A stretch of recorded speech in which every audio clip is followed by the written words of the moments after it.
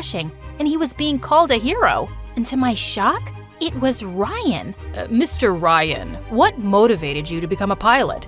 I loved a girl growing up, and she was obsessed with becoming a pilot. She even insisted she'd only marry a pilot one day, so I wanted to be one. But before I could tell her I'd cleared the pilot's exam, she told me that she had a boyfriend. I gave her up, but I'm glad I didn't give up on being a pilot. It's the most amazing job ever. I was speechless. I called him up, and when he didn't answer, I left a voicemail. Days passed, but he didn't call me back. I'd almost given up hope when one morning someone knocked at the door. When I opened it, it was Ryan. He wore his pilot's uniform, and my heart nearly stopped. I finally found you, after all these years. Ryan, you never said you loved me. Why? I'm saying it now. I love you. So much has happened. I'm not the same girl anymore. I know about Eric, about everything. I don't care. As long as you're willing to give us a chance, we can get to know each other again. I agreed, and being with him was amazing. And he was really good with my son, too. I told Ryan that I'd only marry him after I passed the pilot's exam, and he supported me completely. A year later, I had my first official flight as a working pilot, and when I landed, he was waiting for me at the airport with a ring. A deal's a deal. Will you marry me, Aisha? Yes, I will.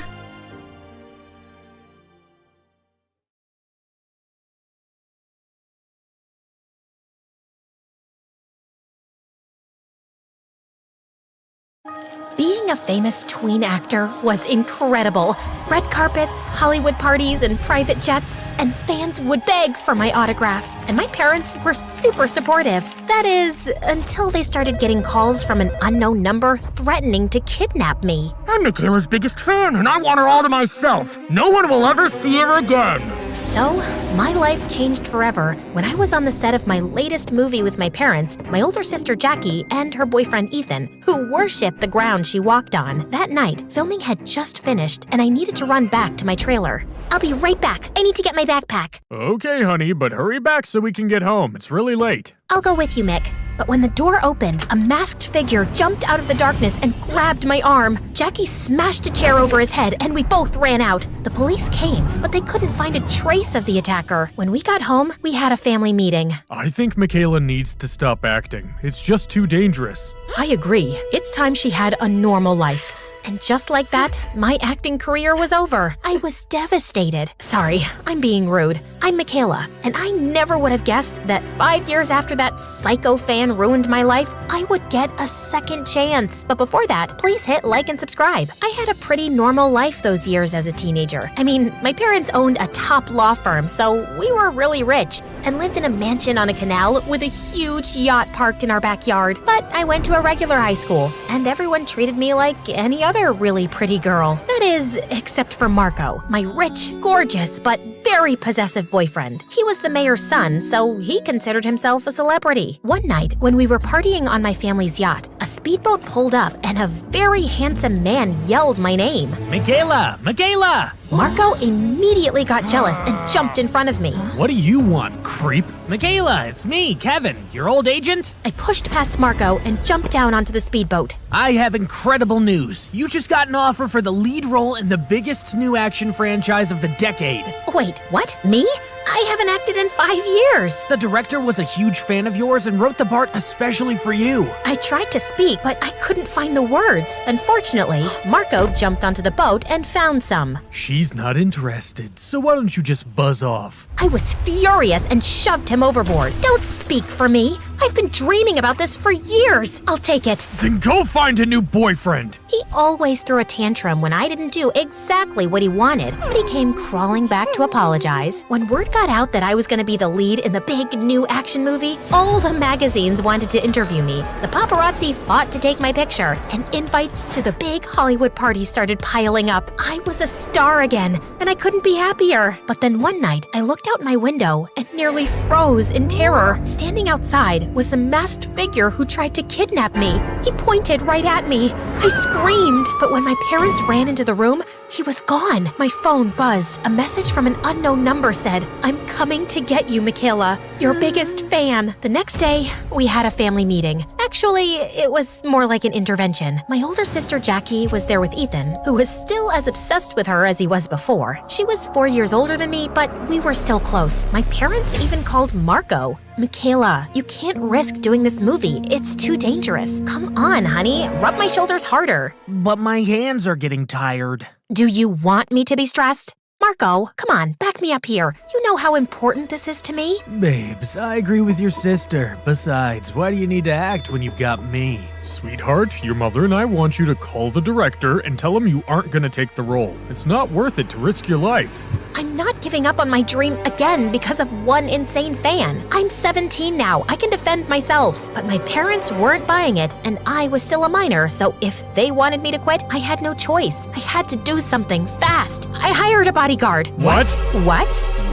What? It just came out, but it worked. My parents agreed to let me keep the role. Only they wanted to meet my new bodyguard who didn't exist. So now I had to find one, and fast. I was in a full-on panic. There was no way I was gonna have some sunglasses-wearing, ultra-serious police FBI soldier guy following me around everywhere I went, telling me what to do. And then I had a brilliant idea. Just as I was going to play a teenage secret agent in a movie, I would hire an actor to play my bodyguard. I ran to a local acting studio and looked in the window. There, sitting in the back of the room, I saw him, my pretend bodyguard. He was tall, handsome, and looked like a complete jerk. Perfect! I hired him on the spot. His name was Jasper, and it turns out he was as rude and arrogant as he looked. Sure, I'll be your bodyguard, but I want to be paid up front. Sure, no problem. And since I'm an incredible actor, I don't want any advice or notes from you on how to play the part. Understood? Wow, okay, whatever. But we have to go right now and convince my parents that you're actually a bodyguard and not some out-of-work actor playing one, okay? Easy peasy. I took him to Armani and bought him a suit and sunglasses. When he stepped out of the dressing room, he looked exactly like a bodyguard and also very, very hot. I took him home to meet everyone. I was terrified. If they discovered the truth, my dream was as good as dead. Not to mention the fact that I would be grounded for the next year. Everyone, I want you to meet Jasper, my bodyguard. It's nice to meet you, Jasper. Nice to meet you, ma'am. Okay, he's believable. That's good. Are you confident you can protect our daughter from this kidnapper? Kidnapper? Crap, I forgot to mention that part. That's it. Party's over. Stick a fork in me. I eat kidnappers for breakfast, sir. Wow, impressive rebound. Listen, Mick, even with Jasper protecting you, I think it's still too dangerous. She's in good hands. Nothing will happen to her as long as I'm around. But Marco wasn't happy. I knew he wouldn't be when he saw the specimen that I had just brought home. How come you never told me you hired a bodyguard? I mean, you never even mentioned it. It's like you just met him today. Today? Don't be ridiculous. And then I did what I knew would calm Marco down. I wrapped my arms around him and told him how amazing he was. You're just so protective. I didn't tell you because I didn't want you to be worried. Well, I guess I understand. Just when I thought we made it, I saw a big roach crawl across the floor. Jasper apparently saw it too, because he screamed and jumped on the couch. Everyone just stared at him. I thought fast and copied him. That's what Jasper taught me to do if I saw the kidnapper. It would alert everyone around me. Good job, Michaela, just like I taught you. Everyone seemed to buy it, except for Marco. He just stared at Jasper as if he knew something was off, which there clearly was. Okay, well, Jasper and I need to run. I have meetings with the costume designer, wardrobe, and fighting coach, and he needs to be there to protect me. Jasper and I argued the entire day. While I was getting fitted for my wardrobe, I can't believe you didn't tell me that you were afraid of tiny insects. I can't believe you didn't tell me you were being hunted by an actual kidnapper. While I was doing a camera test in the studio. I'm not getting paid enough for this. For what? Standing around doing nothing? The police will probably catch the guy very soon, and you and I will never have to see each other again. I can't wait for that. Me neither. While I was training with the fighting coach. What happens if the kidnapper shows up? Are you gonna scream and jump on a couch? Maybe you should be training here with me. I'm not a real bodyguard. I'm an actor. If you wanted a person who could actually protect you, you should have hired one. I wasn't paying attention, and my fighting coach accidentally kicked me in the face. As I fell backward, Jasper dove and caught me before my head hit the floor. For a moment, we looked into each other's eyes before he dropped me. That's gonna cost you extra. Over the next couple of weeks at school, Jasper followed me around, flirting with all the girls. I had to pull him aside and remind him that he was on the clock. Can you please act like my bodyguard and not some hormone-overloaded teenager? I told you no acting notes. Well, maybe if you started acting, I wouldn't have to give you notes. How about I quit right now and then you won't have to worry about it? To keep up appearances, I even had him come out on dates with me and Marco, whether it was a picnic in the park, go-kart racing, or solving an escape room. I can't take this anymore, Michaela. He's with us everywhere we go. Yeah, because he's my bodyguard, duh. A bodyguard who's terrified of bugs? I am not terrified of bugs. Oh yeah? How about when you screamed when the bee landed on you on the roller coaster? Or the crazy dance you did when the caterpillar crawled on your leg at the park? Or when you dove into the water when the dragonfly flew by our boat on the lake? Leave him alone, Marco. I hired him to protect me from people, not insects. There's something fishy going on here, and I don't think you're telling me or your family the truth. And then he stormed off. He was right, and I felt terrible. Jasper, I'm a terrible person. Maybe this isn't worth it. I should just give up this stupid role. It's not worth deceiving the people I care about most. All they want is for me to be safe. If you want my opinion, Mako is a jerk. He acts like you're his property and your parents are being selfish. This is your dream. I turned to Jasper and just exploded. No, I don't want your stupid opinion. This job is a piece of cake, and you haven't taken it seriously for 1 second. You call yourself an actor? Ha! You couldn't act your way out of a paper bag. I'm done with this, and I'm done with you. You're fired. Jasper didn't say anything, and he always had a response. He actually looked hurt. He just nodded and walked away. I started feeling guilty, but I knew that he deserved it. I mean, he did, right? How dare he insult my boyfriend and my family? That night, my sister Jackie took me out to dinner. I decided to come clean and tell her the truth. I can't believe Jasper was an actor. He had me fooled. He did? Totally. But now that you mention it, he's too handsome to be a bodyguard. Wowzer. But he's definitely a good actor. I hope he gets his big break someday. Yeah, me too. Just don't tell Mom and Dad about this, okay? I'm supposed to sign the contract for the role tomorrow, but I think I'm gonna tell the director that I'm turning it down. I think that's smart, Michaela. That crazy fan is still out there, and he left you alone after you quit acting the first time. You're right. I'm gonna sleep on it tonight and then make my final decision in the morning. Maybe I'm just not meant to be on the big screen.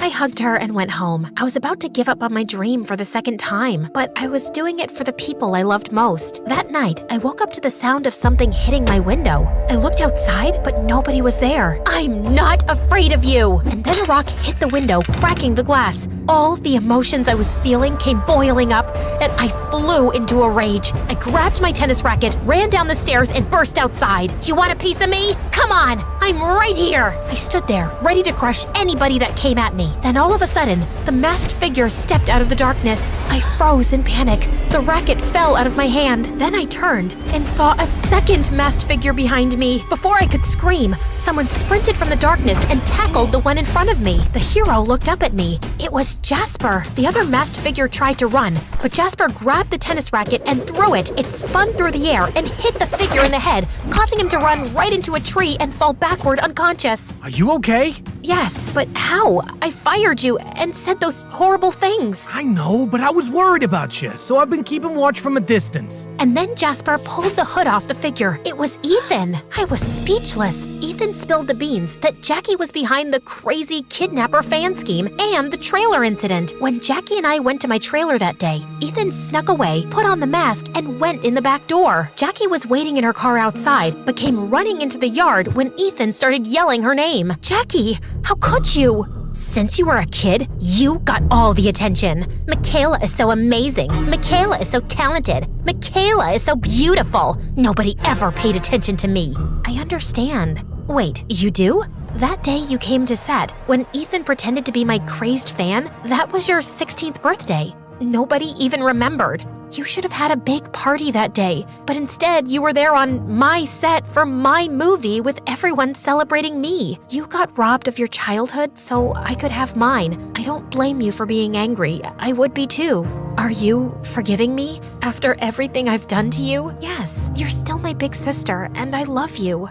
And then she burst out in tears and grabbed me into the tightest hug I've ever had. And then the second figure stood up, grabbing his head. It was Marco. Ouch. And like always, he expected my forgiveness. Come on, babe. You forgave Jackie, so you need to forgive me. I need to forgive you? Yes, you need to forgive me. I love you. You know that. Jasper is right. You just love me as long as you can control me. I turned to my hero, Jasper. Now it's my turn. Can you... After you forgave Jackie and your parents, how could I not forgive you? That is, until Marco burst out in tears and tried to run off, but he tripped and ran into the tree, knocking himself out again. I signed my contract and spent the next few months filming with the most incredible co-star anyone could ask for. I was able to convince the director to audition Jasper for the role, and he loved him. The movie was a huge hit, and Jasper and I became the most talked about Hollywood couple in town. 3 sequels, and 5 years later, we got married, and Jackie was my maid of honor.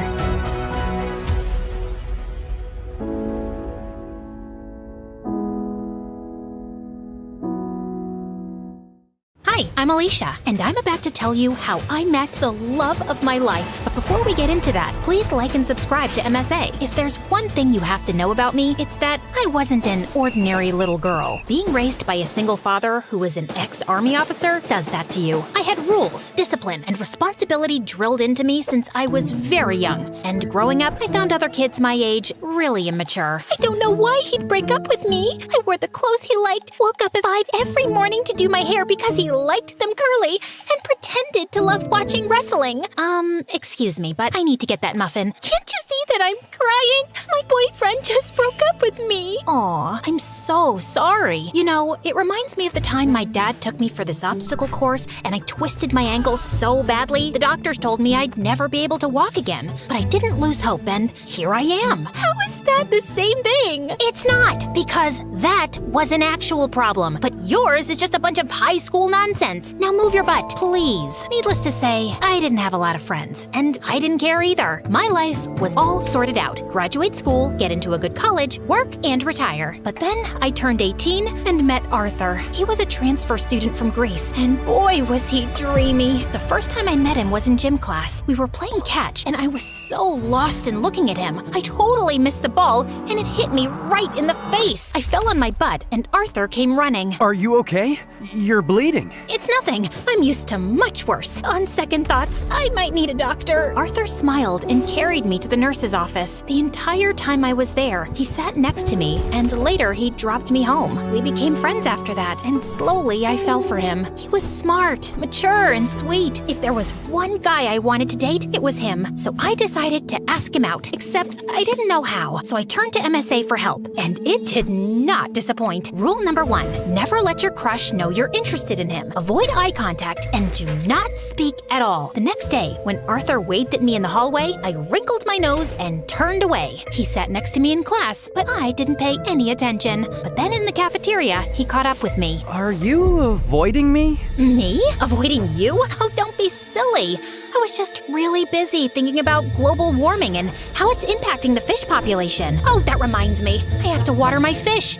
My plants. I'll see you around. And I just ran before I embarrassed myself further. After that epic failure, I turned to step number 2. Dress up nice and behave like a total diva. I went shopping, picked up a bunch of dresses, and the next morning, it took me 2 hours to get ready. I thought I looked great, except the moment I entered, everyone started pointing at me and laughing. Oh my god, why is she dressed like a peacock? What is that on her face? Did someone finally punch her for being a know-it-all? I was so embarrassed. I immediately turned around and ran for the bleachers. I was still sulking when Arthur walked up to me. If you rub your lips anymore, they're gonna fall off. This lipstick won't come off. Ugh, it's so annoying. Let me help you. Also, I'm not saying you don't look good with makeup, but you actually look way prettier without it. Really? Does that mean you'll go out with me? Are you serious? I wanted to ask you out for the longest time, but everyone in school told me you're a cold-hearted witch. girl, cold-hearted girl who hates people. That's not true. I hate dumb people. There's a difference. So, you and I, dinner tomorrow? I'd love to. My first date with Arthur was perfect, and he told me that his parents were divorced like mine, and he lived with his mom and 9-year-old brother Charlie. We started dating soon after, and spent all our time together. People in school were also nicer to me since I was Arthur's girlfriend, and even Dad liked him a lot. Life was just better with him in it, until things started getting weird. Some days he would come to school looking like a half-dead zombie, and other days he would skip school altogether. His grades were slipping, we were barely seeing each other, and I knew something was wrong. So one day when he canceled our date, I went to his place with his favorite ice cream. But when I knocked on the door, some kid opened up. Hi, you must be Charlie. Is your brother around? Is that ice cream? Give me it! Hey, that's not very nice. Say, ma'am, could I please have that tub of ice cream? Repeat after me. Sure.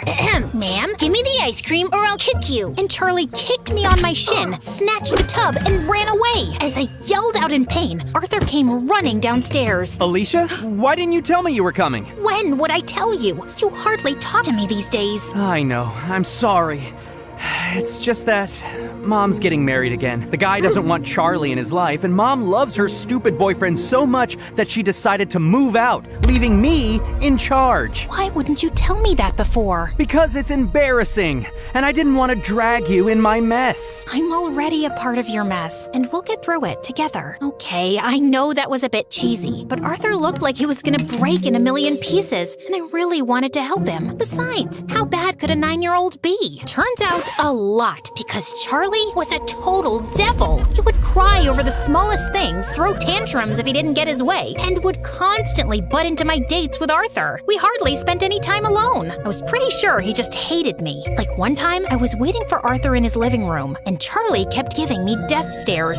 Something on my face? I was just trying to figure out how someone can look like a horse and a camel at the same time. That's kind of mean, Charlie. And you're kinda ugly. Anyway, have fun on the date. It won't last long. And 10 minutes into the date, Arthur got a call from the babysitter that Charlie had locked himself in the washroom and we had to run back. Then another time, it was Dad's birthday and I had planned a really cool surprise for him. I'd invited all his old friends from the army. Arthur helped me deck up the place and I was arranging the cake when Charlie walked up to me. Oh, wow! This cake looks yummy. Give me a piece. Only after my dad cuts it. But I'm hungry now. Then eat something else. There's a whole pizza on the counter. Are you stupid? I said I want the cake. Charlie tried to get the cake, but I got in his way. He shoved me away, and I accidentally knocked into the cake, which crashed to the floor. Whoopsie. Guess no one gets to eat it. What happened? I heard some noise. Your brother ruined my surprise. I just asked her to give me some cake. And I asked you to wait. Relax, Alicia. We'll get a new cake. I'm sure your dad won't know. That's not the point, Arthur. Your brother is a spoiled brat. He needs some discipline. You put that kid on a leash, or I swear I will. He's my brother, not some dog I can put a leash on.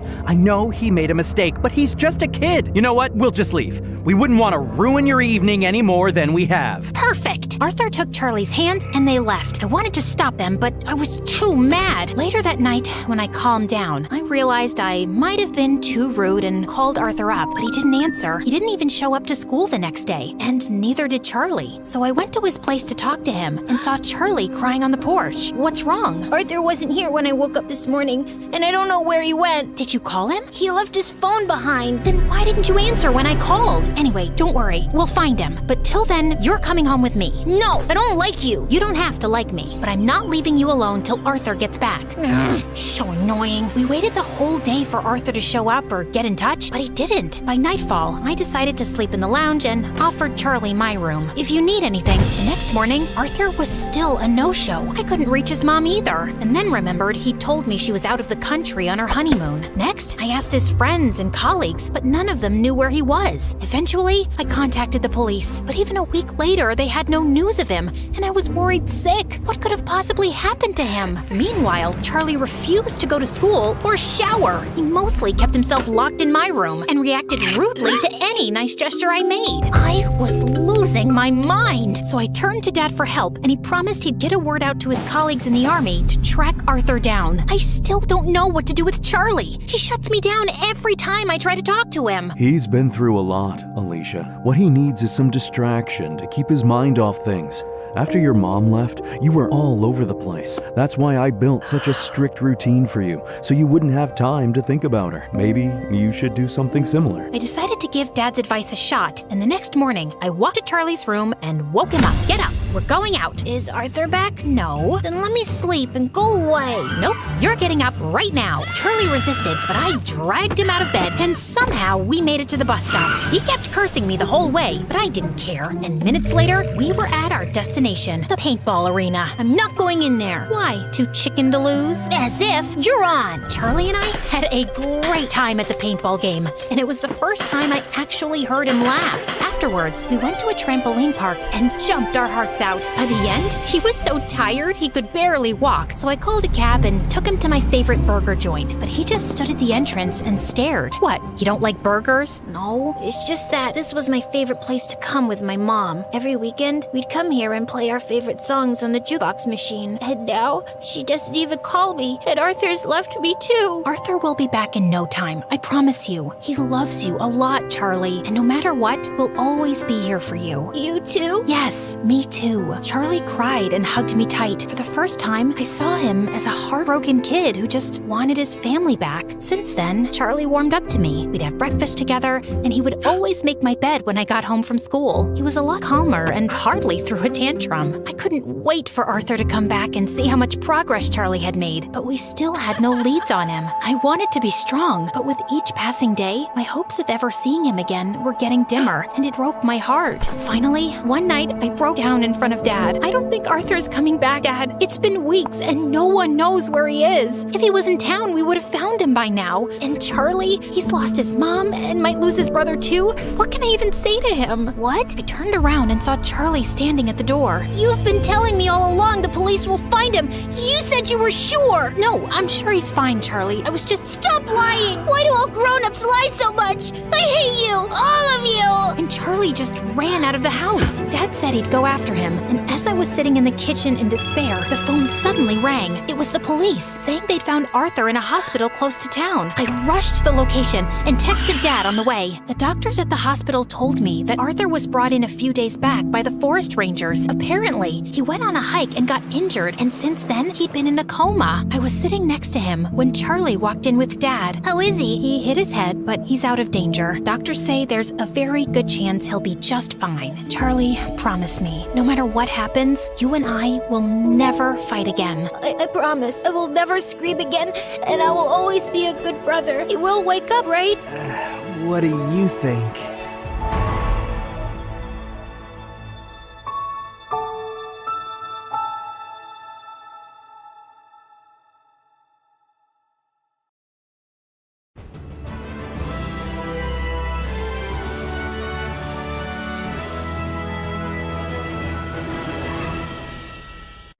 Hi, my name is Janie, and I'm the only child.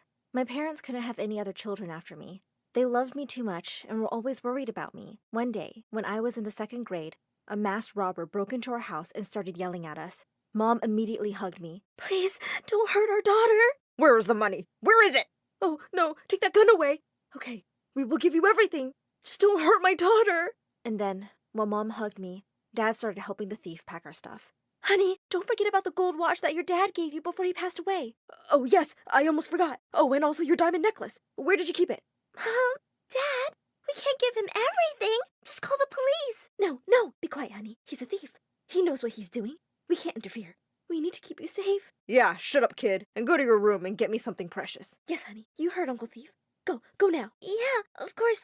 Just wait for me, please. I went to my room and took out my phone and called 911. Minutes later, the police came and took the thief, who was having dinner with Dad by then. Yes, well, meet my parents. They were stupidly in love with me and worshipped me. Life went on like that until my 15th birthday. That's when they gave me the deadliest gift on the planet. It was something that changed my life forever. But before I continue, like and subscribe to this video because My Story Animated will give $1,000 to one lucky person who subscribes in the next 7 days. Tell your friends, your sister, brother, and mom to subscribe now. As I got home from school that day, I was surprised to see a strange pair of shoes outside the door. The old sneakers were ratty and had holes in the side. I burst in. Mom, whose shoes are Who was that? Sitting at the kitchen table were my mom and Dad and a girl with messy, curly hair. Janie, this is Susie. She's your new sister. We adopted her because we knew you were feeling lonely, and we wanted to make you happier. She's my what? Sister! Happy birthday! Who are you? What's going on? Darling, as your mom said, she's your sister. I'm excited to see you guys doing all the crazy things sisters do. Come on, don't be shy. Hug her. I can see you're happy. Happy? How is this supposed to make me happy? Dad threw up his hands in despair. Kids these days. When my dad got me Oliver, I was thrilled. So was he. Dad, Oliver was your lizard. He looked at me with confusion. So? We were very close. We used to share the same toothbrush. I'm human? This is not the same. Oh, Pooh. Just talk to your mother. I don't understand you girls. This is getting complicated. But Mom didn't seem like she would be of any help. She was busy braiding the girl's hair and telling her they'd have pajama parties and sleepovers. I couldn't believe that my parents had adopted a kid without even asking me. They had me. Why would they want another kid? Then Mom told me to take my new sister upstairs. I rolled my eyes and led the girl out. She looked kind of sad, which made me feel a bit guilty. Hey, look, about what I said in there. It's not like I hate you. I just don't want a sister. I hope you understand. She turned her big sad eyes towards me, and for a moment, I thought she'd cry. But instead, she burst into a manic laughter. That's lucky. I don't want a sister either. That's good. So just tell Mom and Dad to take you back, right? Take me back? Why? Aren't I a human like you and deserve a family? I felt guilty immediately and was about to hug her when she said, Yeah, I deserve more than a family. I deserve your life, and I'm going to take it. With that, she plopped onto my bed and went to sleep. What just happened? At dinner, my parents barely said a word to me. They only talked to Susie, asking her questions about her old school, her teachers, and a bunch of other boring stuff. She seemed so happy with all the attention she was getting. So annoying. Suddenly she said, From now on, I'll celebrate my birthday today, because that's when I started living with you all. Right, sis? I was so shocked I dropped the bowl of spaghetti I was holding. But Mom and Dad just started clapping and crying and singing happy birthday. This was turning out to be the worst birthday ever. After that, things just went downhill. At breakfast the next morning, Susie came down in my lovely LV top. Hey, take that off. My boyfriend gave that to me last year. Don't you think you should ask? Besides, you can't wear that top with those horrible stinky sneakers. Oh, you have one boyfriend? You look like the kind of girl who can have 3 boyfriends. What is that supposed to mean? Just take it off. Immediately, Mom jumped to her defense. Janie, behave. She looks great. She has our eyes, doesn't she? Mom, we have green eyes. Hers are blue. Just go to school, you two. Susie passed me the evilest grin before turning to Mom with the biggest puppy dog eyes on the planet. It's okay, Mom. I'll just change. After all, I am just a foster kid, not her real sister. With that, she turned and walked out. What just happened? But clearly, her magic was working because Mom started to cry. Oh, Janie, how could you? To your own sister! She came back wearing her old hoodie. Then she handed Mom a paper. Look, Mom, look at what I've been drawing since I got home. It was a painting of Mom and Dad and me with Susie. And on top, in big letters, she'd written, My happy family. I rolled my eyes. What was she, 5? But Mom totally started to cry and said, That's beautiful, sweetie. Oh, Janie, why can't you be nicer to your sister? I couldn't believe this madhouse and walked out. I thought maybe at least she would leave me alone at school. But boy, was I wrong. At lunch, I got to the cafeteria and found her having lunch with all my friends. I pushed her tray aside and sat down. I've been looking all over for you guys. But before she could say anything, Susie jumped up, holding her nose. Ew! What's that awful smell? It smells like dirty socks. Then she looked right at me and said, It was fine until... All the girls immediately said they weren't wearing any socks. No one was, except me. They grabbed their trays and one by one moved away. I couldn't believe she'd done that. After everyone left, Susie got to her feet and said, Say goodbye to your social life, sis. Don't ever call me sis! I hate you! I left my tray and stormed to my next class. As soon as the teacher started the class, the door opened and someone walked in. Oh no. Not again. It was Susie. She so badly wanted to take over my life that she even signed up for all my classes. She grinned at me as she sat behind me. I gulped, afraid of what problems she might cause here. The English teacher hated kids who were late. So naturally, as soon as Susie came in, the teacher ended up calling on her to read. Susie looked horrified. Me? But I'm new. Yeah, but not blind. Susie turned red in the face and everyone snickered. I almost felt bad for her. This teacher could be a real meanie. Now hurry up. I don't have all day, princess. Slowly, Susie began to read.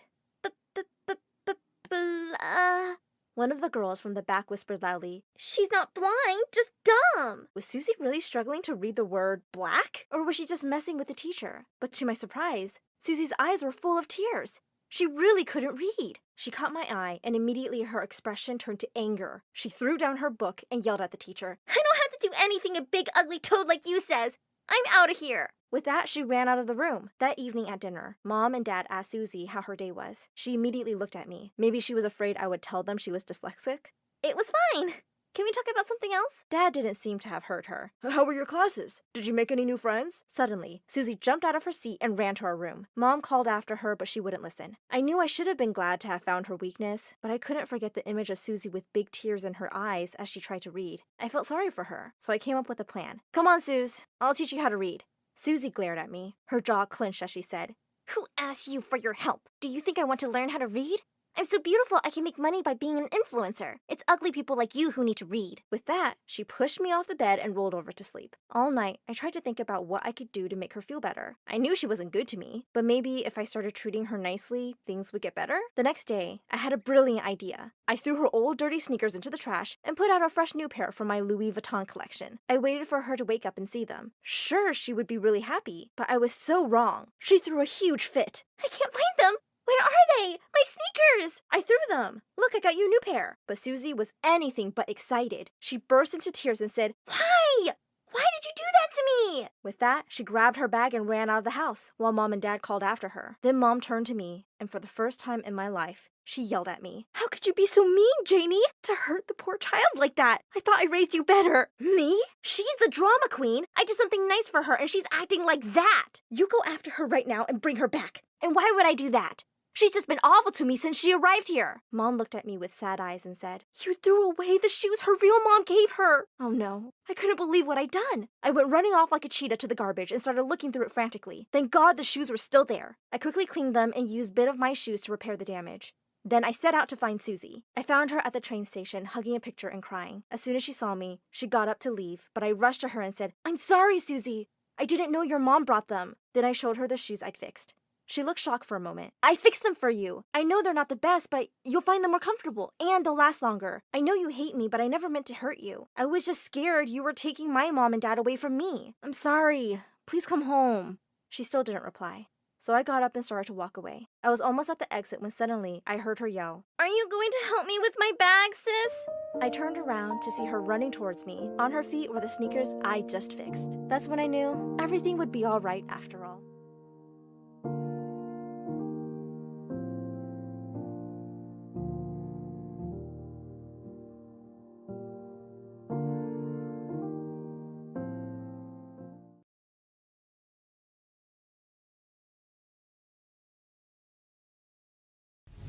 They were everywhere, and we were completely surrounded. It seemed that all hope was lost. But then I remembered the phrase that my grandma had taught me so many years ago. I said it, and then my powers kicked in. Yes, I know what you're thinking. An MSA fantasy story. This is the best day of my life. But before you get to witness me kicking bad guys' butts with my super cool powers, you have to know the full story. So, once upon a time, in a not-so-magical place... She has trust issues. Trust issues? How can I trust someone who forgets my birthday and uses my toothbrush for fixing his eyebrows? He even tricked me into marrying him. I was so naive back then. Yeah, naive. I've seen that. Remember the vending machine incident? You knocked it over because your coin got stuck and then blamed me. And what about when you babysat our neighbor's kid? You gave him cough syrup to make him sleep. And don't even get me started on the time you decided to wash the vacuum motor in the sink. Okay, maybe I wasn't thinking clearly with the vending machine. And the kid needed to nap, right? As for the vacuum, it did say washable filter. How was I supposed to know the motor wasn't part of that? I'm just thorough. Okay, time out. Let's take a deep breath and think of 5 reasons why you chose each other in the first place. We didn't. Why don't we start from the beginning? Kiara, you go first. Okay. Hi, my name is Kiara, and I'm from... We already know that. Let her talk. Before I tell you my story, please like and subscribe. Like what? Subscribe where? What are you talking about? Stop interrupting me! Nicholas? Okay, my bad. Please keep going, honey. I had a happy life and grew up in a ginormous family in the countryside of Macedonia. Our house was tiny and packed. Living under one roof were Mom, Dad, my uncle, his wife, their 3 kids, my mom's sister, Dad's stepsister, my sister, and Grandma. Oh, right, and our dog Bruno, 3 cats, 2 iguanas, and even a dragon. My bad. That was just my nephew Marcos. You try having some privacy living with all these people. We were still happy. Okay, chaotic, but happy. We were so poor that everybody had to chip in. While my parents and uncles worked, I joined my grandmother at the town fair. She ran a healing stall, selling herbs and homemade remedies. A dash of this, and your headache will take a head hike. Since I was a kid, I loved learning from my gran. She was so wise, and doing potions with her was so fun. I felt like a real wizard. Still, at first, I was pretty bad at it. It was like watching a monkey or a millionaire trying to make an omelet. Only 2 drops of Butolaki's essence. This is impossible. Be patient. Whenever you feel that there is no hope, just remember these words. Well, to be honest, guys, I don't remember the exact words. My grandmother was always teaching me different words and phrases in her old language, even though I had no clue what those meant. Angelo plenus mea cusa vetrilo? What is it, some kind of mantra or prayer? No, just the new Wi-Fi password. She used to tell me that she learned everything from her great-grandmother, who was the best healer in the region. You are just like me and her. You too have the gift. When I was 12 and going through aggressive puberty, some kid told me that I stank after gym class. I'll show you who stinks. So I created my first potion, which made sweat smell like a bouquet of jasmine. This is the Jasmine Potion. Because who needs deodorant when you can have a magical garden in your armpits? Side effects may include dizziness, depression, hair loss, body fatigue, extreme hair growth, temporary blindness, and bad odor. Okay, it wasn't perfect, but don't be so harsh. It was my first potion, and my Grammy was really proud of me. That same night, she gave me something really special, her necklace. This family heirloom has been in our family for generations. Now, it's your turn to carry it. Put it on. Do you like it? Not really. It's like ancient and old and too ugly for me. Definitely not my style. Oh, what's wrong with you? Well, that's a big question. I don't know why I blurted it out. It seemed like I didn't care about the impact of my words, but I really did. I still love it, Grandma. More coming from you. I love you. Over the years, I didn't get any better at holding my truth vomit. It was like I was a professional snitch. Whenever I saw any wrongdoing, I would report it. Like the time Marcos tried to hide the couch by turning the cushion over. What's that smell? Marcos peed on the couch. Oops. You see, I can't help it. That day, my sister had her first date. Mom covered the smell with talcum powder, but he sat right there. Is your sister ready? It's kinda damp here. Oh, just water. No, that's actually Marcus's pee, and she is almost ready. She's just finishing stuffing her bra. Kiara! I'm gonna kill you! My life was just that of a regular teenage alchemist, you know? But then, when I turned 16, it took a wild turn. A royal envoy visited my village, and my school organized a talent fair in their honor. I know, what an honor to watch a bunch of clumsy teens trying to perform. I'm not talking about him. That was awesome. He's my favorite so far. While most of the girls sang or danced, I did a potion show. I was like a true wizard, creating something absolutely revolutionary. This potion can transform anybody into an amazing dancer. I need a volunteer, one that's a really horrible dancer. Come on, Principal Pandev, drink the potion and feel the music. He drank my potion and then started dancing like he was in a K-pop group. After such a display of magic, I obviously won the contest. However, the prize was more than I had asked for. Turns out, the royal envoys were not just there to admire our talents. On behalf of the royal court, we would like to ask you for your hand in marriage. For the Count. It is tradition that the Count marries the most talented girl in all the land. Wait, what? Did I just win a marriage proposal? And if you think this is very Cinderella or another Disney princess, it's because I'm like a Disney princess. Don't you dare say another word. Like I was saying, I was just like a Disney princess. I didn't want to marry some count I didn't even know. What is this, the 10th century? I was more than ready to say no, but we had been poor for so long. My father had been fired recently, and my uncle had an accident. Don't worry, he's fine. He just fell from his hammock when he was sleeping and snoring, and he broke like 4 ribs. My grandmother's stand wasn't doing so well either. Apparently, modern people prefer conventional medicine. I'll give it a B for boring, and boo! I knew that marrying a count would be a game changer for us, like going from. So I did it for my family, under the condition that we wouldn't get married until I was 18. Still, I had to go to the count's castle, known as the Dracon Castle. Well, the place was absolutely huge, like a super mansion. It had rooms on rooms on rooms on rooms, but almost all of them were completely empty. Then I met my mother-in-law. If this were a Disney movie, she would be the wicked stepmother. Let's just say we didn't start with the right foot. I must say, you have a massive place. Imagine losing your remote control here. You would have to call a rescue team to find it. Or you'd need a GPS. By the way, I have a potion for removing wrinkles. I can see that you really need it. Stop talking, Kiara, I beg you. We'll have the engagement party tonight. Get ready. Tonight? But my family isn't here. That's a shame, but this isn't the kind of party for people like your family anyway. I wanted to punch her, but before I knew it, I had already been captured by the maids who did my hair, makeup, and dressed me. The final result was horrible. I look so horrible. My hair looks like Marie Antoinette's, and this dress is the ugliest one I've ever seen. That's the dress I and my mother and my grandmother got engaged in.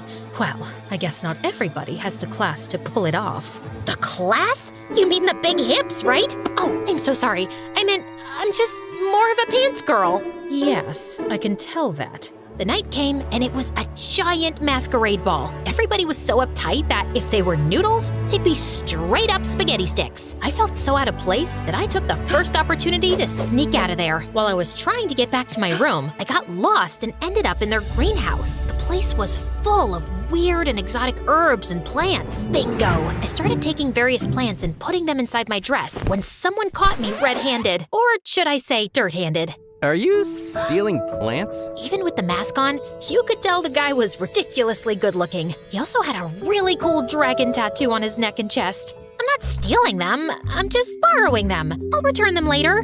Right. What are you gonna do with those anyway? Sell them on eBay? No, for your information, I'm a healer, an alchemist. Is that so? Then show me. I was about to tell him that I wasn't some circus monkey ready to perform tricks on command, but he seemed genuinely interested, and again, he was ridiculously good-looking. Hey, don't judge me, guys. Okay, just a small potion. We sneaked into the kitchen, and I started mixing some ingredients, and soon, bubbles of all colors started pouring out and dancing in the air. Wow, that's really impressive. I turned around, and he was right behind me. We stood facing each other, just inches apart. Okay, now you can judge me. It's my engagement party, and I'm about to kiss a random guy. We came back to the ballroom, and right then, cue the creepy thunder, my soon-to-be mother-in-law entered. When she saw us, she smiled.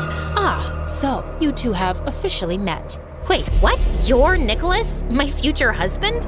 Nicholas smiled, but he didn't look as surprised as me. I was expecting my future husband to be a nasty old man, but Nicholas was so dreamy. Maybe this arranged marriage isn't such a bad idea. Over the next few years, we spent all our time together. He taught me how to behave like royalty, while I showed him how to do some simple potions. Or at least how to try to do simple potions. In no time, we two fell completely in love. Once, he returned from horseback riding with a small cut near his neck from a branch. While I was applying the potion to his neck, what's the thing with the dragon tattoo? Aren't you too young to have a tattoo? A long time ago, our region was separated between 3 houses. So I got it from my father's house, the House of Draco, also known as the House of Warriors. And why does your mother have a tattoo of a crow? That's the House of Valthor, the most traditional and ambitious people. Royalty of the royalty. Right. And what about the third house? Who belongs there? Nobody. That's the House of Zoria. That was the house for people of the darkness. That's why it was portrayed with an owl. But that one disappeared centuries ago. Nobody belongs to the House of Zoria anymore. I didn't say anything back then, but it was clear why his mother's house was represented with a crow, because she was as creepy and mean as one. Really, she was so controlling and overbearing. She separated me from my family after sending them a TV and some monthly tributes. It was like they had bought me. Not only could I not visit them, but I couldn't even speak to them. They favored letters. You know, the traditional way. I just want to tell her that Master Chef is on right now. This will take weeks to reach her. My house, my rules. Your rules make as much sense as your interior decor style. 0. A big fat flashy 0 with a capital Z. Babe, I know she can be difficult sometimes, but she wasn't always like this. After we lost my dad, she became scared of losing those she loves. That's why she's so controlling. Back then, we only had each other. Now, we have you too. So I really hope our love can endure this. What do you say? How can I say no to that? Of course, babe. What can I say? Love is my only weakness. Oh, and doing potions. Oh, and the truth. Oh, and those videos of dads giving their kids new puppies. Those are so emotional. Soon, I turned 18, and we had the biggest wedding of the century. I had never felt happier. But after that, things really went downhill. My mother-in-law got worse. She had servants follow me around, even when I went to the garden. Well, granted, the garden is about 1,000 acres. More than once, I tried to lose them, but there always seemed to be a pair of extra eyes on me. It was as if she was afraid that I would run away. But run away from what? From my handsome husband or from my new castle? Something is off here. The next night, I sneaked into the reading room while they did their Shakespeare reading hour. I settled under a desk. For the first 45 minutes, they just read, but I remained fully focused on my mission. Finally, they started talking. The time to do the ritual is here. Ritual? Mother, how come you are so sure that the witch is Kiara's great-great-great-grandmother? Witch? She has the necklace. My necklace? That moronic little girl is the key to lifting our curse. Moronic? I mean, curse? My head was spinning. Oh my god, these people are completely insane. I couldn't believe that Nicholas had used me like that and was planning to betray me. I felt devastated. I need to escape right away. Before I left, just to show Nicholas how angry I was, I snuck into his room, transformed his underpants into origami, and spread red chili on all of his wardrobes. Then, I jumped out of my window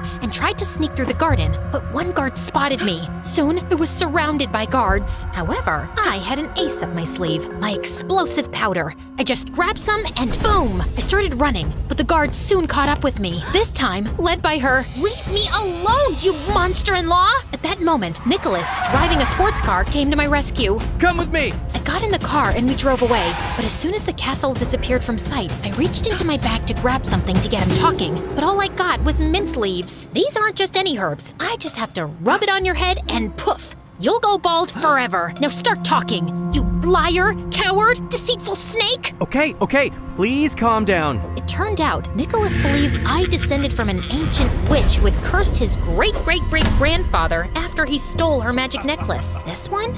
Yes. It was supposed to make him a fair and just ruler, but he took it by force, and that unleashed a curse on my family. He tried to return it, and when that didn't work, he spread the word that your great-great-great-grandmother and her families were witches to exile them. His great-great-great-grandfather doesn't sound so great. Still, the curse stood. From then on, all the males in my family died prematurely, like my dad. So my mom groomed me all my life to marry the witch's descendant, the new necklace's owner, to break the curse. That was my whole purpose in life. But then I met you, and I completely fell in love. Everything sounded completely mental, but somehow I knew he wasn't lying. After watching how stubborn you are, my mom realized you would never give us the necklace voluntarily and planned a horrific ritual to force you to do so. I just couldn't let that happen. I'd rather have a short life with you by my side than a long one without you. Aw, trust me, these are all tales and you're not cursed. I feel it. That is an ending worthy of a romantic fantasy, right? Unfortunately, things in real life are not that simple. After escaping from there, Nicholas and I lay low for months, traveling non-stop to escape his mother. Eventually, we settled in a big city to go unnoticed and start a new life. I tried to leave the past behind, but I just couldn't. I felt Nicholas wasn't trustworthy. And when I hit a vending machine, the police got involved and seeing our fight there, they advised us to see a therapist. So that's why we're here. No matter how much I do to show her that I really love her. Nicholas, I want to believe you, I really do. But how can I trust someone who lied for years and was about to sacrifice me as a pawn? If you want my professional opinion, Nicholas is absolutely right. I don't think you're supposed to take sides. Kiara, you need to let go of the past and trust people. And how can I do that? Let's start with something simple. Give me the necklace. What? Just for a moment. Show us that you can trust. No, I'm not giving you my necklace. Okay, so we are gonna have to do things the hard way. Mom? What the? That's right, don't try anything. You're surrounded. Guards came out from everywhere and captured us. Soon, they dragged us to an abandoned factory. Mom, stop! Let her go! Shut up! Bring my son to me. The guards grabbed Nicholas. I know you'll never give me that necklace. So let's try something different. If you don't give it to me this instant, Nicholas will be the one paying for it. Mom! Mom! Shut up, you traitor. I'm gonna count to 3. 1, Don't do it, Kiara! 2. Okay, you win. Just have it, but don't hurt him.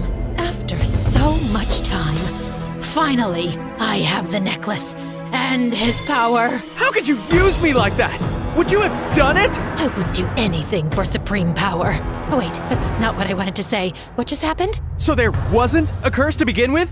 Is Kiara's ancestor a real witch? Of course not. I made that up just to control you because I couldn't take the necklace by force alone.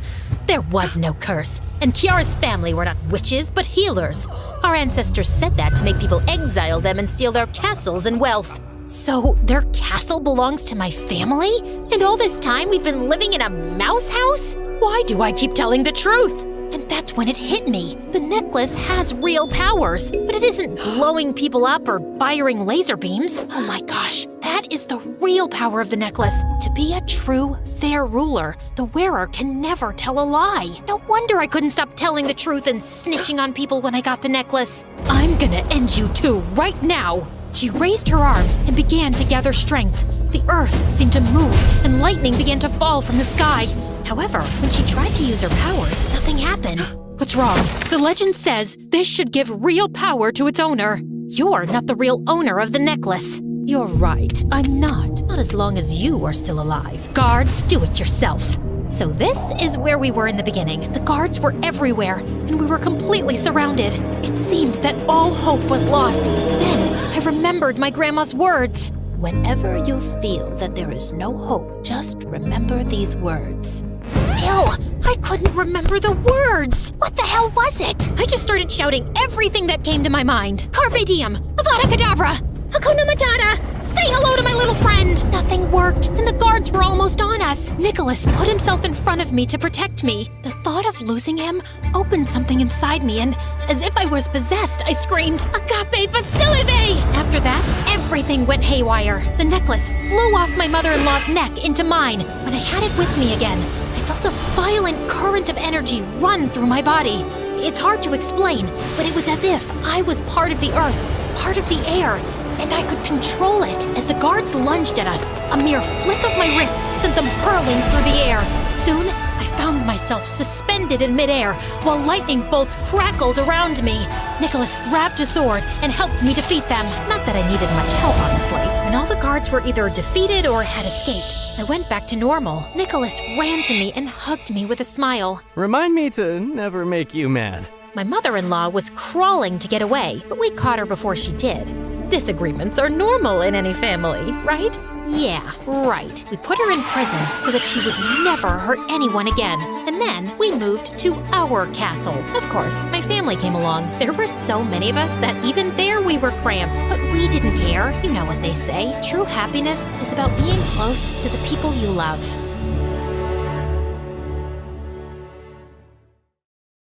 Hi, I'm Alice from Sweden, and my story is really crazy. But before I begin, please like and subscribe to For Eve. I lived in a creepy old house with my parents. It used to belong to my grandma, who was a very odd woman. She studied tribes in Africa and the Amazon forest and brought back crates full of strange masks and knickknacks. And most people around thought our house was haunted. Walk faster, or Ghost Girl will catch you. Just then, I leapt out from behind a bush wearing a scary mask. Ah! I was just trying to be funny, but people thought I was the weird girl who lived in the scary house, and no one wanted to be my friend. And my parents never had much time for me either because they were always working. This old house is a money pit. I need to work 2 jobs to keep it. Please, go to your room, Alice. I'm in a meeting. I wanted to help out, so I started giving ghost tours of the property when my parents were away. I loved telling made-up stories about the freaky things I'd seen around the house. I even made up a murder or 2 and sold Mom's dresses with ketchup stains as souvenirs. I made a killing on Halloween. But when Mom and Dad found out, they were furious. What's wrong with you, Alice? Why can't you be sweet and well-behaved like other kids? They took all my money and I was grounded for a month. I was so lonely and wished I had a sibling to play with. Then one day when I was 12, I got the biggest surprise of my life. I went looking for a snack in the kitchen when I found a thin, pale boy my age instead. Who are you and what are you doing in our pantry? I'm Damien, your brother. Didn't your parents tell you they were adopting me? What the flip? My parents had adopted a whole human and hadn't even bothered to tell me? Typical. I don't believe you. What proof do you have? He waved some official-looking papers in my face. They looked legit. My parents might have adopted you, but you still need to pass a few tests if you want to be my brother. Bring it on. We stood on our heads to see who could do it the longest, ate the hottest chilies for lunch, and for the final task, we caught the fattest, slimiest frogs and balanced them on our heads while we stood on one leg on the fence. Damien was great at it all. Congratulations. You are officially my brother. I was over the moon to finally have someone to play with, but my parents had to ruin that too. You can't play with Damien anymore. Why not? Didn't you adopt him so I'd have company? We've decided it isn't a good idea. You can't play with him and that's that. But why? Because we said so. And we're sending him away. It was so unfair. I felt angrier than I'd ever felt before, and I smashed the toy I was playing with into the wall. But suddenly I felt dizzy, and moments later I blacked out. When I opened my eyes, I was in a hospital bed with a bald doctor and my worried-looking parents next to me. Alice's blood pressure shot up suddenly and she fainted. She's fine for now, but try to keep her as calm as possible. I'd also suggest you homeschool her for now. Mom and Dad took me home. They were being very nice to me, which was suspicious. Now they said I could play with Damien as much as I wanted. But when I ran to his room to tell him the good news, he was glaring at me angrily. What's wrong? Aren't you happy we can be friends again? Friends? I just found out that your parents didn't adopt me because they wanted to love me or give me a nice home. They just brought me here for you, like I'm some kind of toy. And they might just send me away at any time. I hate you, and I'm gonna make your parents hate you too. They'll realize they're better off having me as a kid. Trust me, I'm not going anywhere. Damien, don't be like that. I've always wanted a brother. I'm not your brother. I was both angry and heartbroken by his changed attitude, but I hoped he'd change over time. But it was the complete opposite. Damien kept messing with my parents. He dropped the pearl earrings I borrowed from Mom down the drain, smashed Dad's laptop, and put dye in their body wash. They had shocking pink skin for weeks. And somehow, my parents were always upset with me and thought I was acting out. They never seemed convinced when I said it was all Damien. Was he really turning my parents against me? Stop being a jerk. These things cost money and Mom and Dad work really hard. And stop making them think I'm doing all this. Then just give up and go away yourself.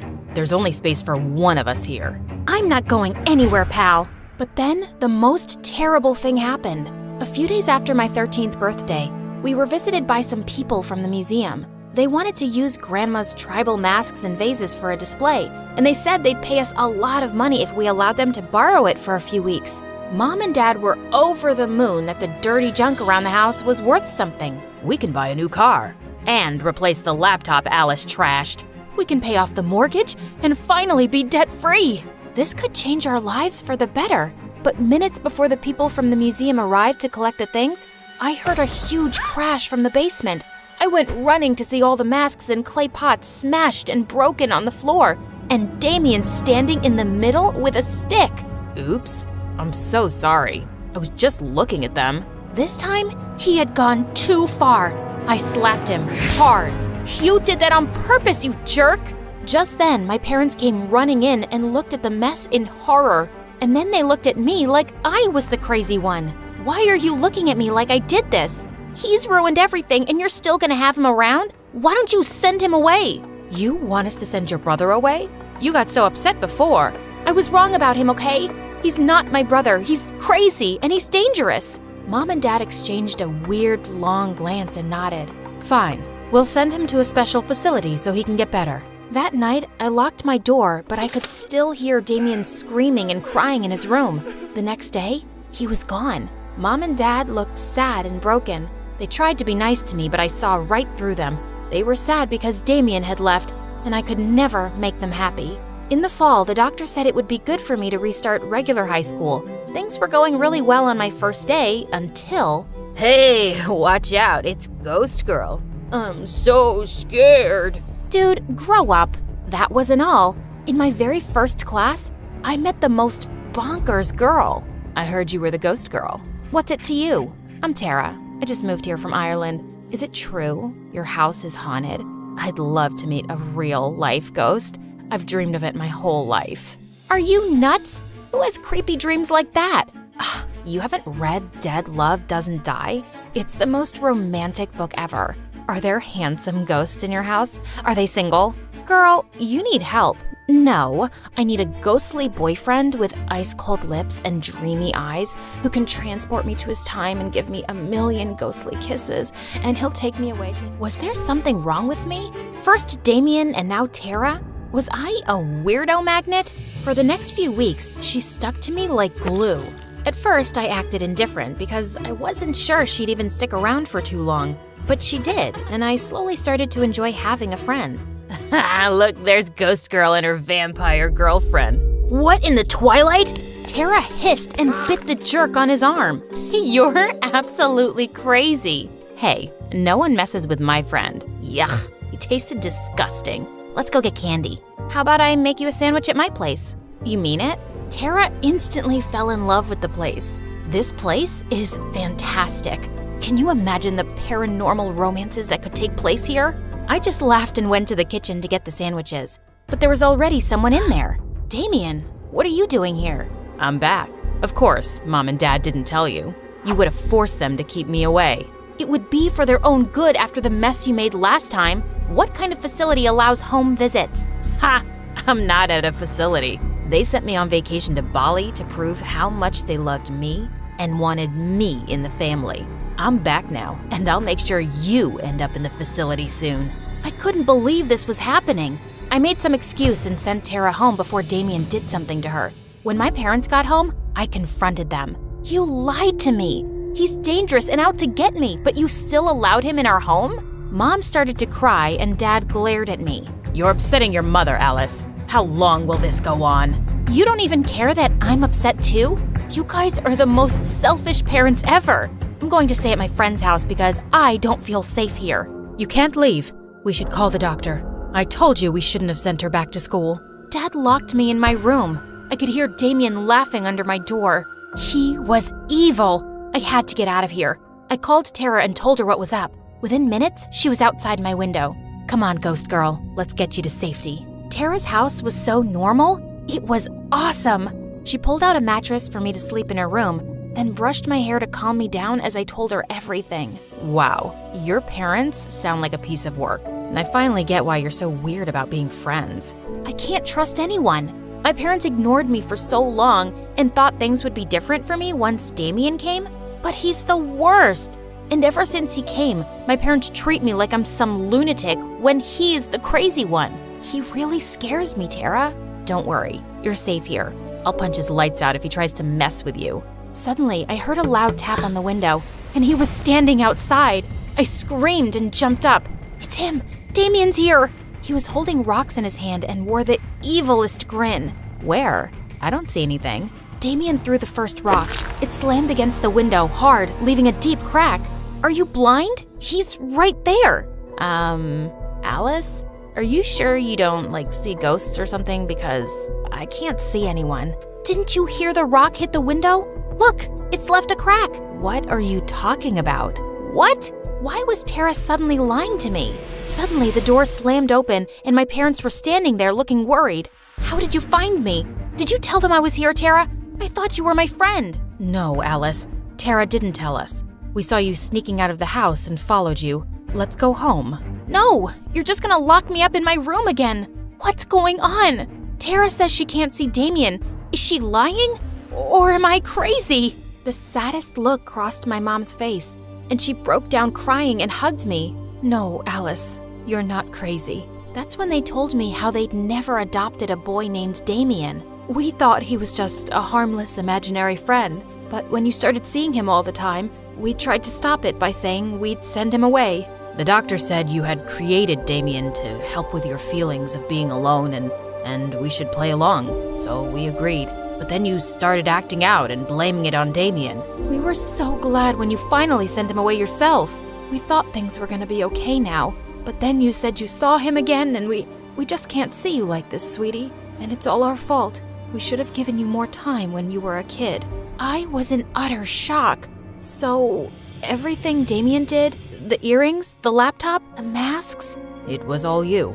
But we weren't mad about any of it. We were just worried about you. But if Damien was the friend I made up, why was he suddenly so mean to me? Your doctor said you suffered from low self-esteem. In your mind, no one wants to be friends with you for long. Oh yeah, it took me ages to get her to call me a friend.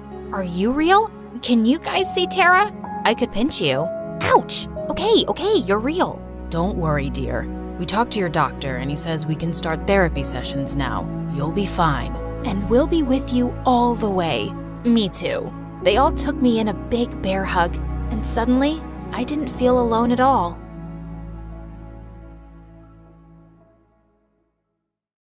Hey, I'm Anna, and I have a crazy story to tell you. But before I do, please like and subscribe to MSA. I grew up in an orphanage, and ever since I was little, I was surrounded with people who loved me. They said I had the prettiest blue eyes, and my smile could brighten up a room. I'm sure you'll get adopted by someone amazing and you'll live like a princess. I wish, but I don't want to leave you guys too. I loved my life there, but I wanted a real family too. My wish came true when I turned 5, and a rich supermodel, Clara, adopted me. She traveled a lot for work, and I became her favorite travel buddy. When I turned 16, I started a YouTube channel documenting all my travels, and within 2 years, it had more than 20 million subscribers. Life was great, but then one day, everything changed. I was in the cafeteria when my best friend Candace came running to me. We'd been friends ever since I got featured on her channel where she pranked people. You've gotta see this, Anna. There's a girl who looks exactly like you. Candy, is this another one of your dumb pranks? I still haven't forgiven you for stuffing fake spiders in my locker. Girl, I'm not fooling around. Trust me. Now get up. Just then, a girl swooshed past the crowd and hugged me. And when I saw her face, I almost passed out. We were identical. Holy mother of toads. Told ya. It's really you, Anna? Yeah, but who the heck are you? And why do you look like me? The girl told me her name was Jamie, and she was my twin sister. My head spun in 1,000 directions as I pulled her to the side to talk. Okay, tell me everything.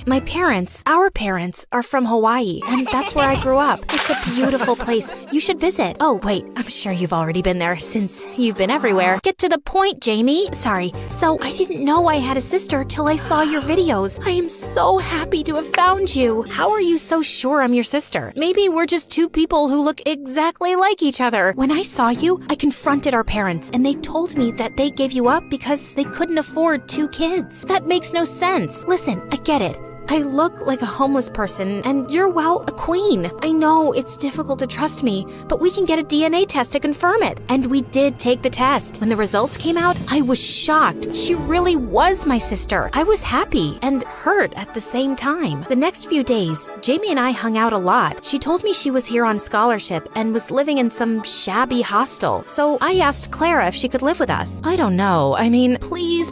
You're so busy these days, and I could use some company. But you hardly know her. She is my sister. Clara eventually caved, and Jamie moved in. We set up a room and stayed up all night talking. Slowly, we got close, and Jamie even helped me shoot my videos. One day, we were shooting in the schoolyard when Liam, the hottest guy in school, walked up to me. Wow, and here I thought you couldn't look prettier. Yeah, says the guy who has the whole town drooling over his looks. Did you get a new haircut? She noticed. As Liam left, Jamie smirked at me. You totally like him. No, I don't. I mean, he's cute and all, but I don't know. We've been friends for so long. Okay, that was a total lie. I've had the biggest crush on Liam, but I wasn't sure if he liked me that way. So I kept my feelings to myself till I found a good time. The next few weeks, I took Jamie with me everywhere, and Candace wasn't too thrilled. She's always around. It's annoying. Give her some time. You'll warm up to her. Now let's get this video started. Our fans are waiting. Just then, Jamie walked in with drinks, tripped on the cords, and sent the soda splashing all over the computer screens. Get off me! You ruined everything! Do you know how much money went into the system? I'm sorry. Please don't be mad. I slipped. Just tell me what you want me to do. I'll get a job and replace all of this. Should I sell my phone? I'll even sell my hair. Oh shoot, Jeez, Jamie, chill out. Accidents happen. Candy, I'll replace your stuff. Let's not make a big deal out of this. Candace left angrily, and Jamie cried all day until I took her out for ice cream, and she finally shut up. We even decided to stay home that weekend because Jamie was so bummed bummed out. But then Liam invited me for a party, and I couldn't say no. I asked Jamie to tag along, and she reluctantly agreed. But my jaw dropped when I saw her dressed up. Wow, you look, well, like me. It's nice, right? I wanted to make an impression as your sister. Can't let your reputation stink just because I do. Don't say that. You look great. We were having a blast at the party, and thankfully, Candace was in a good mood, and she and Jamie made up. I was getting some drinks when Liam tapped on my shoulder. I'm glad you showed up. How could I not? It's your party. Listen, I've been wanting to tell you something, but I was waiting for the right time. I like you, Anna, like a lot, and something tells me you like me too. Liam, Anna, we have to— Oh my god, I'm interrupting something, right? I'm so stupid. Are you mad at me? I think you are. Maybe I should leave. Or no, wait, I don't have a car or money for a cab. It's okay. I'll hitchhike with some stranger. Hopefully he won't be a kidnapper or a weirdo. Oh my god, Jamie. You know what? Let's just leave together. I'll talk to you in school, Liam. We left, and I couldn't help feeling annoyed with Jamie. But when we reached home, Jamie's phone rang and she went to take the call. But when she came back, I could tell she was crying. What's wrong? Our parents want me to pull out of school and come back home immediately. You know, Anna, I've never had a friend because Mom and Dad just wouldn't let me leave the house. I hate them. They're crazy. It can't be that bad, Jamie. They chose you over me, so I guess they do love you. I just wish I could ask them why they had— That's it. We should switch places. You'll get your answers, and I'll get some time to think about how to convince them to let me stay here. I don't think that's a very good idea. Sure it is. Aren't you even a little bit curious about them? I was curious about my parents, and maybe going as Jamie wasn't a bad idea, but I couldn't tell Clara. What if she didn't like the idea of me meeting my birth parents? And definitely not Candace, because she would just talk me out of it. We decided to do the switch over the weekend since Clara was out of town. Soon, I was on a plane to Hawaii, and when I reached Jamie's house, I kinda teared up seeing my birth parents, but they looked terrified. Quick, come inside, now, before someone sees you. Hello? No, hi, how are you? Oh, I really hope no one saw you. Just go and clean up and we'll talk.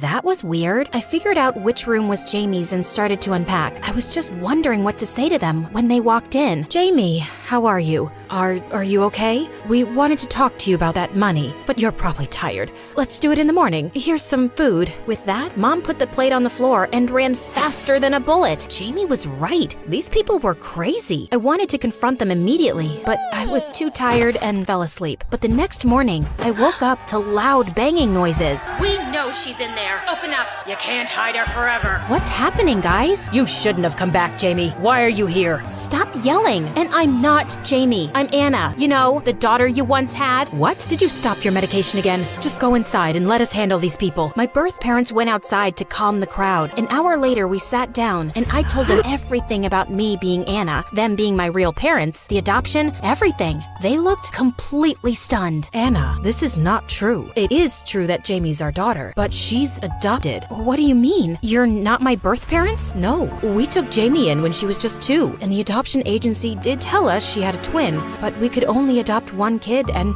she was really sick, so we decided to take her in. We loved her and did everything to make her happy, but she was always looking for more. She stole from us and borrowed from everyone in town and never paid anyone back. That explains all the angry people this morning. Yes, we had to sell whatever we had to pay them back, but it wasn't enough. When she told us she wanted to go to New York to study, we thought maybe she'd changed for the better. But now you're telling us she found you and she's in your home? She's not fine, Anna. You need to go back, now. I immediately packed my stuff, but as luck would have it, Hawaii got hit by a hurricane. Thankfully, it was a small one, and flights were cleared to go after 2 days. I tried reaching out to Clara, but she was shooting in a remote location and my calls weren't going through. Just then, I saw in my Insta stories that Candace was having a party and Jamie was there too, so I headed there. But when I reached the party, my heart fell to my stomach watching Liam making out with freaking Jamie. Get off him, you freak! Oh my god, you're back. I thought you were gone for good. What? Have you gone completely crazy, Jamie? I'm Anna. No, you're not. I am.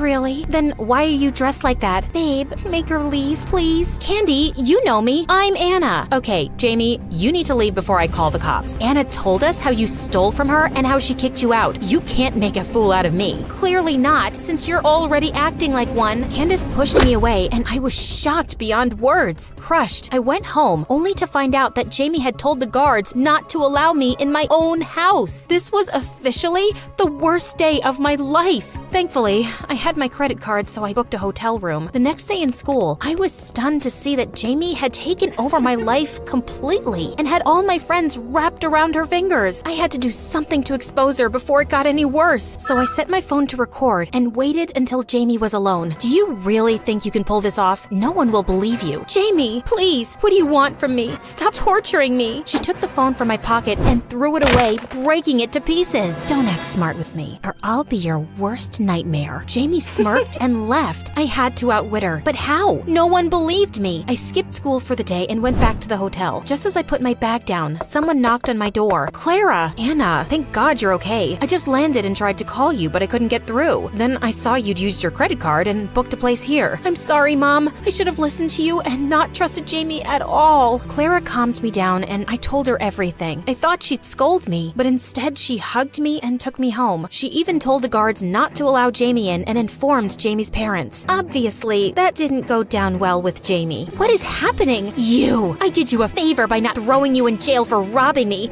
but after this? What? You'll tell everyone that I'm you and you're me? You can fool my friends, but you cannot fool my mom or your own parents. Suddenly, Jamie saw her parents walk in and turned white as a sheet. Is this some kind of joke? Who are these poor people? Get off me! Jamie, let's go home, honey. Enough of this. What home? This is my home. Listen, girl, you're not my daughter, so pack your stuff and leave, or I'll call the police. Jamie tried to protest, but she knew it was pointless. She left soon after, and I didn't press charges. I only wanted my life back, and jail time would have ruined Jamie's life. She was a witch, but she was still my sister. A week later, I went back to school, and Candace walked up to me. Babe, I'm so sorry. I should have known. It's cool. I just want to get past everything. Candace and Liam apologized, and a few months later, Liam and I started dating. He even joined me on my travel adventures, and things went back to normal. Or so I thought. A year later, I was in Italy with Liam for a shoot. It was pretty late when I got to the hotel, but as soon as I entered, I realized someone was in my room. My blood froze to see Jamie grinning at me. How did you get in? We're identical, remember? It wasn't difficult to get the master key from the manager. Tell me, are you enjoying living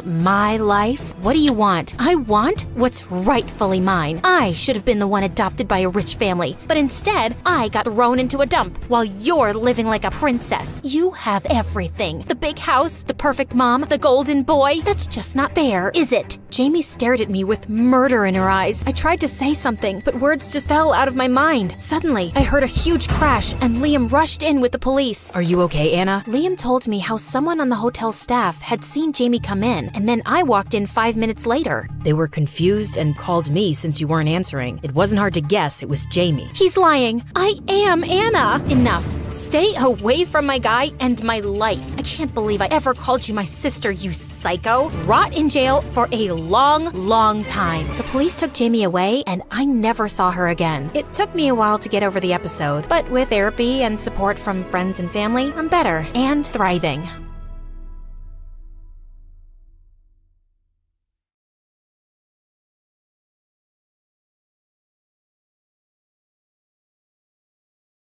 Hi, my name is Nia, and my story begins with a lot of missing things. For starters, my teeth and my parents. I have a medical condition called anodontia, which means I will never have my own teeth. That's pretty wacky if you think about it. But that's not the craziest thing about my life. Ever since I was young, my parents and I were always moving. At first, I thought it was because they wanted to protect me from the awful people who mocked me. Like one day when I was 5, I was swinging in the park when 2 kids pulled my hair and called me Toothless Granny. I started crying. Mom says I'm cute. She's lying. You dumb gummy bear. Mom flew to my side in a second, and she chased the kids away. The next day, she surprised me with a set of dentures. I was thrilled. We were moving to a new place, and I was starting school soon. Finally, my life was perfect, and no one would ever know my little secret. But a few weeks later, when my parents announced we were moving again, I was not happy. I just made friends at school. I ran outside and tied myself to the tree in our backyard. If you want to take me, you have to take the whole tree with you. Of course, Mom untied me in 5 seconds and carried me away.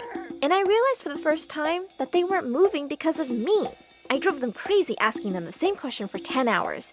Why do we have to move? Why? Why? I can go on forever. I won't shut up till you tell me. Why? They always said I was too young to understand. For the next few years, we kept moving every 6 months. But when I was in 8th grade, it all finally made sense. We just had moved and I couldn't find my dentures, so I went to look for them in my parents' bedroom. That's when I saw a light flashing from behind the giant painting on the wall. As I moved it, I was shocked by what I saw. A secret room? When I walked in, I saw cool gadgets mounted on the wall and huge monitors everywhere. I opened a folder lying on the table and I stared at it, dumbstruck. It was filled with pictures of my parents, but they had different names. There was only one crazy but reasonable explanation for all this. My mom and dad were spies. That explained everything. I knew I had to keep this a secret, but I couldn't resist taking some gadgets with me. Binoculars, HD cameras, a telescope. I was in geek paradise. The next day, I was sitting on the bleachers when I spotted Robbie, the hunky football captain, walk onto the ground for practice. All the girls were crazy about him, and he knew it. As soon as some giggling cheerleaders gathered to watch, he took his shirt off. Well, I didn't need to get closer when I had high-powered binoculars. As I was busy drooling over his perfect abs, someone nudged me in the ribs. It was Robbie's awful twin sister, Natasha. Ugh, loser. I know my brother looks like a Greek god, but seriously, get a life. And some self-respect. He's never going to look at you with that face of yours. I was watching birds, not... She walked off before I could even finish. Ugh, what a witch. And what was wrong with my face? I could have Robbie if I wanted. I just had to get close to him before someone else beat me to it. But the very next day, I saw something that broke my heart. Robbie was kissing some girl. I was totally crushed. But a few days later, I caught him making out with another girl. How many people was he dating? I decided to spy on him for a little while longer and discovered that Robbie was dating more than half the class. I couldn't believe I had a crush on this 100 timing jerk. But since I was a sucker for justice, it was my duty to tell everyone about this creep. So I sent anonymous messages to everyone he was dating with proof of his cheating.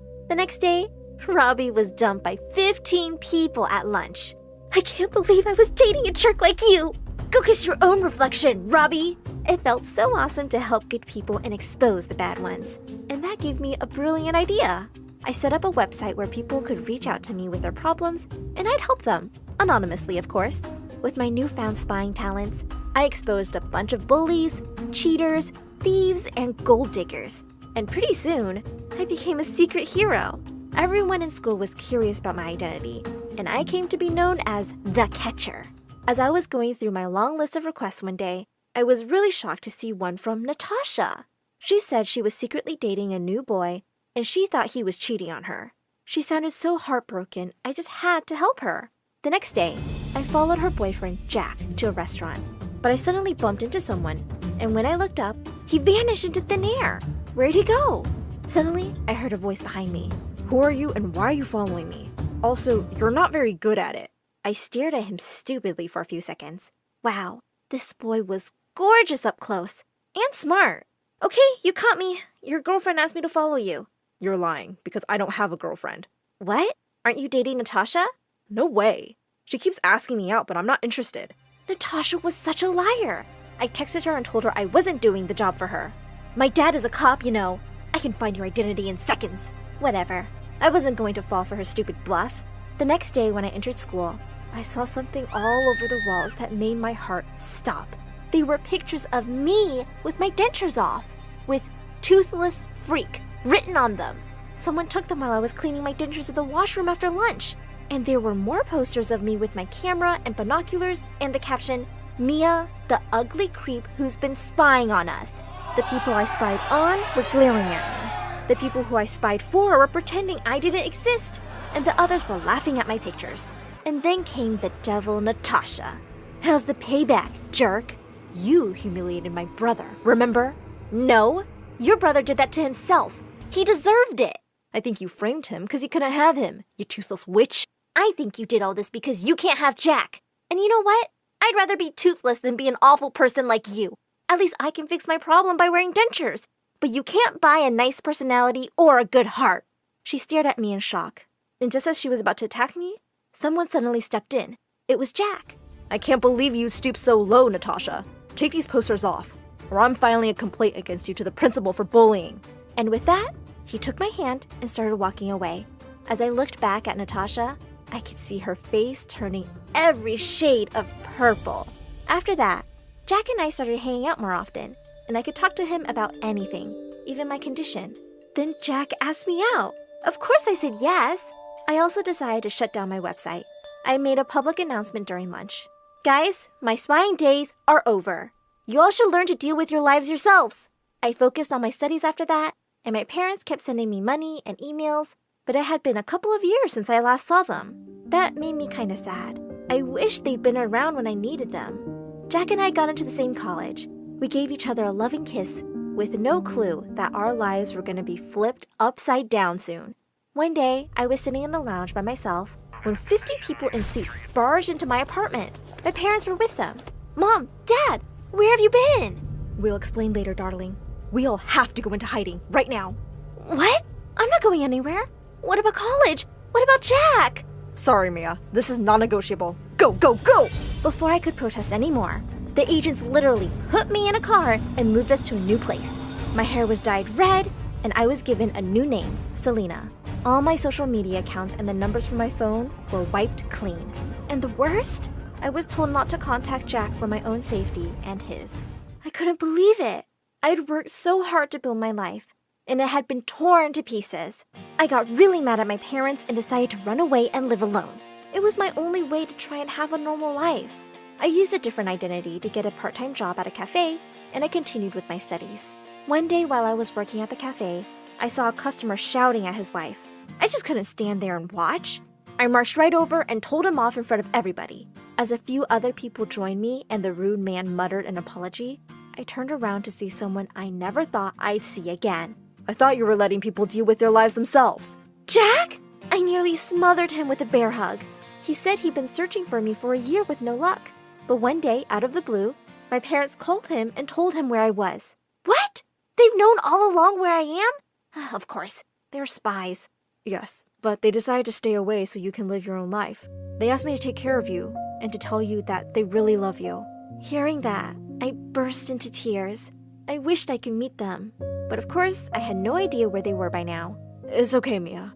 I'm here for you now, and I'll never leave you alone. Soon after I graduated with a business degree, we got married on a beach, and it was perfect. Except that I really missed my parents. We settled into our new home, and I had a good job at a company waiting for me. But I didn't feel really happy. Something inside me wanted to do something that helped other people. And that's how I decided to go into training to become a firefighter. A year later, Jack and I were blessed with twin babies. And now I had to leave them behind to go off to my dangerous job. I understood how hard it was, and how my parents must have felt leaving me behind every time. One day, when I was at home with the kids, I got an emergency call. A huge fire had broke out in a residential building with hundreds of people trapped inside. I dropped the kids at the neighbors and rushed to the disaster site. Just when we thought we'd gotten everyone out, I spotted a little girl inside. Without a second thought, I ran back straight into the burning building, found the child, and helped her climb out through the window. Just as I was about to get out, a burning beam fell on my head, and I blacked out. When I opened my eyes inside the hospital, I couldn't believe what I was seeing. Mom and Dad were standing by my side. They instantly hugged me tight. We're so sorry we haven't been there for you, Mia. No, Mom. Dad, I understand that you had something really important to do, and I'm really proud of you guys. But I still think what you did to me wasn't fair. We don't expect you to forgive us now, but please let us make it up to you for lost time. I decided to give them a chance. Fast forward 6 months, and I fully recovered, and I'm back at my job. My parents have retired from their exciting lives now, and they live right next to me. Even if they couldn't really experience my childhood, I don't want them missing out on their grandkids. And I forgave them eventually.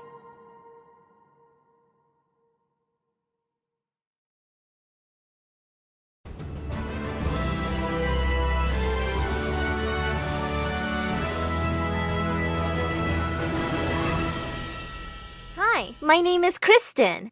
I'm a writer on Wattpad. My mom is a total Karen.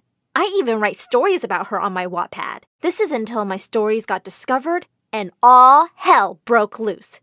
One day, I was in the cafe, and I looked at the cute guy who was walking over to me with my milkshake.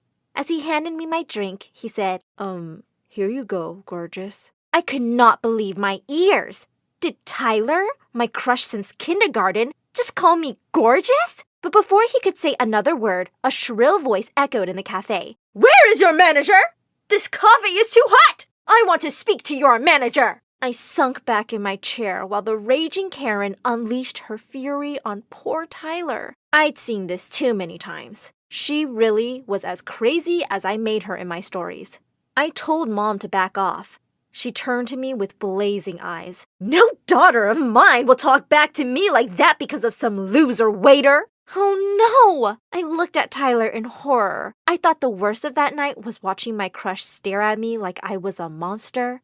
But boy, was I wrong. When I got to school the next day, everyone was looking at me weirdly and some kids were pointing at me. Suddenly my phone pinged and I nearly dropped it when I saw the message. Someone had recorded Mom that night and the video had gone viral. When I finally saw Susie, my best friend, in the cafeteria, she ran to me and hugged me. Kristen, I'm so sorry. It'll blow over soon. But it didn't. When I got home that afternoon, ready to go off on Mom, she looked furious and pushed a pile of papers into my hand. As I read them, I almost passed out. They were printouts of my stories. I can explain. It's not you, it's... Suddenly, she pulled me into a hug and yelled, We're famous, Kersey! You genius! What do you mean? A famous producer watched the video and saw how people loved to hate me and thought Tyler and you looked cute. Then he found your stories and now they want us to do a reality show based on your stories. I could not believe my ears. I'd be the star of my own stories? And if Tyler agreed to be in it, maybe I'd have another chance with him. I rushed over to the place he was working at. Tyler, we need to talk. But just then, he dropped to his knee. I want to be your boyfriend. I could not believe my ears. Yes, of course, Tyler. I'd like nothing more. He laughed and jumped to his feet and hugged me. This was perfect. This was... Cut! Immediately, Tyler let go of me. Wasn't I just brilliant, babe? What do you mean? A funny little man and a camera crew rushed out yelling, You're a natural! I love that you don't even need the script. Just then, I saw the camera crew, and suddenly everything made sense. Clearly, the director had already approached Tyler. Tyler turned to me and grinned. Not that difficult to pretend to be in love with you, beautiful. My heart raced at that. Did he actually like me? The next few weeks were whack. I had a camera crew follow me everywhere. And they chose everything and everyone around me. When we walked into math class, the director looked up and down at the teacher. He just picked up his phone and said, No, this won't do. And seconds later, a super hot guy, introduced as our new teacher, came in and started playing with a calculator. I was so relieved when the class ended and I finally met up with Susie. But when I hugged her, she pushed me away. Is this all your life is about now? The fame and fake people? Gosh, was my best friend jealous of me? But before I could reply, my phone pinged. Tyler had texted. They're ready for the take. I jumped to my feet and grabbed my stuff. We'll talk about this later, okay? To be honest, I was having the time of my life. Not only did I have the best boyfriend ever, but also everyone wanted to be friends with me. The only thing I really wanted was for Susie to be on the show too. But the director refused because he said she wasn't pretty enough. So they had a model replace her. After that, things just went downhill. One day, I was at the cafeteria when Susie plopped next to me. I was thrilled to see her. I miss you, Chris. You never have time for me now. Before I could reply, the model who was playing my best friend got up and splashed cold water all over Susie. Oops, sorry. Chris, you should probably get away from her. She'll mess up that gorgeous outfit. I jumped to my feet. Hey! But suddenly, the director grabbed my arm and dragged me away. I turned back to see Susie sitting there looking heartbroken. I was the worst best friend ever. Just send her chocolates or something. We don't have time for her moping. Just then, someone yelled, There's another Karen attack! I rushed outside with everyone else to see Mom was yelling at a teacher. You made a spelling mistake in my little girl's name. I demand to see the principal. What was happening? I ran over to her and pulled her away from the poor teacher. Mom, what are you doing? She quickly whispered into my ear. I'm improvising. I took a look around and sure enough, the cameras were rolling and everyone was laughing. I felt humiliated. I began to yell, just stop it. I quit! And then I turned around and ran. I just had to get away from this all. Suddenly, I heard Tyler calling my name. Leave me alone, Tyler. I don't want to be a laughingstock. He caught up with me and pulled me into a hug. I looked around suspiciously. Don't worry, there are no cameras. After a minute, he asked, Are you really quitting? I nodded my head while sobbing. He said, You can't quit. He shifted uneasily before bursting into tears. Babe, I need to be in the show for a reason. Yes, to become rich and famous. No, I need the money. I need it for my mom. She is really ill. Oh my God, Tyler. You guys and all your lies. Yes, girls are emotional, but not dumb. Oh God, that hurts. I didn't know you were so heartless. Here, look at this. Does she look fine to you? Oh my God, I'm really sorry. Yeah, I feel terrible now. You should. Okay, I'm in. I'm not leaving the show. Please don't hate me. I'll try. And before I knew it, he kissed me. Fireworks erupted in my head as I kissed him back. Suddenly, we heard loud applause and the director jumped out from behind the bushes. Brilliant! We just got the kiss, but it was brilliant! Good job bringing this Karen around, Tyler. What? Again?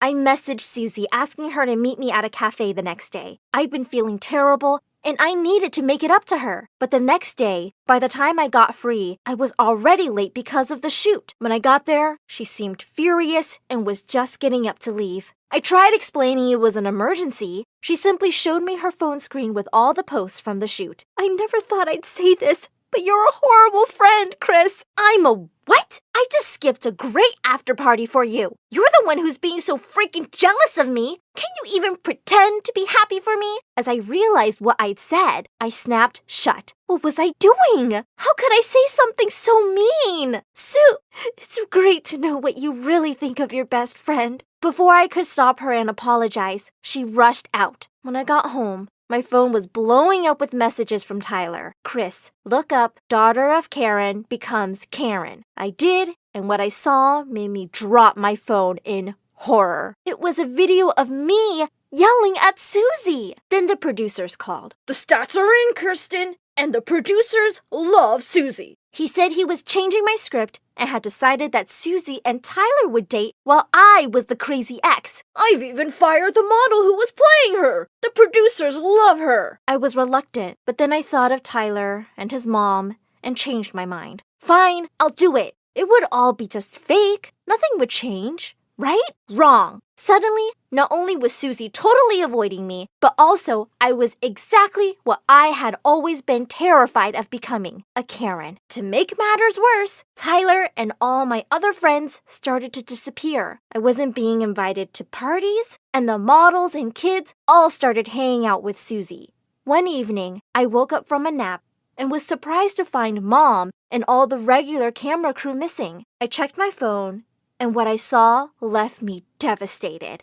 Everyone's stories were full of pictures and videos from a party. Just then I remembered it was Susie's birthday. Was she really not inviting me? I felt devastated. I grabbed all the things she'd ever given me and rushed over to her house. The security guy stopped me and said I couldn't go in. That's when I really lost it. I started to throw everything I'd brought into her yard. Take this, you good-for-nothing friend! And this! I hate you! Just then, the gate flew open, and Mom walked out. She dragged me inside the house and glared at me. Just what are you doing? Me?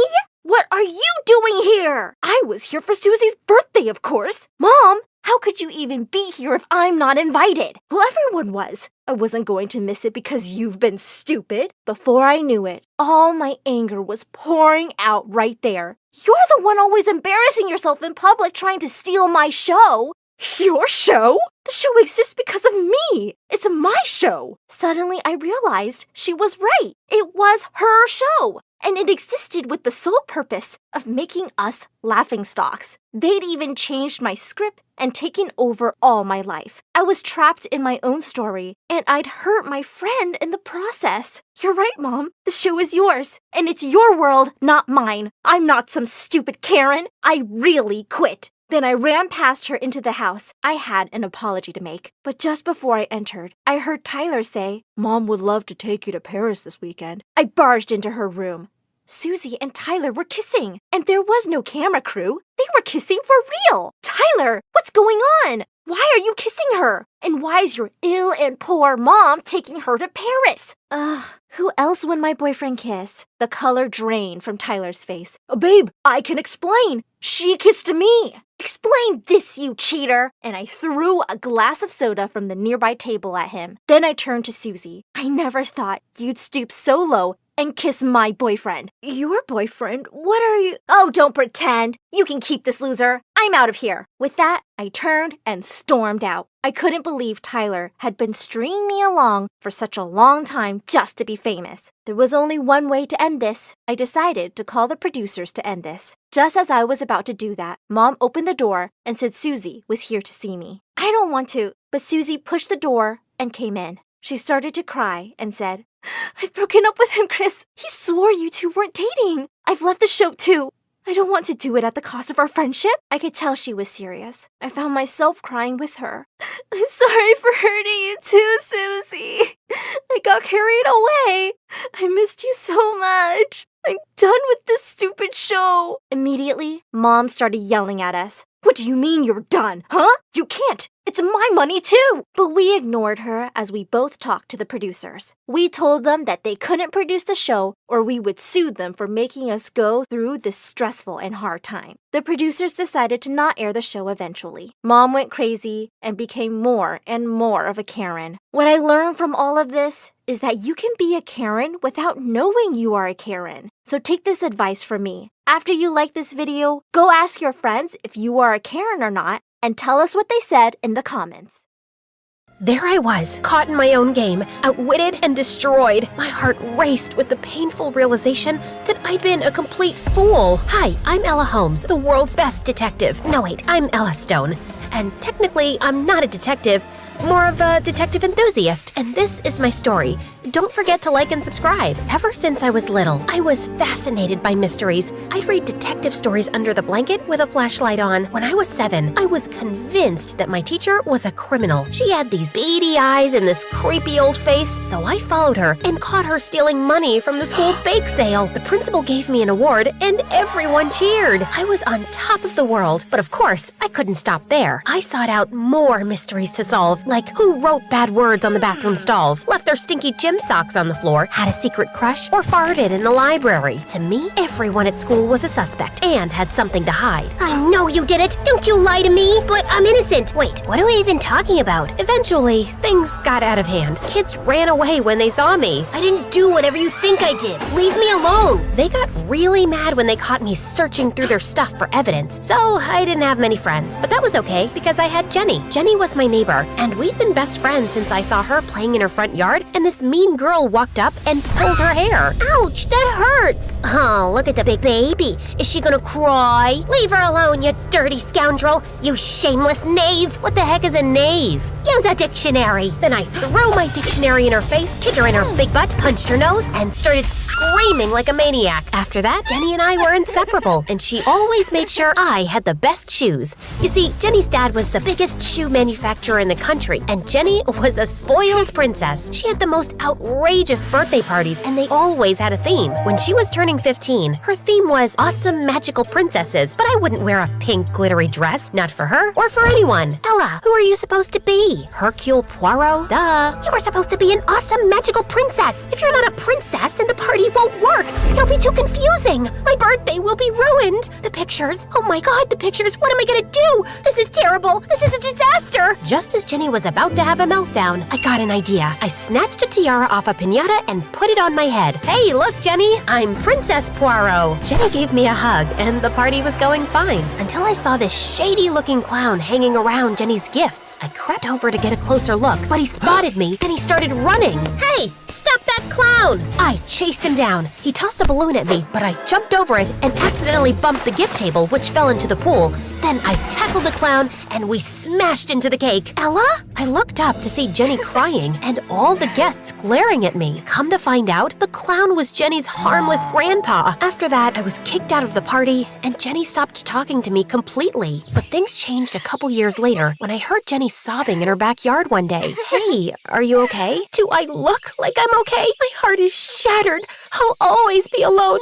I'll never find love again. Want to talk about it? To my surprise, Jenny spilled the beans. She told me she met a boy, but she lost his number. Okay, what's his name? Alex? Jenny shook her head in despair. She only knew his first name. Don't worry, I'll find him for you. I kept my promise to Jenny. We spent the whole night combing the internet, and we finally found Jenny's crush. We sent him a message, and he asked Jenny out on a date. Jenny was over the moon. You're the most awesome friend in the entire world, and the best detective I know. It felt good to have my BFF back. A couple weeks later, Jenny threw one of her famous slumber parties. She invited me and the most popular girls in school. We were having fun playing games and asking Ask Brain 2 to tell us our future when nature called. Jenny's bathroom was already taken, so I had to go to the one in the hallway. I went past Jenny's dad's office. The door was open, and there was enough light for me to see his huge library with wall-to-wall bookshelves. I couldn't help myself. I had to look around. Then I noticed a slightly crooked book. It messed with my OCD, and I pushed it so it was symmetrical with the rest of them. Suddenly, the shelves started moving, and a door opened behind them. There was a room with stacks and stacks of documents. I picked up a file and read it. I was shocked to discover that Jenny's dad's factories were a complete scam, and that the shoes that were supposedly made in the US were made in a foreign country in sweatshops. I took one of the folders and ran out of there. I knew this wasn't right. I stashed it in my bag and ran back to Jenny's room to tell her about it. Your dad has a secret. We need to talk. Not now, Ella, but it's really important. How many times must I tell you? This is not a mystery party. It's a TikTok party, so please shut up and dance. The next day, Jenny left town with her family before we could have a conversation. I tried calling her, but she didn't answer her phone. After a few days, I started getting squirrely. I couldn't sit on the secret for another minute. I'd solved the crime of the century. Okay, maybe it wasn't that big, but it was the biggest crime my city had ever seen. I went to the police. I had to do the right thing. It was my duty as a detective. I took the evidence to the police, and the next day when Jenny and her family got back to town, Jenny's dad was arrested. My face was in the paper for cracking open the case. I was suddenly famous, and people started hiring me for my detective skills. But soon after, Jenny's dad's company was shut down and he was sent to prison. Her mom had to sell their house and move into a small apartment on the bad side of town. Jenny's mom hadn't worked a day in her life, so she struggled to find a job. Things were so bad, I even saw Jenny and her mom waiting in line at the soup kitchen. I felt so bad that I tried to apologize. Get out of my face, you traitor! I'm sorry, Jenny. I didn't realize that this would be so painful for you. Are you some kind of idiot? You sent my dad to jail and destroyed our lives! What part about this did you think would be fun for me? I started leaving money from my detective jobs in Jenny's mailbox to help Jenny and her mom out, though it wasn't much. My biggest job was finding Principal Bynum's lost cat Pookie and my math teacher's missing golf clubs. Then one day, I got a DM for a job, and the client wanted to pay me $50,000. I met my potential client at a coffee shop downtown. His name was Vance, and he was a couple of years older than me. He was dressed in a Versace suit and a Rolex watch, and he smelled like heaven. Something was stolen from me, and I need you to get it back. I'm good at finding things, but shouldn't you go to the police? A couple from another table glanced in our direction. Vance leaned toward me. I think we may need to speak somewhere a little more private. He grabbed my hand and pulled me outside. When his fingers touched mine, my heart raced. An evil man tricked my grandmother into giving him a priceless heirloom. Vance showed me a picture of a golden Fabergé egg lined with emeralds and rubies. It was the most beautiful thing I'd ever seen. It's worth $1 million, but I'll give you a finder's fee. All you have to do is break into this evil man's house and get it. Vance took off his sunglasses and looked up at me with the most beautiful sapphire eyes, and I almost melted into a puddle. I'd never felt like this about a boy before. I shook the feeling off and regained my focus. I was a professional. Sorry, I'm not a thief, I'm a detective. What you're asking me to do is a crime. Vance stared at me for a moment, then he leaned against the wall and sighed. You're right. That would be wrong. I was just so sad. I didn't know where to turn or what to do. I read about how you took down that corrupt businessman. I thought you could help me. That egg means so much to me. But I see now that I was wrong. I hope you can forgive me. Vance stepped toward me. He brushed a strand of hair behind my ear. My heart turned a dozen flips. It's okay. I understand. We all make mistakes. Thank you, Ella. My granny would have liked you. Vance kissed me on the cheek, then walked away. I could barely sleep that night because I kept dreaming of Vance and his pretty eyes. A couple days later, the strangest thing happened. I went to Jenny's house to drop off some money in the mailbox, and I heard Jenny screaming like a banshee. I ran inside and saw Jenny's house in shambles. Furniture was knocked over, and glass was shattered everywhere, like there had been some kind of struggle. My mom's been kidnapped! I started to call the police, but Jenny snatched my phone and threw it out the window. What did you do that for? The kidnappers left a note. They said they'd hurt her if I called the police. The detective in me leapt into action. I snatched the note out of Jenny's hand and read it. The kidnappers said they'd trade Jenny's mom for $100,000 in the next 24 hours. What if we called the police? We could kiss Jenny's mom goodbye. I don't know what to do. I couldn't let Jenny lose both her parents because of me. We'll have to give them the cash. Are you delusional? I don't have that kind of money. My mom and I are flat broke thanks to you, remember? Then something inside me clicked. I think I can get the money. How? Don't worry about it. Just sit tight. I'll be back soon. I raced out of Jenny's house and called Vance. Is your job still on the table? Yes, but I thought you weren't interested. Make it $100,000 in cash and I'm in. Deal. Vance gave me the evil man's address and told me where to find the Fabergé egg. I rode my bike to the evil man's house. I saw an open window on the first floor. There were a few cameras outside the house, so I put a mask on, then climbed through the window. I tiptoed through the house. I found the egg and put it in my backpack, and just as I was about to leave, I tripped over Pookie, the principal's cat. Pookie jumped up and thrust her claws into my chest. I screamed, and then all the lights in the house turned on. Principal Bynum ran down the stairs in his nightgown and a bat. Thief, let go of my sweet cat. Principal Bynum chased me around the room, and Pookie got so scared she started scratching me. I finally pulled Pookie off me, set her on the floor, and rushed out the door. I climbed on my bike and raced home as fast as I could. As soon as I walked through the door, I got a call from Jenny. The kidnappers want their money now. I thought we had 24 hours. They changed the timeline. I hung up with Jenny and called Vance. We met at a park near my house. Do you have the egg? Yes, it's here. I gave Vance the egg. What about the money? Vance gave me a duffel bag. It's all there. I must get going now. I have a flight to catch. Vance kissed me on the cheek and then got into his fancy car and drove off. I hopped onto my bike and headed straight to Jenny's, but as I was riding down the road, the cops appeared out of nowhere. They'd received an anonymous tip that I'd stolen the egg. The police hauled me off to jail. Principal Bynum and my parents were so disappointed. Mom, Dad, the principal's evil. He stole that egg from someone, and I had to steal it back because I had to pay off the kidnappers because Jenny's mom's life was in danger.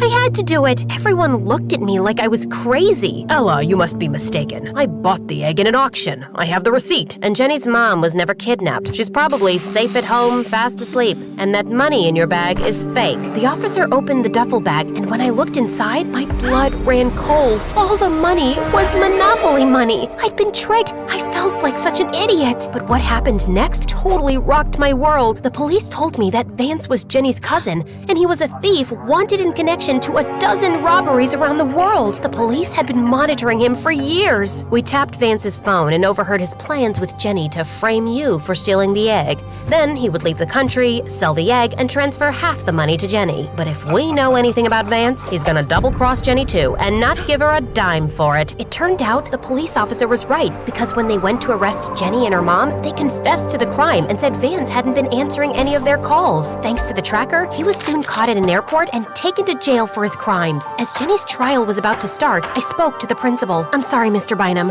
What I did was wrong, but please don't be so hard on Jenny and her family. It's my fault she did what she did. I set out to find the truth, but I hurt her more than I could ever know. Because of me, her dad is in jail, and she's lost the life she knew. On the day the judge was set to sentence Jenny, Principal Bynum asked him for leniency. Instead of going to juvenile hall, she had to do community service, picking up trash on the road for 6 months. And one day, I joined her. I heard what you said to Principal Bynum. Why would you want to help me after I framed you? You're my friend, and I regret what I did to you, even if what I did was right. I'm sorry for what I did, and I think we're way past even now. Maybe we could start with a clean slate? Really? I miss my best friend. Me too.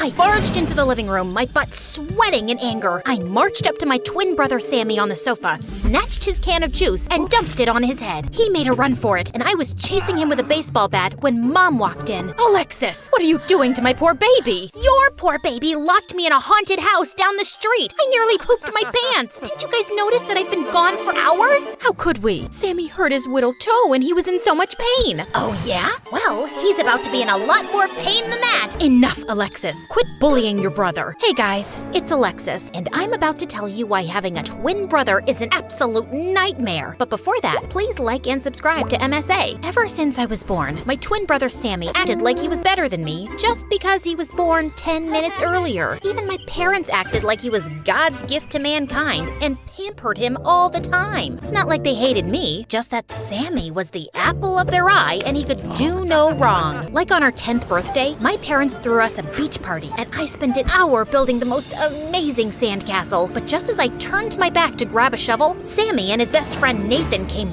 running and smashed it to pieces.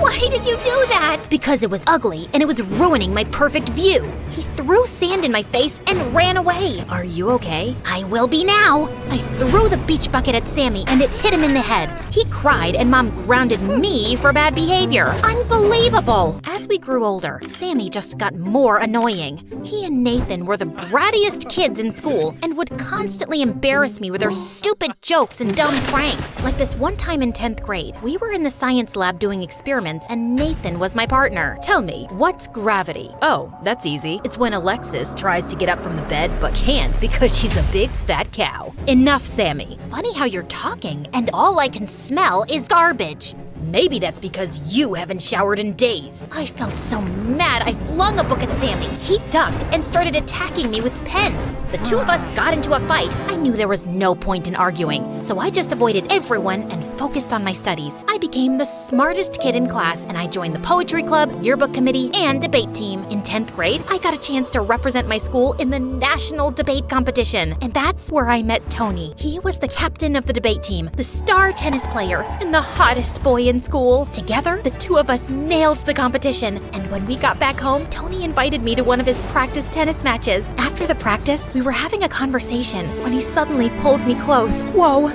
was he about to kiss me already? I pouted my lips and was about to close my eyes when I noticed his hand stretched out, holding a tennis ball. That was coming straight at you. We don't want that pretty head of yours to get hurt. My head's pretty? You like the shape? Well, thanks a lot. I mean, for saving my pretty head. Not for saying that I have a pretty head, but thanks for that too.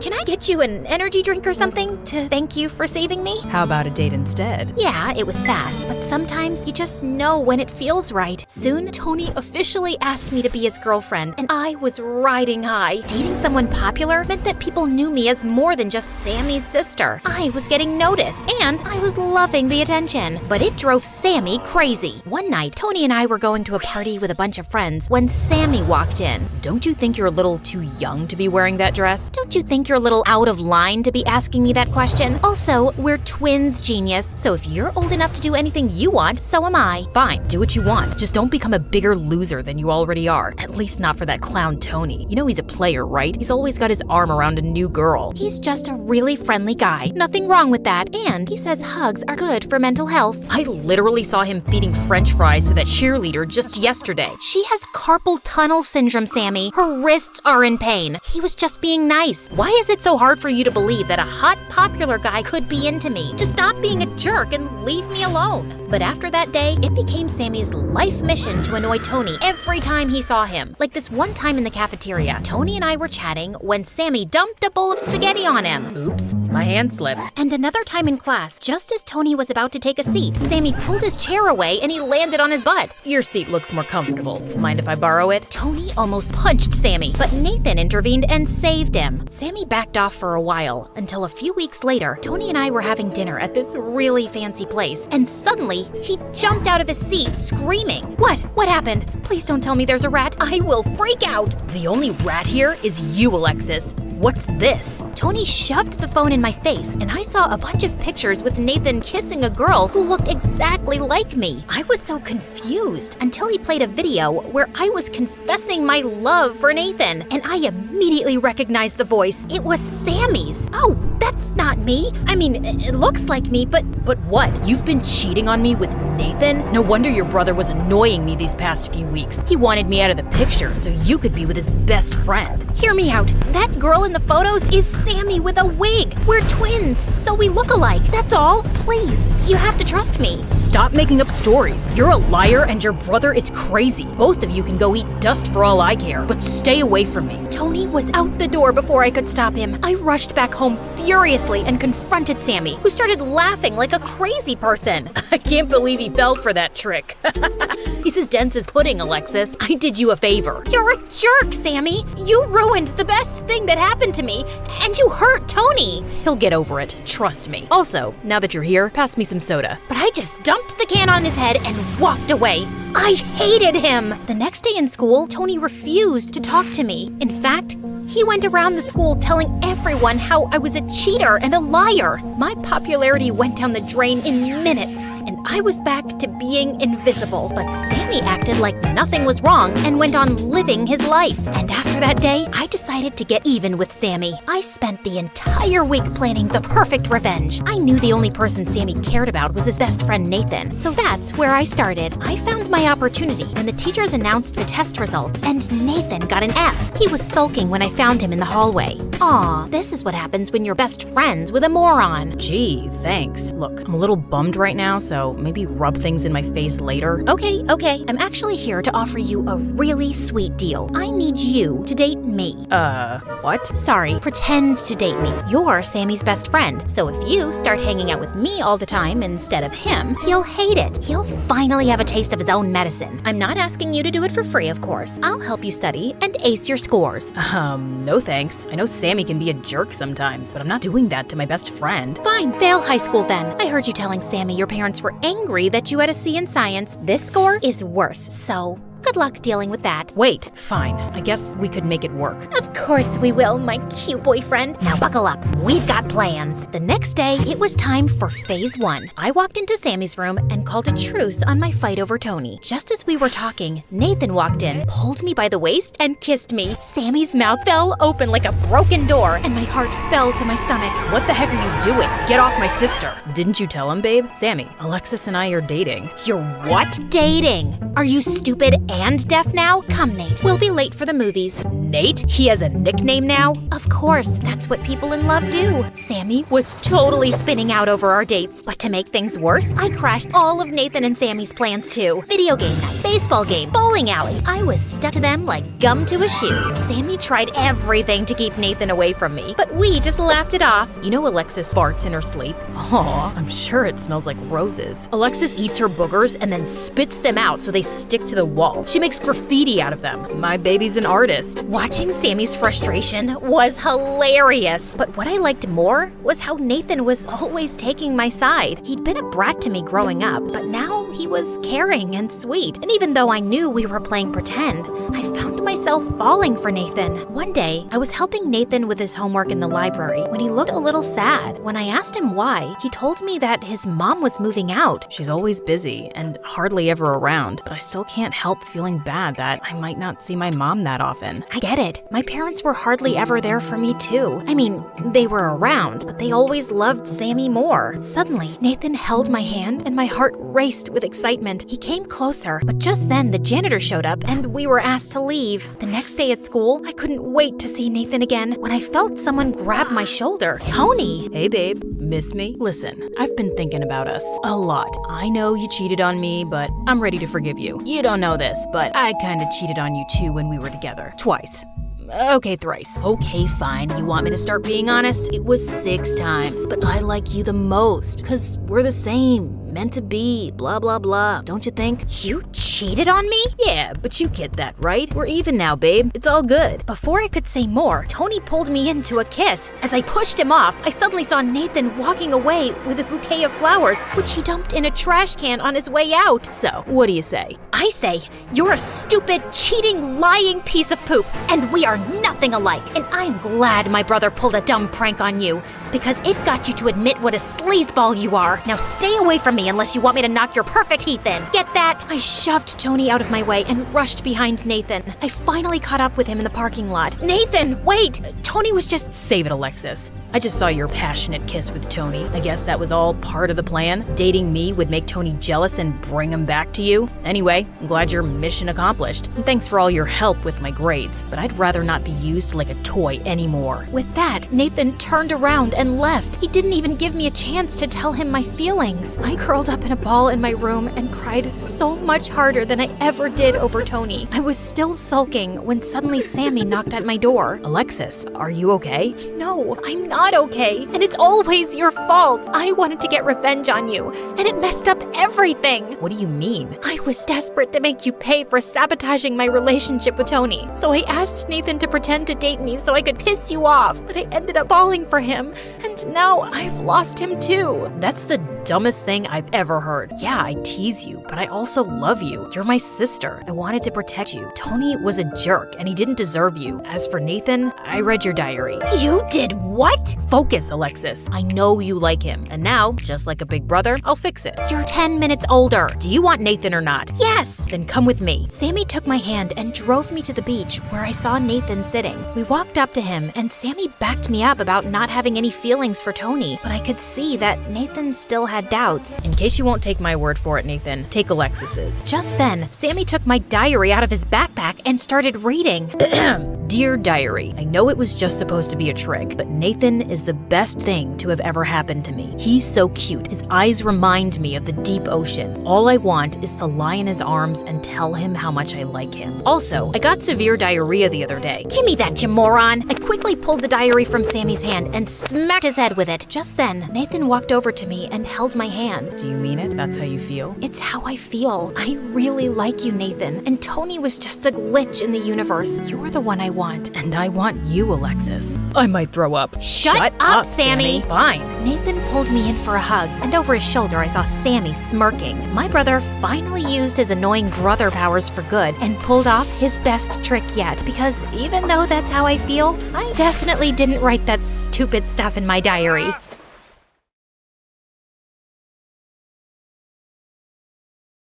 Hi, I'm Kathy from Florida. My mom comes from a family of geniuses. Both her parents are scientists, just like her. So when I was born, she expected me to be some kind of genius too. Only I wasn't. Kathy, how do you make 7 even? Easy. Take the S out like this. Ugh, no. Let's give this another shot. Mom, I'm bored. Can I go outside and play for a bit? Such a pretty day. No matter how hard Mom tried, I could never give a hoot about books. So Mom got me private tutors. Margot, are you with me? Tell me what I just said. You said, Margot, are you with me? No, I mean, what was I teaching? How am I supposed to know that? You're the teacher. The tutor got angry and swore to never come back, and Mom was just left disappointed, as always. She didn't talk to me for days until one afternoon, her old friend from school, Lydia, paid us a visit with her daughter Sophie, who was awfully quiet. They'd recently moved to town and shifted to our neighborhood. I was so excited to see another kid in the area, since our neighborhood was full of old, boring people. Do you want to see my room? Oh wait, that's a mess. We should go outside and play. Sophie won't be going anywhere. Why don't you guys sit down and I'll get some sodas. Sophie passed me a dry smile and did exactly that. I went and sat next to her. Are you okay? What are you doing? So you talk, huh? Please, don't talk to me. My mom doesn't like it when I talk too much. Or at all. I tried talking to Sophie, but she continued to stare at the floor and I gave up. After they left, Mom told me that Sophie was supposed to go to my school and I had to look after her. Why? She's so weird, and her mom kept staring at me like I'd farted in her face. Sophie's new here and she needs your help. That's the least you can do for me after that stunt you pulled with the tutor. Oh, fine. Just like Mom asked me to, I waited for Sophie so we could walk to school together. She didn't say a word the whole day till the teacher asked us the answer to a tough math question question in class. It's 7,250. Wow, dude, that was fast. Are you a genius or something? Well, kinda. I study a lot. Then maybe you can be my tutor. God knows I need one, and no one sticks around with me for long. Sophie smiled, and we spent the entire day together. We were poles apart, but somehow clicked, and she invited me over that evening for a study session. But just as I got there, Linda walked up to us smirking. I have my eyes on you girls. Do not close this door. Sure, Mrs. Linda, Sophie's mom. You know what happens when you close the room? Monsters creep up from behind the shadows and eat you up. Have fun studying. Linda laughed, and I just couldn't stop thinking about how weird she sounded. Also, the entire time I was there, she kept walking by the door, sneaking glances. I wanted to ask Sophie if her mom disliked me or something, but I didn't want to offend her, so I kept quiet. Mom got called for an emergency meeting out of town and asked Linda to help. Oh, of course she can stay here. No problem. Work comes first. Tell me that didn't sound sarcastic. Anyway, I was happy to spend some time with Sophie, but as soon as Mom left, Linda grinned and walked in, locking the door from inside. I continued banging for ages till she opened up. What? I just went to get you my sweater. It's freezing. You just shut the door in my face and walked away. I did not. You're an ungrateful, wild kid, Kathy. Didn't your mom teach you how to speak with elders? Oh, wait. She's too busy working. Before I could respond, Sophie came and practically dragged me away. Your mom's crazy. Who talks like that? I'm really sorry. Ever since Dad left us, she's been a little weird around people. Just ignore her. Anyway, are you hungry? I'm starving. Sophie got me sandwiches, and we watched some MSA until we dozed off. But later that night, we woke up to loud noises, and it seemed like they were coming from the kitchen. We went downstairs to check and saw Linda trying to find something.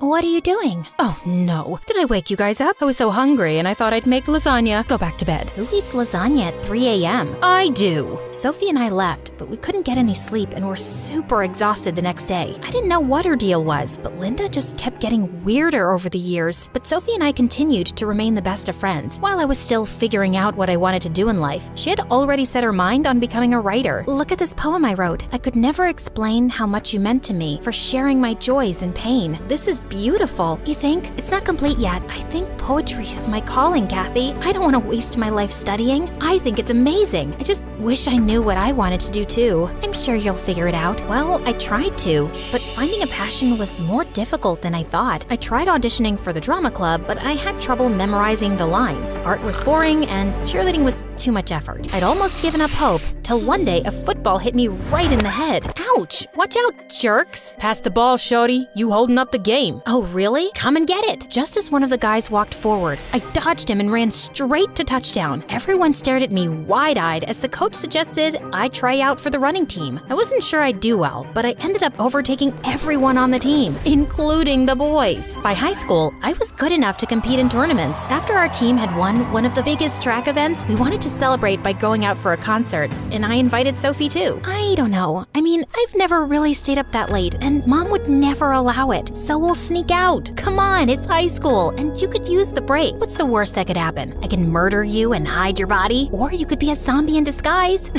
Wouldn't that be something? Sophie and I left with the team, and we're having a blast at the concert till I left to go get some drinks, and when I came back, Sophie wasn't around. I started searching for her frantically and tried calling her, but I couldn't get through. I informed security, and within minutes, we had a whole search team looking everywhere for her. We finally found her near one of the stalls, and she had fainted. We immediately took her to the hospital. I informed Mom and Linda on the way, and was sweating bricks when they showed up. Do you have any idea what you've done? You're such a bad influence on her. She has a scholarship exam in 2 days. If they don't let her sit for that, all her hard work will go down the drain. I can't believe this. Your daughter's in the hospital and all you care about is some dumb exam? Seriously, what's wrong with you? You should be sorry for sneaking out my daughter, and instead, you're giving me an attitude? This is exactly why I told Sophie to stay away from you. If there's anyone she needs to stay away from, it's you. She probably fainted from all the stress you give her. Enough, Linda. I apologize for Kathy. And you, young lady, let's talk at home. But Mom, just then the doctors walked in and informed us that Sophie had a slight concussion and a minor fracture and would be absolutely fine. I wanted to check on her too, but Mom dragged me back home. A week week later when Sophie came home, I rushed to talk to her. I am so glad you're okay. How are you feeling? I've been better.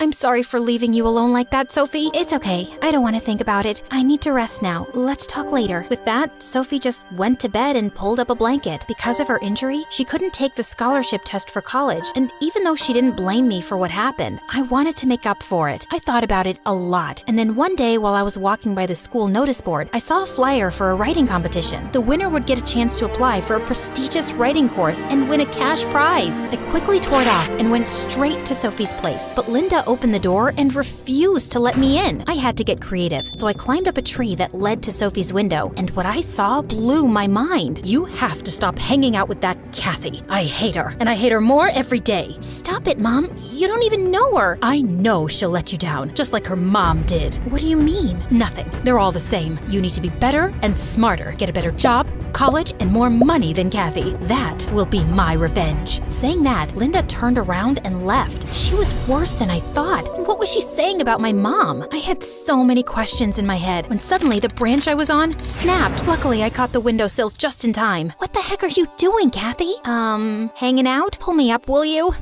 Close call. Here, take this. What am I supposed to do with this? You have to apply. It's been your dream since forever, Sophie. No, I don't have to do anything. Besides, Mom, you can't let your mom define your life for you. You have to be strong and give your dreams a shot. Why do you even care? Because you're my best friend, and I want you to be happy, even if that means going against your mom, who is terrifying, by the way. Oh, tell me about it. We shared a laugh and Sophie promised to think about it. I was glad to have my best friend back, but I still couldn't stop thinking about what Linda said. So the next morning, I asked Mom, and she told me that in high school, Sophie's mom was a bit weird. She always had her head in books and hardly smiled. So we thought maybe she needed to loosen up a bit, and we played a funny prank on her. What did you do? We might have taken a picture of her digging in her nose and pasted it all over the school. How is that funny, Mom? That's horrible. I know that now. We did remove all the pictures, but I think it affected her and kids kept laughing at her for years. I apologized more than once, but I guess she's never really forgiven me. I wanted to talk to Sophie about it too, so the next day, I waited outside her house to walk to school together, but she didn't show up, and when I came back from school, Mom told me Linda and Sophie had moved. Immediately I called Sophie, but as luck would have it, Linda answered. Stay away from Sophie. She's done with you messing up her life. But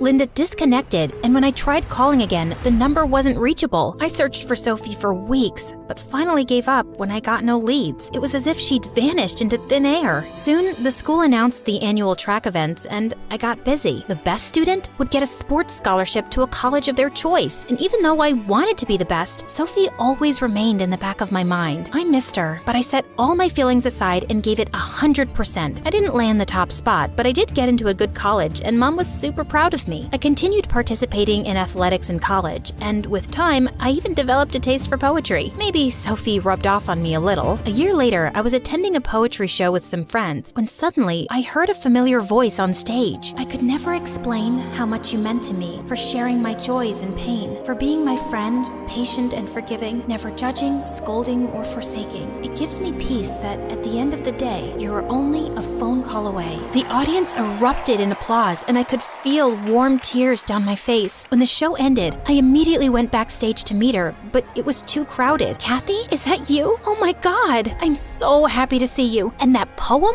I completed it. It's actually dedicated to you. God, I missed you so much. Me too. And I'm so glad you're following your dreams and finally convinced your mom. Well, not exactly. Sophie told me after they left town, her mom got diagnosed with bipolar disorder and had to get admitted to a mental facility. Since they had no other family, Sophie had to drop out of college and pick up a job to pay the bills. I'm so sorry to hear that. Why didn't you call me? You know I would have helped. I tried calling you. I guess you changed your number. And then I got busy with Mom's treatment, and there was never a good time. If it means anything, I'm here now, and I'm sorry for what Mom and her friends did to your mom all those years ago. It was a long time back. I knew Mom wasn't like other moms, but she tried her best to be there for me in her own twisted way. But after she got diagnosed, I realized how short life is to hold on to grudges and ignore what makes you happy. So now that Mom's better, I've finally decided to pursue my dream. I'm so proud of you, Sophie. So what do you say? We start again? This time, let's leave the moms aside. I'd love that.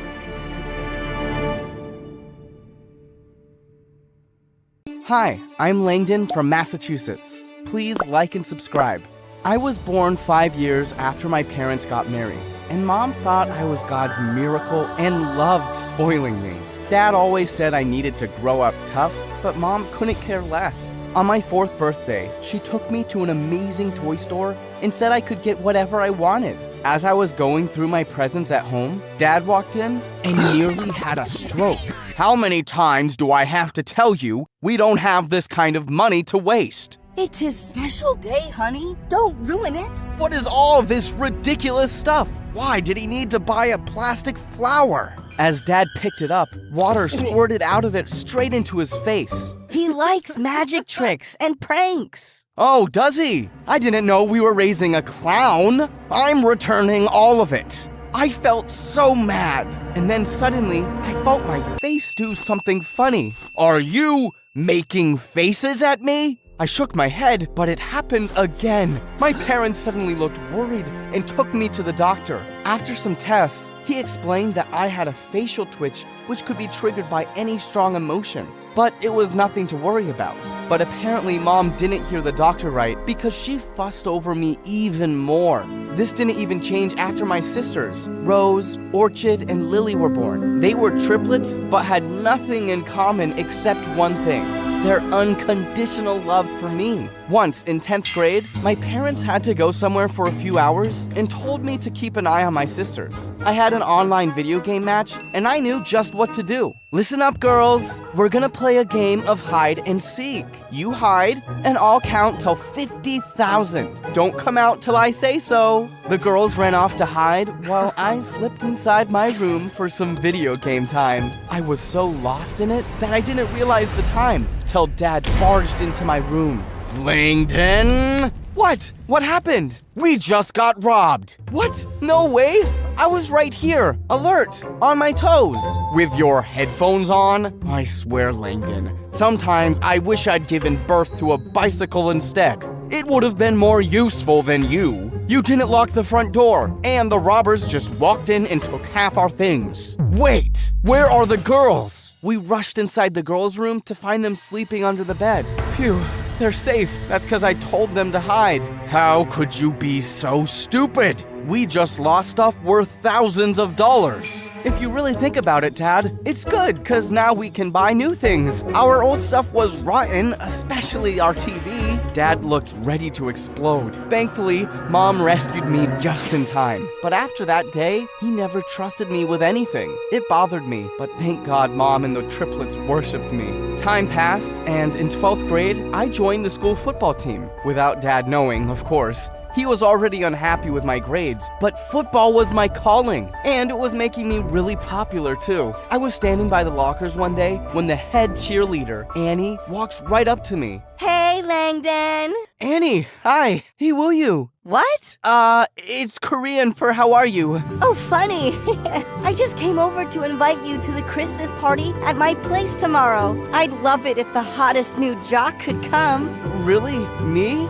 Wow, sounds mind-blowingly awesome. I mean, yeah, I'm cool. Count me in. Awesome. Can't wait to see your handsome face. I had a blast at the party, and I couldn't stop blushing when Annie introduced me as her new catch. Soon we became an official couple, and I was the happiest guy alive. A few days later, it was Dad's 40th birthday, and I wanted to do something nice for him. His car needed some repairs, so I took it to the mechanic to have it fixed and polished. But as I was driving back, I stopped by the bakery to pick up his cake, and that's when I heard a loud bang. I ran outside, and to my horror, I saw that Dad's car had slid down the sloping street and crashed straight into a truck. Oh my God! When Dad found out, he exploded like a pressure cooker. You, Langdon, you make me want to rip my hair out. My car is beyond repair. Do you think I just have money lying around to buy a new one? Dad, I'm so sorry. I got it fixed. For you. I guess I just forgot to put the brakes. You just forgot? How easy is it for you to say this every time? I've tried to make you more responsible, but I'm just done with you. I'm sending you to an army boarding school. Dad, no, I can't leave my football. I clapped my hand over my mouth as I realized I'd let it slip out. But Dad didn't even look shocked, just really disappointed. You think I don't know you sneak around and lie to me to play football? If you trusted me, I wouldn't have to. You should really come see me play sometime. Dad, I'm really good. I don't care, son. Your mom and I are leaving for your aunt's wedding tomorrow. But next week when I'm back, I'll ship you off. That's final. Dad didn't hear another word. And the next morning, my parents left. I'm sorry, bro. Dad forced us to tell the truth. It's okay. But now I need you guys to back me up. Dad needs to see I'm responsible. So we have new roles starting today. Rose, you're in charge of the dishes. Lily, I want you to make breakfast. And Orchid, you'll manage the laundry. And you? I'll supervise. That's the biggest responsibility. The next few days, everything went really smoothly. But then, one morning, my sisters woke me up screaming. What happened? It's Mom and Dad. They're missing. My sisters showed me the news, which said the plane they were on had disappeared. Search teams were trying hard to locate it. This can't be happening. Oh my God, what will we do now? I can't breathe. She's having a panic attack. She has panic attacks? Since when? We calmed her down and put her to bed, but I couldn't stop thinking how I never knew of Rose's panic attacks. I felt terrible. I stayed up all night reading the news about my parents, but it was the same. How was I supposed to make this work? What if they didn't come back? I didn't even hug them before they left. We stayed at home the next few days, waiting around for news of our parents, but none came. And when we returned to school, everyone was looking at us with pity. Great. People are treating us like we're orphans already. Don't say that. Just then, Annie appeared out of nowhere. Aw, baby. Your sisters look terrible. How are you holding up? Better than your fake eyelashes. Lily, behave. We're fine, babe. I tried calling you. Yeah, you know I always have such a busy calendar, babe. But you are right here all the time. I'll see you around, Poochie Poo. Seriously, how do you tolerate her? She's more fake than Monopoly money. I love her, okay? So you better get used to having her around. No, I won't. And after that day, Lily kept going from bad to worse. She would turn up late at home and get angry for the weirdest reasons. Whenever I asked her what was wrong, she said she was just fine. To make matters worse, we fell short of cash, so I had to work part-time as a mechanic. Things were tough. But thank God for Annie, or I would have gone crazy. One morning in school, Annie and I were sitting in the cafeteria when Lily walked up to us. We need to talk, Langdon. Can't you see we're in the middle of a conversation? Take your middle somewhere else. I need to talk to my brother. Lily, we can talk at home. Don't create a scene here, please. Everyone is staring. Oh, so you're worried I'll spoil your precious reputation now? Don't you care about your family at all? Oh my God, you're so loud. Babe, tell her to leave. Suddenly, Lily went crazy and emptied a can of yogurt on Annie's head. There, enjoy your lunch. What the heck, Lily? Annie, I'm so sorry. Annie stormed off, and I felt furious at Lily. The next evening when I returned from work, I went to her room to talk to Lily, but she wasn't there. She wasn't even answering her phone, and it was almost midnight. I informed the police, but they told me to wait for 24 hours. I was worried sick, so I rushed to Annie. Her dad worked with the government, so I was hoping she could help, but to my surprise, she was having a party, and I wasn't invited? As I looked around for her, I saw her in the corner with some random jock. What the heck? You're cheating on me? Really, Langdon? You really thought after what your sister did, I'd still date you? Take a hint and get lost. I felt stunned and angry, and my face started twitching. Annie just rolled her eyes. Ugh, your face is doing its weird thing again, and you look super stupid. And then she just started making out with him. I tried pulling her arm, but the guy with her pushed me away. I grabbed a glass near me to dump juice on him, but she pushed me, and the juice ended up all over her hair as she screamed. Lily was right. She was super fake. There was no way Annie was helping me now, so I left, only to find Lily in the parking lot. Do you know what time it is? I've been searching for you everywhere. Now you found me, so leave. I have a party to attend. You hate Annie. Why are you at her party? You're coming home with me. Don't tell me what to do. You've always done whatever you want. But now that I have my freedom, you can't stand it? You're not my dad. What's wrong with you? Have you forgotten I'm your older brother? Older brothers are responsible, so don't call yourself that. Now move.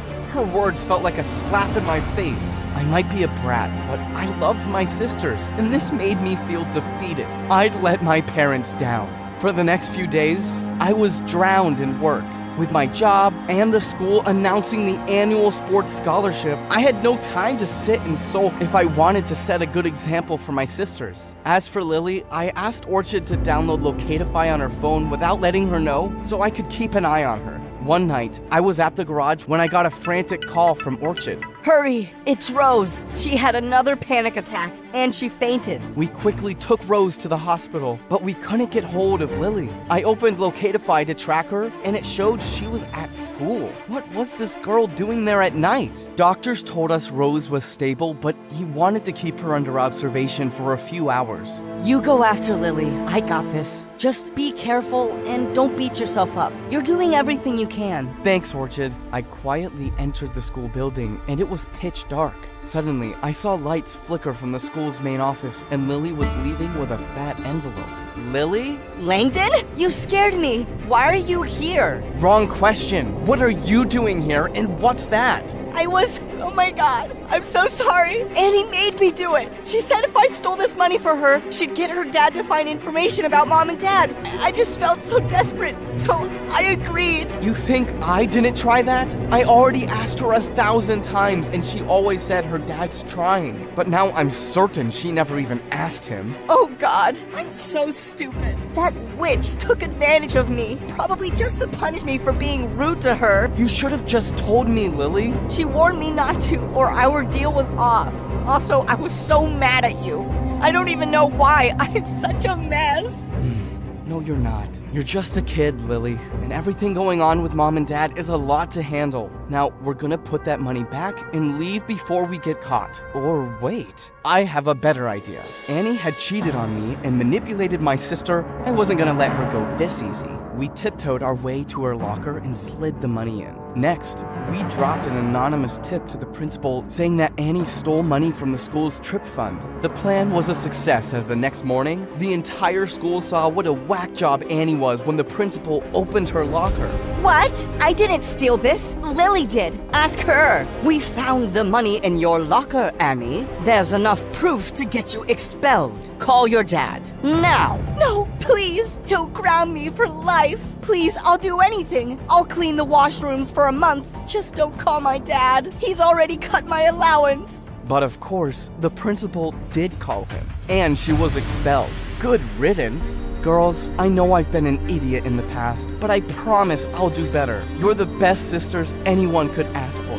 What's that? What? You're getting emotional. Aww, such a cutie. You're not so bad either. My finals came around the next week, and I actually managed to pass with decent grades. And I bagged a sports scholarship to college based on my football skills. One morning, when we were leaving for school, I saw a police van pull into our driveway, and my parents stepped out. Mom? Dad? Oh my god, you're back! Oh, my babies. I thought I'd never see you again. What happened? Where were you? How are you? Mom and Dad told us how their plane had to make an emergency landing in a forest with no connectivity, and it was only after weeks that the rescue team found them. Those were the worst weeks of our lives, not knowing if we'll ever see you again. But Langdon, I'm so proud of you, son. You did a fine job, and nothing's stolen, it seems. I'm so sorry, Dad. I never knew your struggles till I was knee-deep in mine. I'll be better, and I love you. I love you too, son. And I think I'd like to see you play football sometime. Really? So that means no boarding school? Don't answer that. I'm just happy you're here. Family really is everything. My heart was pounding as I landed on the other side of the wall, and I didn't look back once at the mansion as I ran away. When I was far enough, I collapsed on a park bench. Oh my god.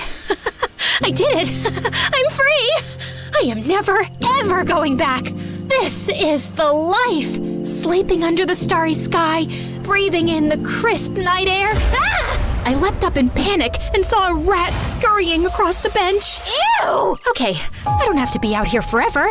Just a few days, enough to scare my parents. Now I just need to find a decent place to sleep. Ah! I fell on my butt as a white thing came zooming towards me, only to realize it was a flying paper bag. I nervously laughed and got up, but everything around me was beginning to feel sinister. Maybe Mom and Dad have been punished enough. They'll be pooping their pants by now. And suddenly, I had a strong feeling that I was being followed. I abruptly turned around to find nothing, but then I saw a huge shadow in the alley. And my blood ran cold. I started running like crazy and was crossing the street when I tripped and landed hard on the ground. As I turned over, I froze upon seeing a tall, cloaked figure towering over me with no face. The creature bent down closer to me, then drew a long breath. The creature recoiled and stepped back, and just then, I heard a heavy bike roaring down the road, coming straight at me. I clamped my eyes shut and kept screaming till I felt someone shaking my shoulders. Marion, you're fine. For the love of God, shut up! I stared at the familiar face in shock. Jake? Jake? Oh my God, hold me. I've had the worst night. Let's get you home, and you can tell me all about it. Can you just hold me for 2 freaking seconds? I need to be held right now. As Jake hugged me, I looked around to see the faceless creature was gone. Hi, my name is Marion, and I know y'all have a lot of questions. Like, how come she's so pretty? And what's the deal with her unique eyes? And who does her amazing hair? Okay, maybe you also have some questions about what just happened. They'll all get answered if you stick around for my story. And please like and subscribe. About my eyes and hair, I wasn't born like this. You see, when I was 5, I was vacationing in the Swiss Alps with my parents when one day I woke up with streaks of white running through my dark hair. And I'd also developed heterochromia. My parents, who were big worrywarts, really freaked out. They had me examined by every doctor in the world, but no one could figure out the reason. What was even funnier was that every time my parents dyed my hair, it turned back white overnight, which drove them crazy, but I secretly loved it. It's like my hair was rebelling long before I started. My dad was a rich politician, and over the course of his career, he kept going after big criminals and making enemies. So my parents were always super paranoid about my safety, and I had a security team on my tail all the time.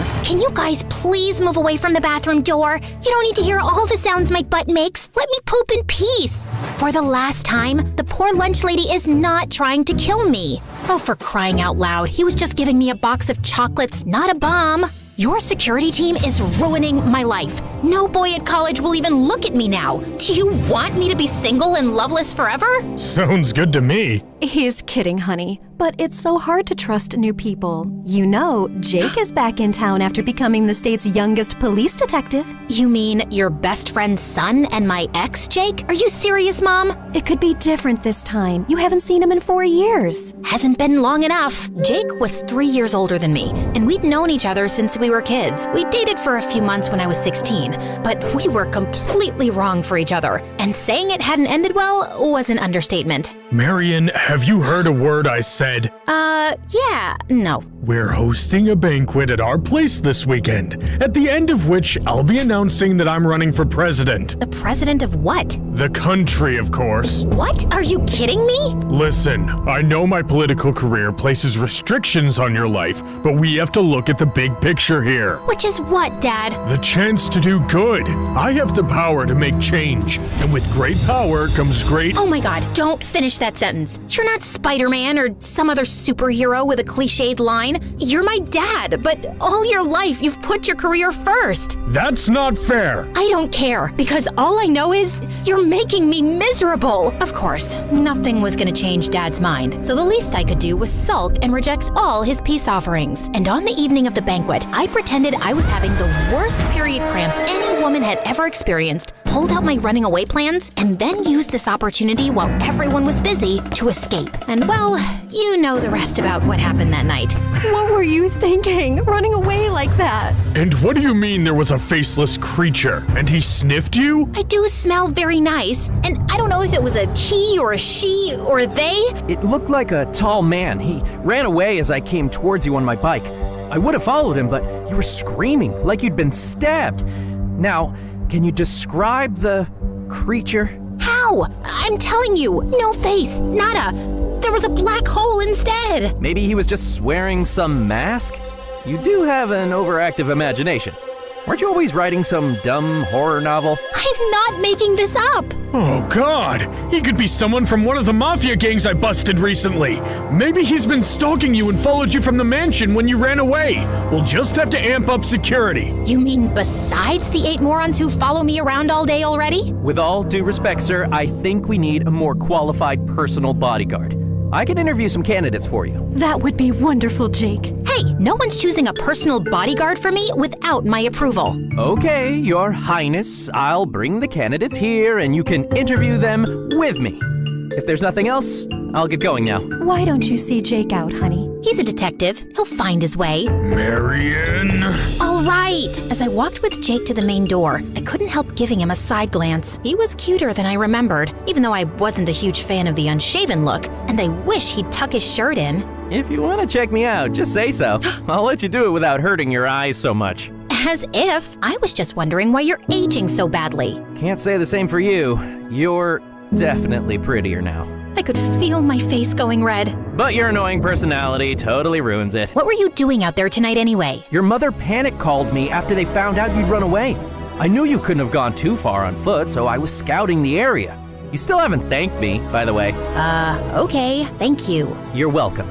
I'm glad you're all right. Suddenly, his hand was on my arm, and he was leaning in closer, and he was looking at my lips. I felt kind of lightheaded and... Got it.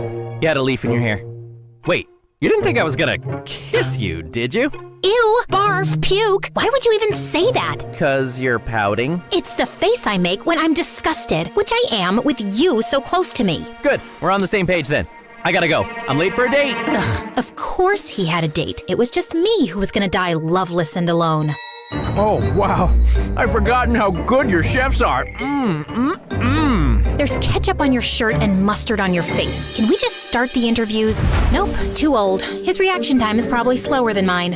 Nope, too chatty. He'll chew my ear off all day. Did you see his long nose hair? Ew, Jake, ew.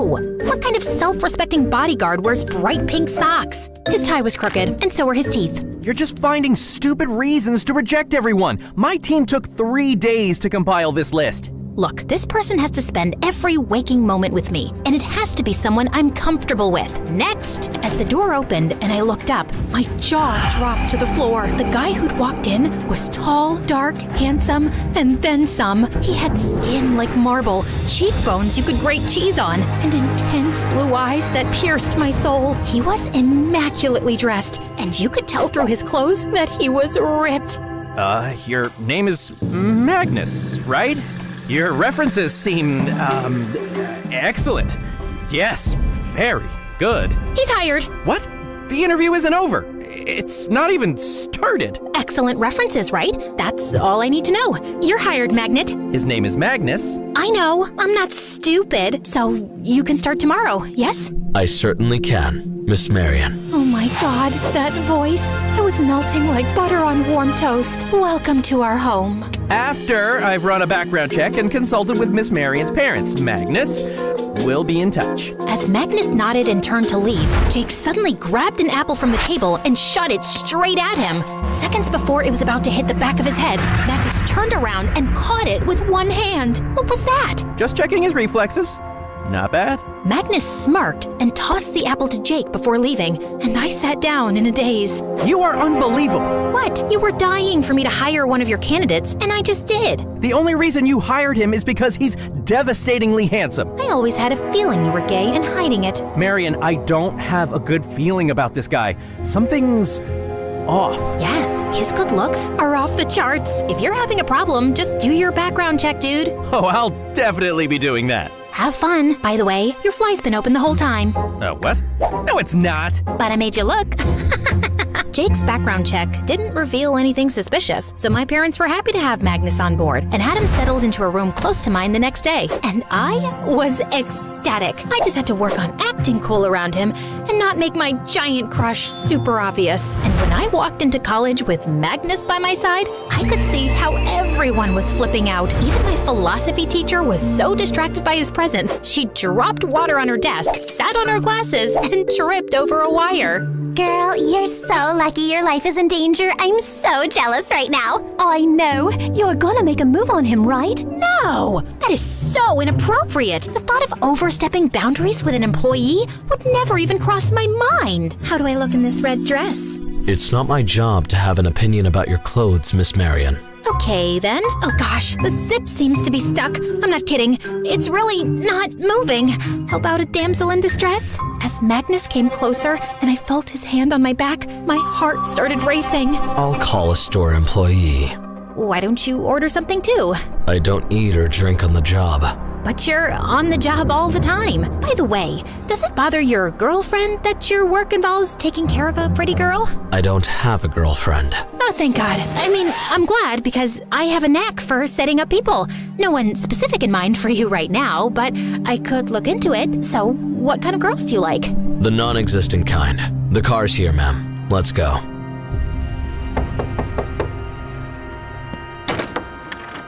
Hi, I was just wondering if you'd do me a huge favor. See, I've been working on this horror novel for a few years now, and I'd love to get your opinion. I think it's great, actually. Okay, I don't want to oversell it, but I really like the first 10 chapters. No, wait, 5. The first 5 chapters are good. Okay, fine. The first 3 pages. All right, I love the title, and maybe the rest of it is all bad. It's years of work, and I'm terrified it's not good, and I just need someone to read it and tell me... So, did you start reading my book? Yes, I actually finished it last night. Wow, that was fast. What did you think of it? It's not my job to have an opinion about anything except your safety, Miss Marion. Ugh, this beautiful demigod was made of stone, and he couldn't be less interested in me. Later that night, I was sleeping deeply when I woke up to the smell of smoke. I ran towards my door, but I opened it to find huge flames sweeping across the hall. I screamed for help, but no one was around. I had no choice left but to jump out of my window. The flames were roaring in. I had to jump now. Marion, no! Wake up! My eyes flew open, and I found myself on the window ledge with Magnus pulling me back in. Magnus, there was a fire! Just now, it was everywhere! Hey, slow down. You were having a nightmare. You're fine. Oh my God! I got you. Magnus held me close, and I felt my heartbeat slowly coming back to normal. It wasn't mentioned in your file that you're a sleepwalker and a potential danger to yourself. I sometimes sleepwalked as a kid, but I haven't in years. How did you even know? I heard you cry out for help. Across the hall? In your room? Yeah, you can be quite loud for such a tiny person. Well, I'm pretty sure my door was locked. I just kicked it open. Wow, I guess you're a good guy to have around for emergencies. That's why you hired me, right? I'm just really glad I got here in time. Magnus gently stroked my cheek and looked deep into my eyes, and I felt like I was drowning in his. My heart was beating hard as I leaned in, but he suddenly drew away. You should try to get some sleep now.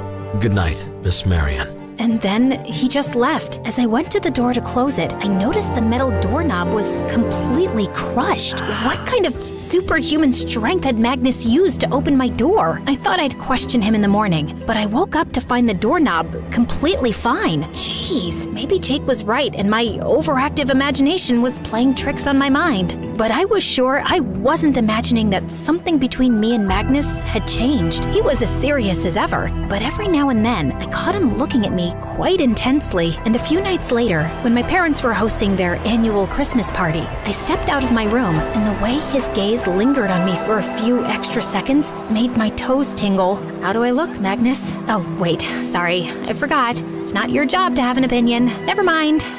You look stunning. Let's go.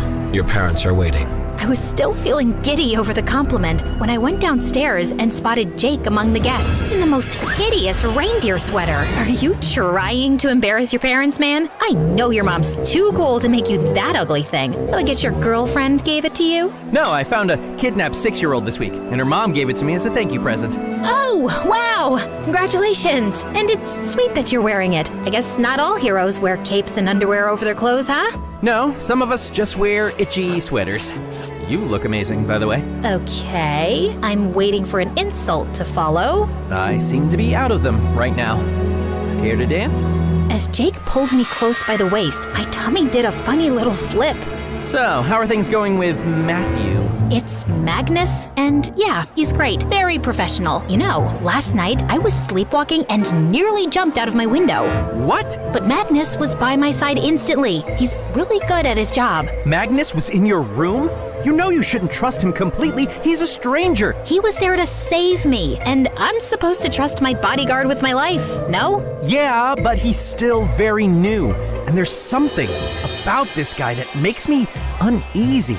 I'm still looking into his background. Jake, are you jealous of him? What, me? Jealous of him? Why would I be jealous? Maybe because he's devastatingly handsome and he's your ex-girlfriend's bodyguard. I'm very secure about the way I look, and this isn't about me being hung up on us. We were terrible together, remember? Yeah, the worst. We argued all the time. Over the stupidest things. Do you remember we once had a fight because you kept insisting Batman's car is called Batman-mobile? It is called Batman-mobile. No, it's just Batmobile. I'd love to be wrong about this. Congratulations, you are! See this? Okay, fine. You're right about one lame thing. Can I have that in writing? We both laughed. It wasn't all bad, right? I mean, when we were together. No, I can recall some pretty good moments. Jake pulled me in even closer, and our faces were inches apart when suddenly the music stopped and he abruptly pulled away. Oh my god, was any guy gonna kiss me? And why was I attracted to both Jake and Magnus? And why were they both giving me such mixed signals? And it only got more confusing from there. Jake started making excuses to show up all the time. At home, even at college, and I could sense Magnus wasn't really loving it. Hey, so I was just at the farmer's market and I saw this sweet old lady selling peaches, and I hate peaches, but I remembered you love them, so I got them for you. Suddenly, Magnus leapt forward, grabbed the box from him, and threw it in the trash. What the heck? Do you know that Miss Marion is only allergic to one thing in the world, and that's peaches? It's true. Oh, I knew there was some connection between you and Peaches. I just forgot what. Maybe you should read her file properly. Maybe you should just mind your business, dude. This is literally my business, sir. Guys, calm down. No one ate peaches, no one nearly died. It's all good. I am calm. It's not like I was gonna fight Magnus over this. Good, because you wouldn't be any match for me. Are you kidding me right now? I'm a trained police detective. So you sit at your desk all day studying cases and eating donuts. It shows. Oh, is that so? Well, then I challenge you to a match at my boxing club tonight. If Miss Marion is willing to come, I'll be there. What the heck was happening? Okay, this was too entertaining not to find out. I'm in.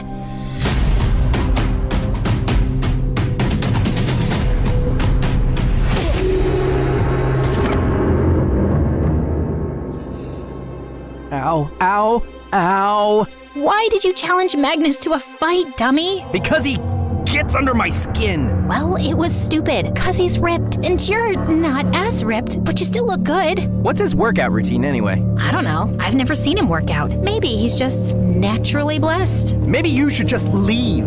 I really had no idea when Magnus did anything. But late one night, as I was writing at my desk, I looked out the window to see Magnus walking across the backyard, and I decided to follow him. And I found him in a school football field, lifting a massive boulder for weight training like it was nothing. What on freaking earth? And then he started running laps around the field at a speed that made my head spin. He was going so fast, he was becoming a blur. I let out a gasp, and suddenly he stopped. He looked here and there for a few seconds, and then quickly left. My heart was pounding as my thoughts raced. I ran back home to confront him, and when I knocked on his door, he opened it sleepily. Is everything okay, Miss Marion? No, everything is not okay. Don't even act like you were sleeping right now. I saw you. What are you talking about? I saw you on the football field, lifting a giant rock and running at supersonic speed. Have you been sleepwalking again? This is very dangerous. Don't change the subject. It was you, Magnus, and I want to know who you really are. Are you even human? Are you giving me a compliment or interrogating me? Look, I've been asleep for hours, and I don't know what you saw, but it wasn't me. It's your overactive imagination. I hate it when people say that. I know what I saw, and I think you have superpowers. Well, I'll admit, I do have one superpower. I can read minds. Suddenly, Magnus was leaning in really close. Can you? Yeah, you're thinking that I look exceptionally good right now and you know it's inappropriate, but you're wondering what it would be like if I kissed you. You've never been more wrong about anything in your life. Okay, so which one is it then? Do I have superpowers or not? I guess not. I walked off to my room, feeling like I was losing my mind. It was definitely Magnus I'd seen in the field. A theory was forming in my head, and I needed to find out more to confirm it. I had midterm exams the following week, so I mostly kept to my room, avoided Magnus as much as possible, and didn't entertain Jake either. But on the weekend, there was a big college party at a dance club, and I was determined to go. Your father isn't too enthusiastic about this. He's been cracking down on more criminal gangs lately, and he'd like you to stay out of the public eye as much as possible. Well, can't you tell him that I'm going because I deserve some fun, and you'll protect me? That's why I have you around, right? The dance club was completely buzzing, and I was having a great time when suddenly someone pulled me away from my partner. It was Jake. What are you doing here? Why haven't you been answering my calls? I told you, I was busy studying. Sure, looks like it. Look, I need to talk to you about Magnus. Ugh, what now? Something is giving you an uneasy feeling in your stomach again? Well, yeah. Then either you have a crush on him or you're eating expired food. Either way, I've lost interest in this little game you're playing. What game? Jake, you haven't contacted me in 4 years, and I know you don't really like me, so the only explanation for you turning up all the time now is that you've got some silly ego competition going on with Magnus. It's not like that. Okay, so if Magnus is out of the picture, you'll still come around? Maybe ask me out? Maybe. I might. But I really have something more important to talk about right now. No, I just want to have fun. I was walking off when Jake grabbed my hand and then pulled me into a kiss that left me breathless. Do I have your attention now? But just then, Magnus was by my side, pushing Jake away. What do you think you're doing? It's clear that you're forcing yourself on Miss Marion, and I want you to leave. Wait, no, that's not... Don't tell me what to do. She's safe with me. Aren't you a detective? It's always the ex-boyfriend who's trouble. I don't trust you. The feeling is mutual. Jake punched Magnus, and before I knew it, the two had broken out into a crazy fight. As a crowd gathered around them, I suddenly felt a hand clamped over my mouth, and some hooded man was dragging me away through a back entrance, and no one was even looking at me in the chaos. I tried to kick and scream, but the man's grip was too strong as he led me out into a dark alley. I felt panic rising in my chest when suddenly Magnus appeared and attacked the kidnapper. The man pushed Magnus off with a great force, sending him flying into a wall as he ran away. Magnus! I'm fine. Are you okay? Yeah, I think so. I just got really scared. I'm so sorry, Marion. Hey, you're bleeding. Just then, I noticed my leg was grazed and some blood was trickling down. Magnus drew a sharp breath and his face looked paler than usual. What is it? Nothing. Sometimes blood makes me a bit sick. I'm calling the car. We need to get you home. Where's Jake? Punched him into a coma, hopefully. Magnus? He's fine. I want to know exactly what happened tonight. How is it that a police detective and a bodyguard I pay a lot of money to were both there at the nightclub and my daughter nearly got kidnapped? Jake is interfering with my job, and his actions tonight put Miss Marion in great danger. You need to fire him, sir. I've been meeting with the people who previously hired him, and what they said about him is very suspicious. Which is what? They all said the same thing about how great he is at his job, but it sounded fake, like they'd been hypnotized or something. We were all looking at Jake like he was crazy. And that's not all. A few days ago, I saw a tattoo on his wrist, which I traced back to a dangerous criminal group that escaped prison a few years ago. Show us your left wrist, Magnus. Magnus looked at Jake silently and pulled up both sleeves, and neither had any tattoo. What? No, I saw it. I'm certain of it. Jake, I don't know what's going on with you, but you need to stay away from Marion. I won't have your wild theories put my daughter's life in danger. Let the bodyguard do his job. But I'm doing my job too, and I know I'm right. I don't remember hiring you for one. I'm getting a restraining order against you, Jake. Stay away. Jake gave me a long look, then left angrily. Later that night, I just couldn't sleep and went up to the rooftop, only to find Magnus behind me minutes later. Sorry, I feel extra paranoid after what happened tonight. You know something, Magnus? Jake is wrong about many things, but he's right about one. You've been lying about who you really are, and I know who you are. Do you? Later that night, I just couldn't sleep and went up to the rooftop, only to find Magnus behind me minutes later. Sorry, I feel extra paranoid after what happened tonight. You know something, Magnus? Jake is wrong about many things, but he's right about one. You've been lying about who you really are, and I know who you are. Do you?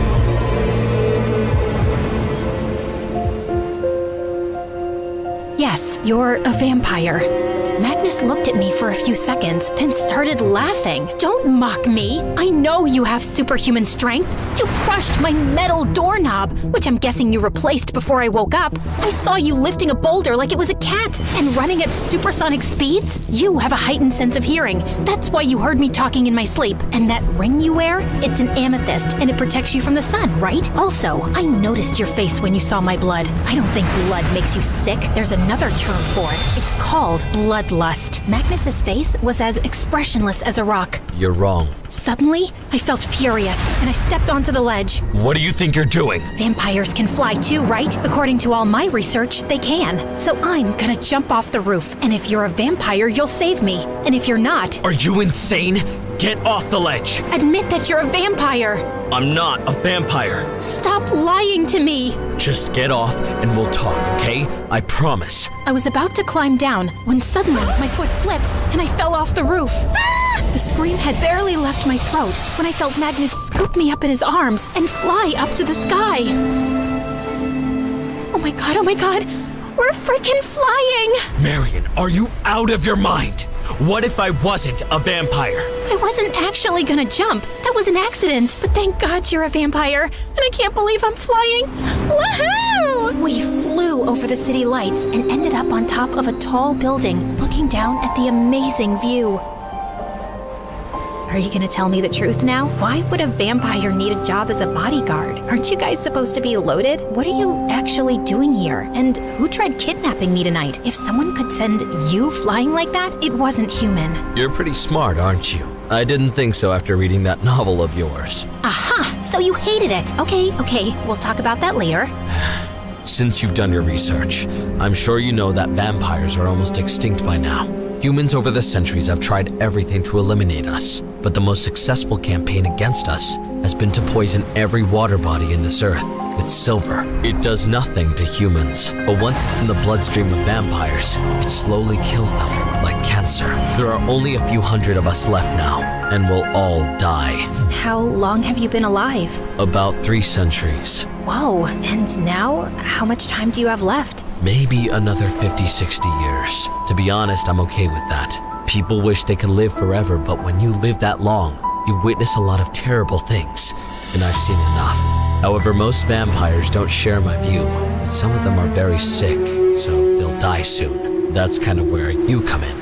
Me? What do I have to do with this? Do you have any idea why your hair turned white and your eyes changed color? No, I just know I was 5 and I was vacationing in the Swiss Alps. Apparently, when you were there, you ate a very rare magical flower, the kind that blooms once in centuries. Oh, I did like eating flowers as a kid. That flower caused your eyes and hair to change, and it gave you another power. It makes your blood pure from silver, and that makes it a cure for the disease killing vampires. How do you know all this? Many years ago, a vampire with very strong powers said she'd seen a girl in a dream whose blood was made pure by that flower. She described her with the unique features that you have, so you can imagine that vampires have been looking for such a girl for a while. And then a few weeks ago, I saw you on the news with your father. I wanted to get closer to find out if you're the one, so I'd been keeping an eye on you. The creature you met when you ran from home, that was me.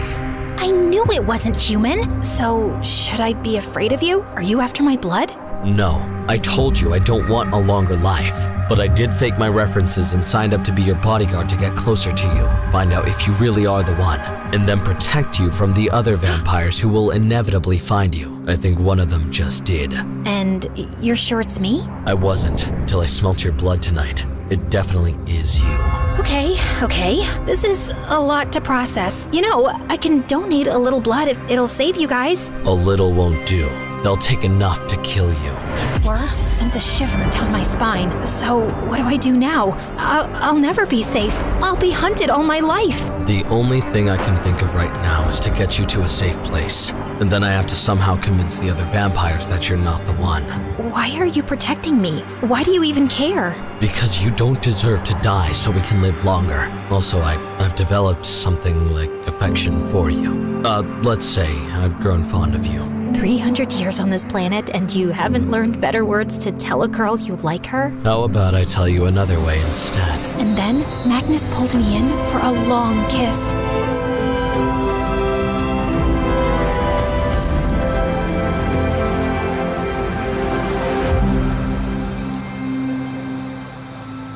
We didn't want to send my parents into panic mode, so I acted like I was really shaken up by the recent kidnapping attempt and needed to get away from the city for a while. Magnus said he could take me to a safe house, and my parents agreed. I'm surprised my paranoid parents trust you so much. I may have used my hypnotic convincing powers on them. I am both fascinated and terrified by you. I would never hurt you. Just trust me on that. Magnus drove for hours deep into the countryside, and the safe house we arrived at was a giant-sized mansion, more luxurious than any place I'd ever seen. He settled me into a huge suite and then placed a locket around my neck. I have to go right now, but my servants here are completely trustworthy and will look after you. If you need me, just press on the locket and I'll be here in a heartbeat. Will you be all right? Yeah, of course. Magnus kissed me gently and left, but I just couldn't sleep that night. I couldn't get rid of a nagging feeling in my heart. I looked over at my phone, wanting to call Jake, but I had no signal. Finally, I jumped out of bed and left my room to explore the mansion. I just reached the main hall and was looking at a painting when suddenly, loud alarms started blaring all over the place. I stood, frozen in panic, then started pressing the locket like crazy. And within seconds, Magnus was by my side. There's a security breach. We need to leave. Now! Just then, the main door flew open and a man walked in. He was tall and pale like Magnus, but his cheekbones were sunken in, and he had a manic look in his dark eyes. What's the holdup, brother? You were supposed to bring the girl to us weeks ago. Excuse me? Leonard, was it you who tried to kidnap her yesterday? Yes, because I don't know what's been taking you so long. We need the girl now. I needed to be sure if she's the one, and she isn't. I've seen and smelled her blood. Why should I trust your judgment? We can try the cure with her blood anyway. If it works, fantastic. If it doesn't, who cares if we've killed one human? We'll keep looking. No! I won't let you kill someone senselessly! These humans are the ones who poisoned us. You promised you'd find the girl that could cure our community. Magnus, you lied to me? No! I mean, it started off that way, Marion. But now, I really don't think it's right to kill anyone just so we can live longer. You mean you're stupid enough to have fallen for this girl and now you've changed your mind?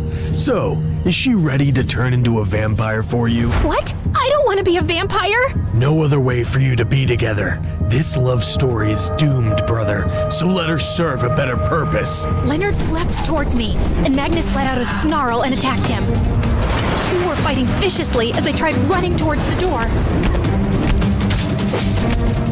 only to find Jake running in. Oh my god, Jake! You're B positive, right? What? Your blood type. Yes? So am I. Just wanted to make sure before I do this. And then Jake pulled out a syringe full of blood and stabbed me in the arm with it.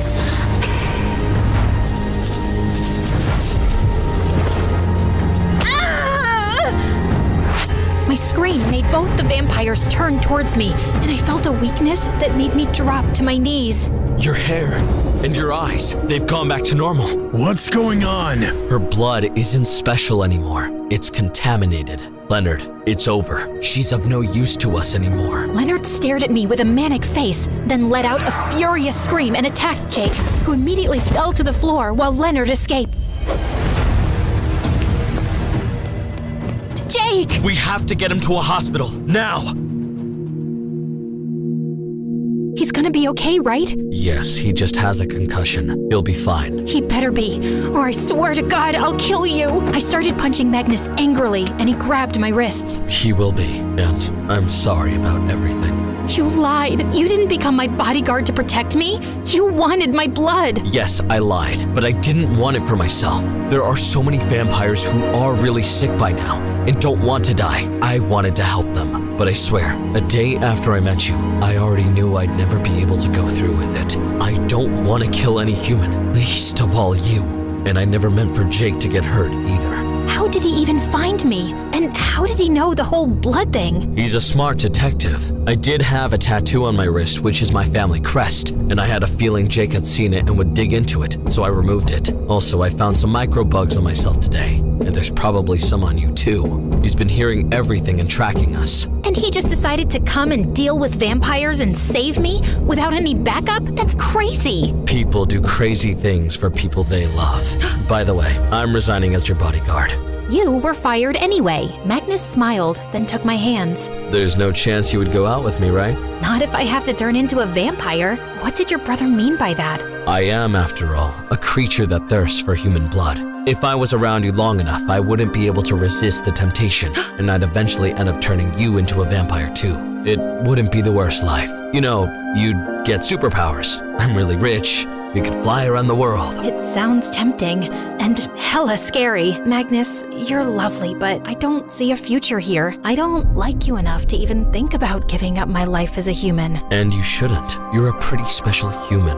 And between the two of us, Jake's the better guy anyway. He's got a really good heart, and I do see you two having a future together. So, I guess this is goodbye then, Marion. Goodbye, Magnus. He kissed me on the cheek and then left.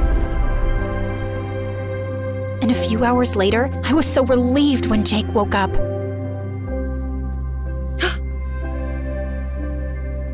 I overheard the whole crazy conversation about Magnus being a vampire and your blood being the cure to the vampire disease. It was so absurd, it sounded like those stupid stories you write. Can you stay on track and not insult me? But it all added up, and you figuring out that he was a vampire was actually pretty cool. You seemed convinced that he was going to protect you, but I couldn't trust him. So I followed you to his mansion, waiting for a chance to get in. I figured if your blood is special and that's why vampires are after you, I had to do something to make you just like the rest of us.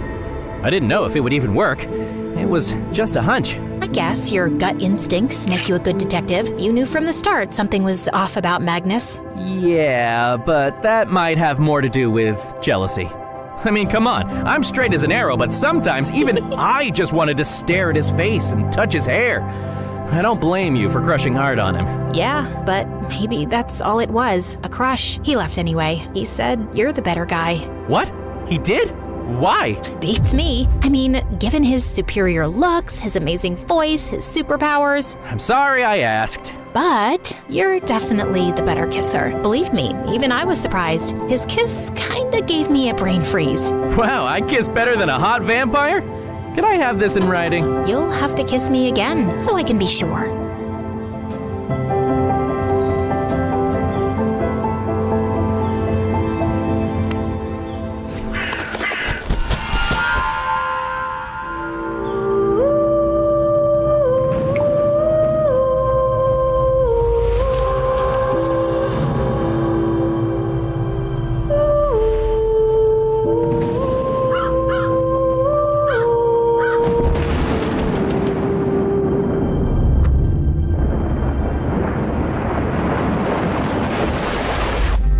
Hey now, wipe that frown out of your pretty face. Listen to me, Marion. I won't hesitate to take that supernatural blow many times over just to save you. Bleeding will stop, bruises will heal, and broken bones will mend back together eventually. I knew something wasn't right with you. Anyone, please help!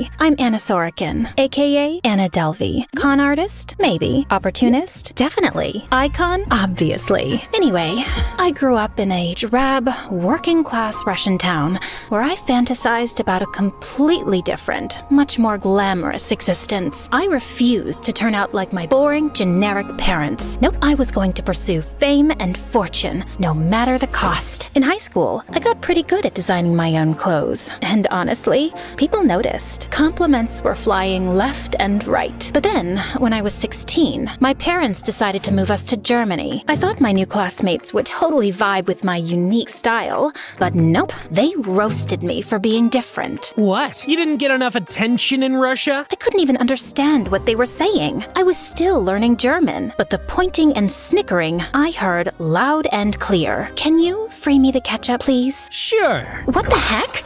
You said free the ketchup! Just then, I grabbed my harmonica bottle, taking a sip before casually playing a tune on the cap's built-in harmonica. I wasn't even thinking about it, just something I did. But suddenly, all eyes were on me. Wait, what was that? What was what? The bottle. You played it like a harmonica. Oh, yeah. It's a water bottle and a harmonica, obviously. That's insane! I need one. By the next week, I had ordered a few bottles for them from Amazon. They acted all grateful. For a while, I thought, maybe this is it. Maybe they'll start being nice to me. Then, a few days later... So, there aren't any left from the ones you gave us? Can I have yours? It's for my sister. I hesitated, but handed it over, thinking this has to be a turning point. Spoiler alert, it wasn't. They stayed mean. By the way, grab your harmonica bottle from the link in the description, guys. I was holding back tears. No way could I let them see me cry. They'd tear me apart. So I bolted to the bathroom and let it all out. But as I sat there, staring at the same ugly black loafers peeking out from the stalls, it hit me. They're the ones who have it all wrong. Just small-town sheep with zero taste. Me?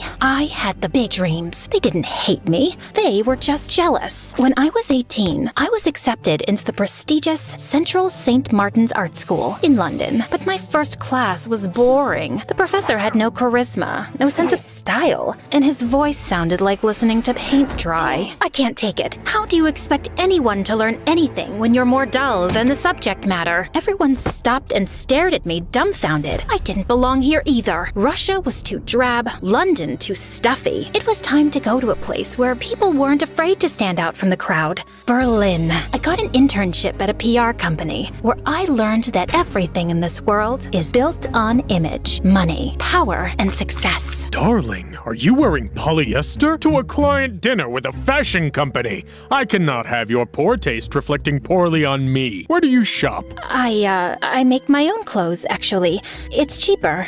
Interesting. Very interesting. I could tell my boss totally lost respect for me after that. No one takes a poor person seriously. Ugh, I quit the internship before I could get fired. I was ready to fake it till I made it. It was time to inhabit the successful fashionista I would one day become. I moved to Paris with $20 in my pocket to pursue an internship with Purple magazine. My great aunt was the first woman in our family to wear a tube top in Russia. She was so counterculture. Let me bring that love of the bold to your magazine. You won't regret it. It worked. I was hired on the spot. But Paris was expensive for a 20-year-old, and $400 a month wasn't enough to fake being glamorous. So I asked for a job and didn't get it.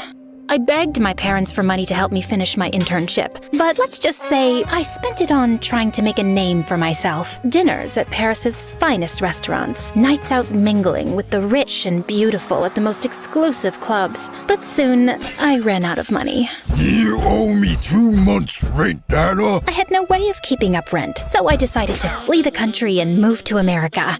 48 hours later, I arrived in New York City and checked into the chicest hotel in Manhattan. I used my Purple magazine ID badge to gain access to an exclusive event at New York Fashion Week, and with my blazing blue power suit, I arrived on the red carpet, confidently posing for pics. People seemed to believe I was someone, because suddenly, click, click, click, photos were being snapped of me left and right. The taller I stood, the more interested people were to know me. A woman a little older, maybe 23, with perfect hair, started chatting me up. Oh my gosh, I love your blazer. Where did you get it? Custom made by moi. Oh, I think I detected an accent. Where are you from, if you don't mind me? Oh, no, not at all. I'm from Germany, Berlin. Oh, no way. I have friends in Berlin. What's your last name? Delvey. Okay, I lied. But I was trying to reinvent myself. I didn't want to be seen as the poor, working-class girl from Russia. Your badge says Sorokin and I don't see you on the list. Can I see ID? Ugh, sorry. I'm going through a divorce and I keep forgetting it's not finalized. ID. If I showed my ID, the woman would know I wasn't on the list, and Rachel would know I wasn't from Germany. So I rifled through my purse, pretending to look for my wallet. Oh my gosh. Ugh, I think I left it at home. I can't go back there. He's there. I can't see him. I'm sorry. It's been... And then I started weeping, a skill I practiced back in Russia. Oh my gosh, honey, don't cry. Your makeup is going to smudge. Rachel must have actually believed me, because soon she was lying to the check-in woman. She's with me. It's okay. My guest canceled. Please, she's clearly going through a lot. The check-in woman looked at me pitifully, and then stoically nodded, letting me through. Oh my god, thank you. Thank you. Of course. I know how hard divorces can be. You've been through one? I feel like I have. I just watched Eat, Pray, Love, and what Julia Roberts goes through in that movie, I can't imagine. Rachel was perfect. She was bubbly, energetic, and was a photo editor for Vanity Fair. She knew everyone who mattered in Manhattan. Her best trait, though, was believing everything I told her, including that I was a German heiress who was looking to launch the Anna Delvey organization, a private art foundation where all the best creators and entrepreneurs in New York could feature their work and foster a like-minded community of tastemakers. Rachel loved it. Oh my gosh, I love it. Well, I could use some help. I'm looking for investors. I can introduce you to some people. You deserve something good after what you've been through. She was right. I did deserve something good. And the more the idea of my organization looked like it could become a reality, the more obsessed I became with making it happen. I opened 5 new credit cards and followed Rachel's lead. She showed me where to eat, where to party, and where to be seen. And through her, I met the upper crust of young, successful New Yorkers. DJs, chefs, architects, artists. But finding investors was taking longer than expected. Within weeks, my credit cards were almost maxed out. I needed to go big or go home, literally. So I hosted a swanky party in the Hamptons and invited the wealthiest people I knew. But on the day of the party, there was a slight hiccup. What do you mean your credit card isn't working? My ex-husband must have accidentally canceled it or something. Ugh, now the venue is saying they won't let us have the party.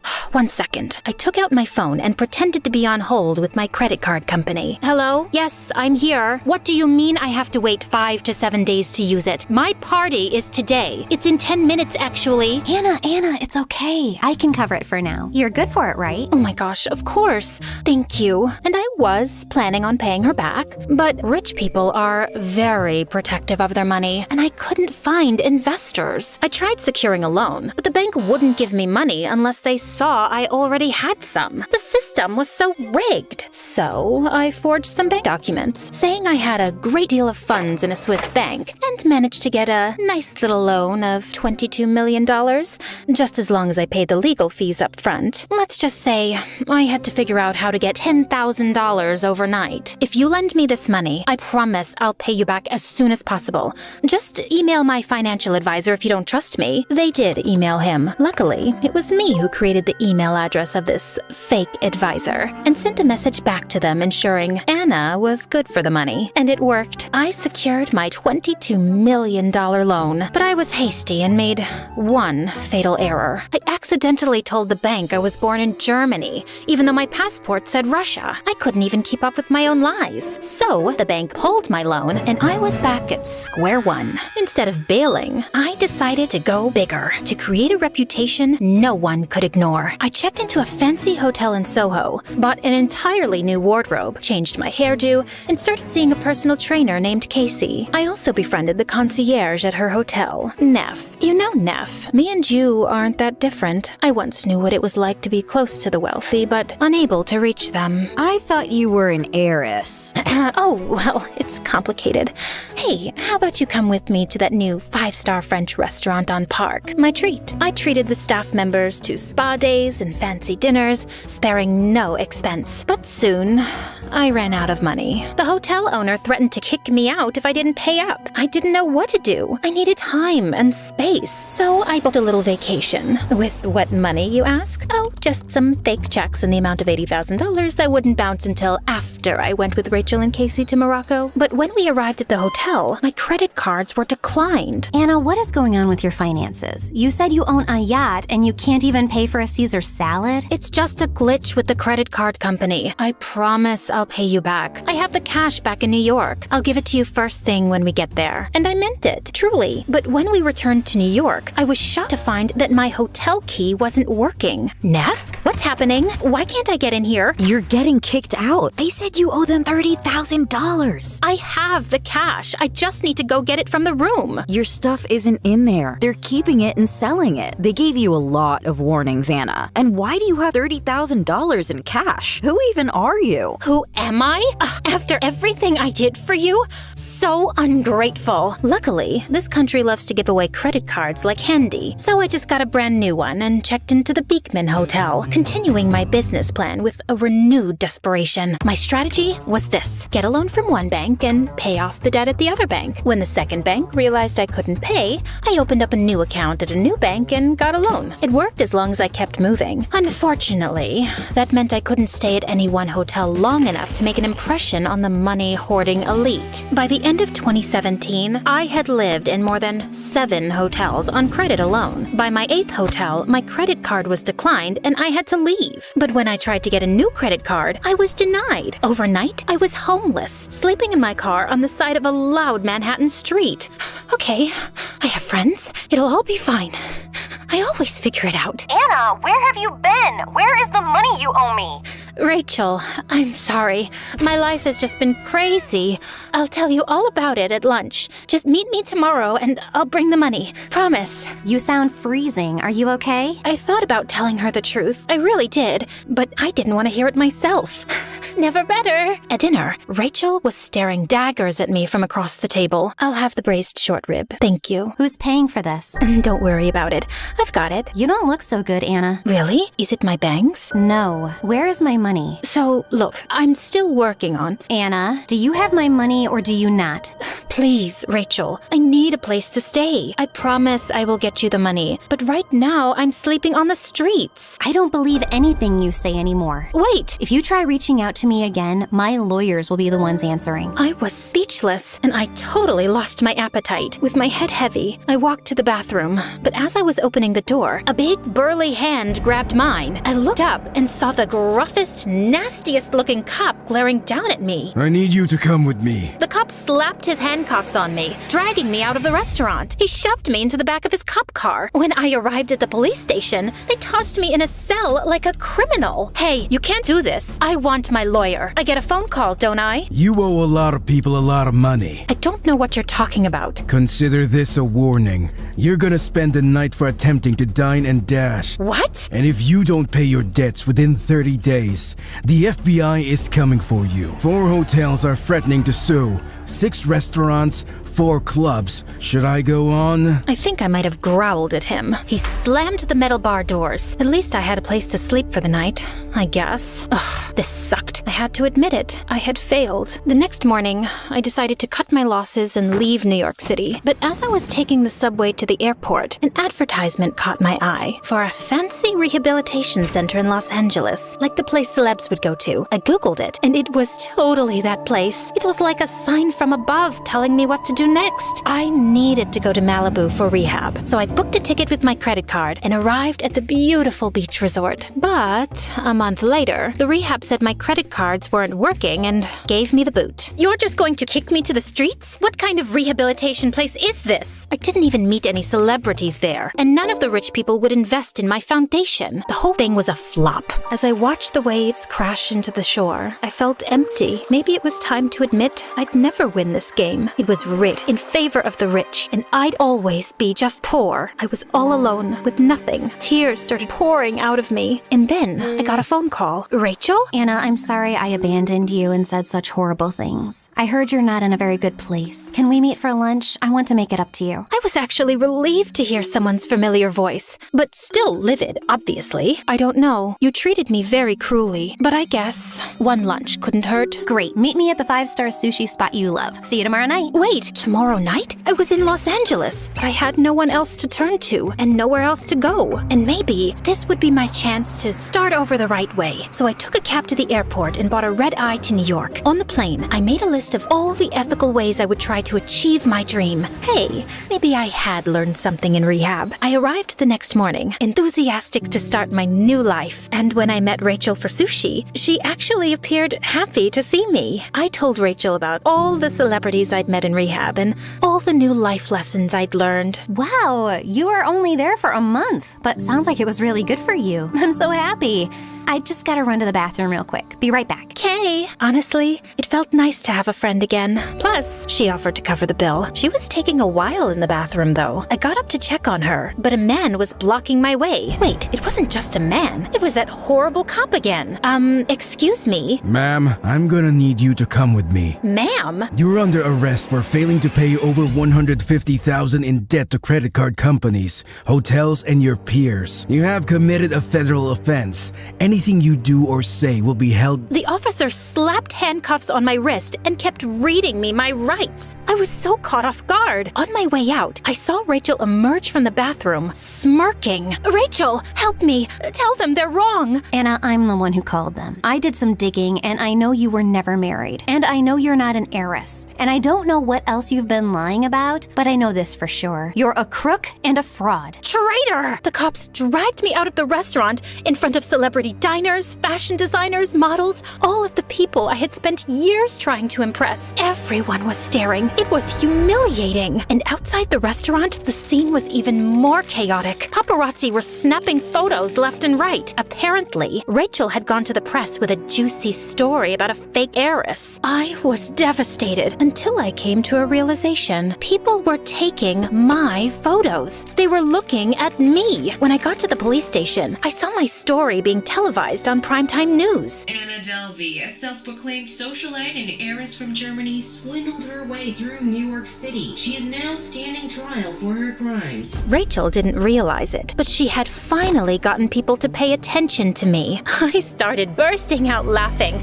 I couldn't control myself. What are you laughing about? I did it. Are you confessing? What? No, I did something else. I got famous. Over the next few weeks, I sat in my prison cell sketching ideas for all my fabulous trial outfits. I even got my attorney to arrange a wardrobe styling. I had the chicest outfits for every day I'd be sitting in that dreary courtroom. And if any of the other prisoners were rude to me, I wouldn't let them get away with it. Not anymore. One day, someone called me a fraud and spat in my food. I tackled her to the ground, and we got into a full-on slap fight. The guards pulled us apart and shoved me in solitary confinement. Thank God, I can finally focus on my sketches without all the noise. I had been getting more attention than ever before. I was all over social media, magazines, and TV.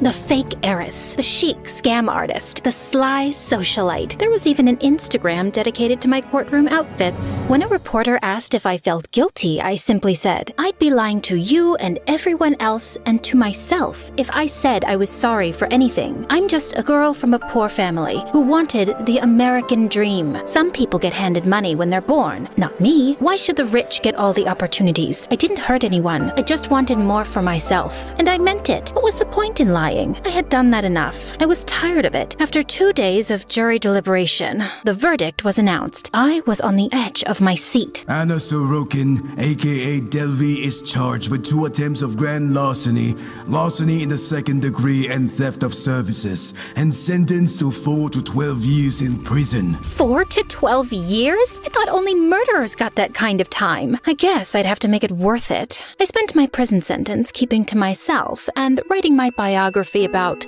The Fake Heiress Who Went to Prison. It was a compelling story after all, and Netflix agreed. While I was in jail, they paid me almost $500,000 to consult on a television show about my life. 2 years later, in 2022, I was released from prison. I had made enough money to rent a flat in Greenwich Village in New York City, and was able to serve the rest of my sentence there. I was neighbors with all the greatest creative minds of this century, working on my art, getting the finest food delivered to my door. What else can a girl ask for? Oh, how about a gallery show and $500,000 in sales for my artwork? And let's not forget my latest stint on Dancing with the Stars, though that didn't go over so well. After all I've been through, you're probably wondering, was it all worth it? Well, my criminal years are behind me, I'm a household name, and people are still writing stories about me, and paying me for it. And also you, watching my story right now. So yeah, it wasn't the most conventional route, but I think I pulled it off.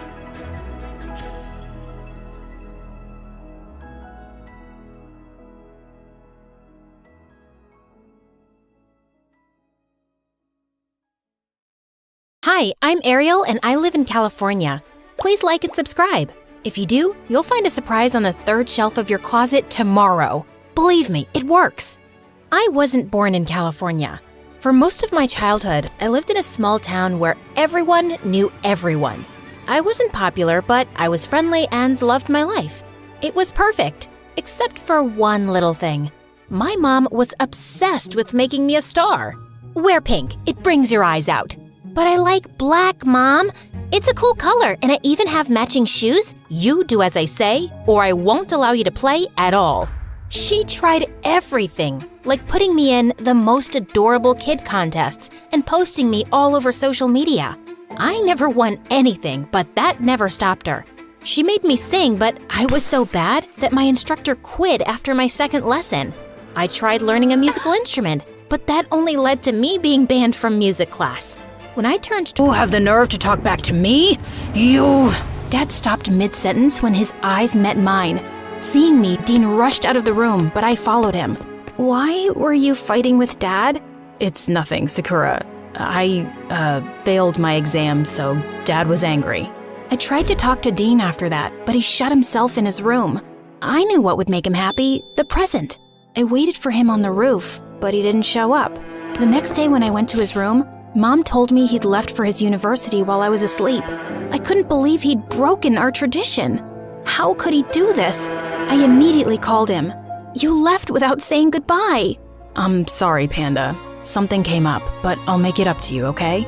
With the best gift ever. Yay, cool. But what about your gift? Keep it safe with you for now. I'll take it when I come back home next. Deal? Deal. But Dean never came back.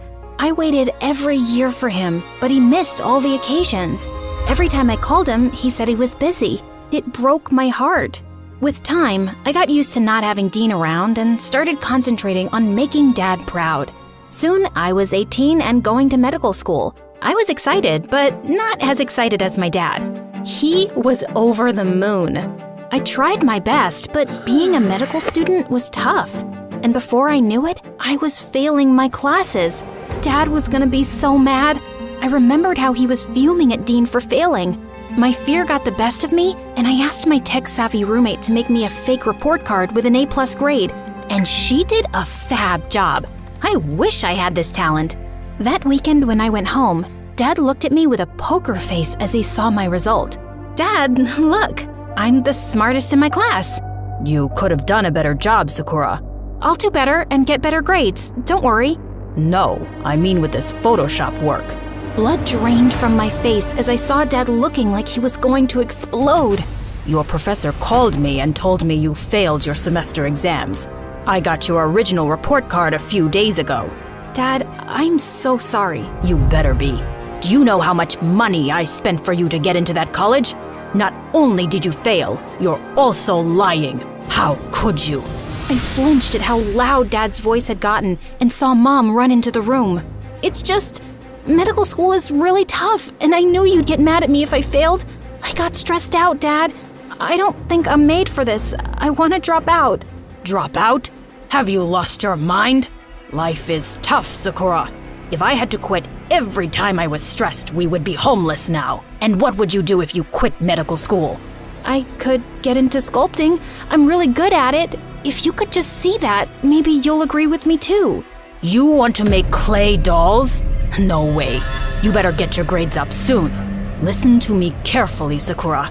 If you decide to leave med school, you will not come back to this house. Understood? His words really angered me, and I snapped. Loud and clear, Dad. Loud and clear. With that, I packed my stuff and went straight to my aunt's place. Aunt Lexi was my mom's younger sister. She was the cool aunt of the family and lived by herself in a big villa. I told her everything, and she gave me a big hug and sent me to my room. When she called me for dinner, my jaw dropped at seeing Dean sitting in front of me. Dean, what are you doing here? Hi, Panda. I missed you so much. Dean hugged me while I cried. Ew, you're getting your snot all over my shirt. Oh, I'm sorry, Dean. I then told Dean about what happened, and he looked sad for me. But I had only one question for him. Why did you stop coming over? I told you, I was busy with uni and stuff. It was because Dad and you fought, right? About your… What? Oh, yeah, because I failed my exams, yeah. The following week, Dean helped me get admission into the art college I wanted, and I was finally free from med school. Art school was everything I dreamt of, but I was still upset that I couldn't share this joy with Mom and Dad. Dean and Aunt Lexi always tried to cheer me up with visits to museums or art galleries and yummy food every night, but I still missed my parents. One night, I couldn't get any sleep and decided to get some water. As I tiptoed my way to the kitchen, I heard my aunt and Dean talking, and what I heard knocked the wind out of me. Dean, did you try talking to your father? I'm really worried about Sakura. She misses both of them so much. I know, Aunt Lex, it's just, you know how Dad can be. He's not answering my calls. I think he still hates me. I hope he finds it in his heart to forgive me someday. Forgive you? He should be the one to realize his mistake. How could he just kick out his own son for falling in love with a boy? He did what? Hearing my voice, Aunt Lexi and Dean turned to me with wide eyes. You're lying, right? Dad wouldn't do that. He even helped his assistant come out to her family. That's just for the world to see, Sakura. He's always been like this. He pretends to be this modern person, but he's not. It's just the way he was brought up. These traditions. My whole world came crashing down. I couldn't believe that my dad was capable of doing something like this. He was a completely different person for me now. I was furious, so I went home with Dean the next day to confront my parents. When Mom saw Dean, she hugged him tight. My Dean, I missed you so much, son. Just then, Dad walked into the house, and Dean moved away from Mom immediately. How dare you come back? I brought him here. Yes, I know you kicked him out. How can you be this two-faced person, Dad? You go around supporting others and being this modern person, but here you are, holding back your own children. Sakura, you have no right. But I do, Dad. He's my brother, and you kept him away from his family. How did you have the heart to do this to your own son? He was ready to ruin the name of this family. He is not my son. How can you say that? Why, it's the truth. Ask him or your mother. When I looked at them, they looked pale. What are you doing? You promised never to bring it up. He left me with no choice. He is breaking apart this family. I loved him and brought him into this house from that orphanage. And this is how he repays me. What in the father-freaking world? I looked at Dean and instantly knew that Dad was telling the truth. You're adopted? Why did you never tell me? I found out the day you were born, and you'll always be my little sister. I couldn't hurt you. And Dad, I never meant to hurt you either. But I won't apologize for being who I am and falling in love. I can't believe you still have the nerve to stand in my house and talk to me that way. Get out. His words made my head spin, and it was then that I heard Mom yell, for the first time. You are such a cruel person. Congratulations. You yourself broke this family apart. I'm going with my children. You can have all the traditions and your wealth and business, but we are going to live a better life, where we can breathe. Saying that, Mom took mine and Dean's hands and stormed out of the house. I'd never seen her this angry. We stayed without Lexi for a while until we could figure out what to do. One day, Dean introduced us to his boyfriend, and we loved him. He was kind and yelled at Dean for teasing me and calling me a panda again. I liked this guy. One afternoon, the doorbell rang as we sat down to have lunch. Aunt Lexi entered the room with Dad right behind her. He looked like a mess. Can I talk to you all, please? We have nothing to say to you, and I doubt we would want to listen to you. Mom. Dad then began sobbing, and it broke my heart. Dean went and held him. Dad turned and hugged Dean tight. Son, I'm so sorry. I was rude to you and I shouldn't have done that. I thought what I was doing was right, but it wasn't. You're my son, the future of my house and business. But before all that, you are my son. And then you came along and my world was complete. I hope you'll forgive me. Please forgive me. I ran toward my dad and hugged him as well. Of course, Dad. We're so glad that you found your way back to us. Everyone in the room was a sobbing mess. Dad agreed to meet Dean's boyfriend one day, and to everyone's surprise, they bonded really well over sports and the fact that they dislike ice cream and loved Grey's Anatomy. Weird. Our family was nowhere close to perfect, but it was much stronger, and that's all I could ask for now.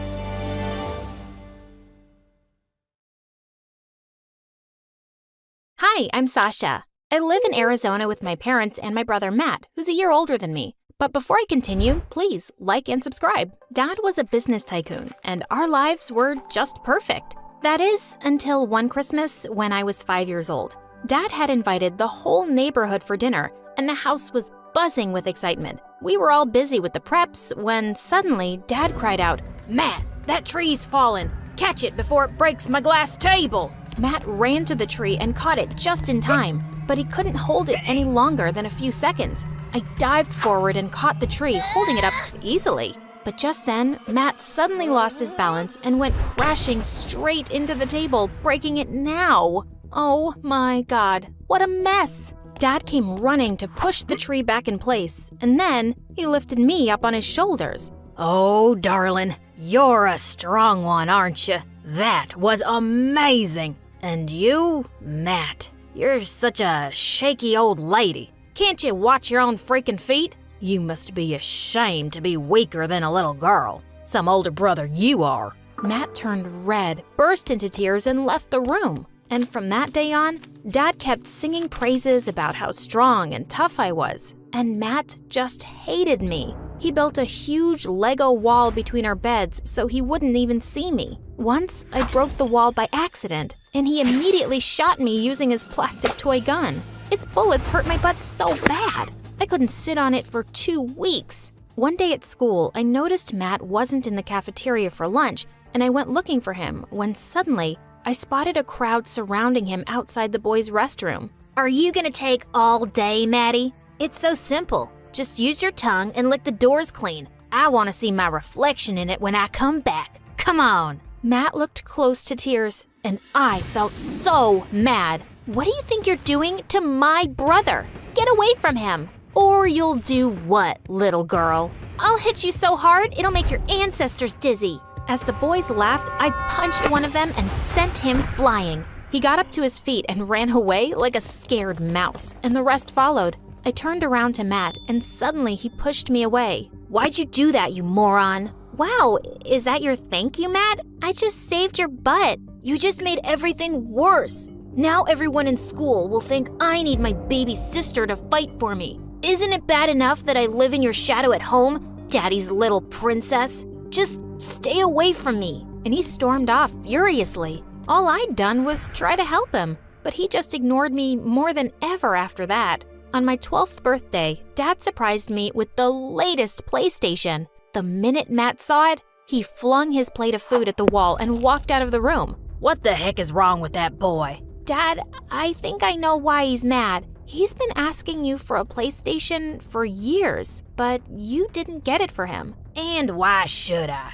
I got him Iron Man and Spider-Man figures on his birthday, and what did he learn from them? Nothing. He's just a weak, lazy couch potato staying locked up in his room. No, you deserve this. He doesn't. I felt bad for Matt, but my birthday gift was something new and exciting for me. I placed it in my room, and after dinner, when I went back, it wasn't there. Just then, I saw Matt passing by my room with a wicked smile. I knew he'd done something. I ran out and jumped on him, knocking him down. "Where's my PlayStation, Matt? I know you took it from me. Give me back my gift." I will, if you give me some answers. Why do you spoil everything for me? Why did you get what I asked for? And why's Dad crazy about you? I just can't sit and watch all this. But it's not my fault, Matt. I didn't do anything to you. Now, where is my PlayStation? Boom! And he ran off and shut his door. Suddenly, we heard a loud explosion from the backyard.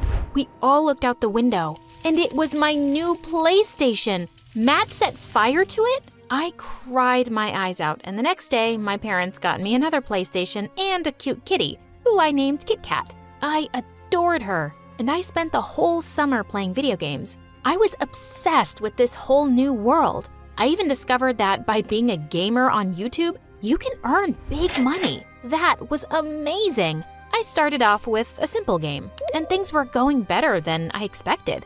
And in no time, I started streaming my games on YouTube, and I was getting so popular in school. One evening as I sat down for a live stream, I saw a video had been posted a few hours earlier from my account. I clicked on it, and to my horror, there was a figure sitting at my desk in my hoodie with the face covered, speaking in a weird, shrill voice. "I just came online to confess that I'm a fraud. I made my brother play all these games for me because I'm just a dumb girl who could never be a good gamer. You all are pretty stupid for believing me. Now my brother has left me, and I'm done. So go follow somebody else, you morons." There were tons of hate comments under the video, and so many people had unfollowed me.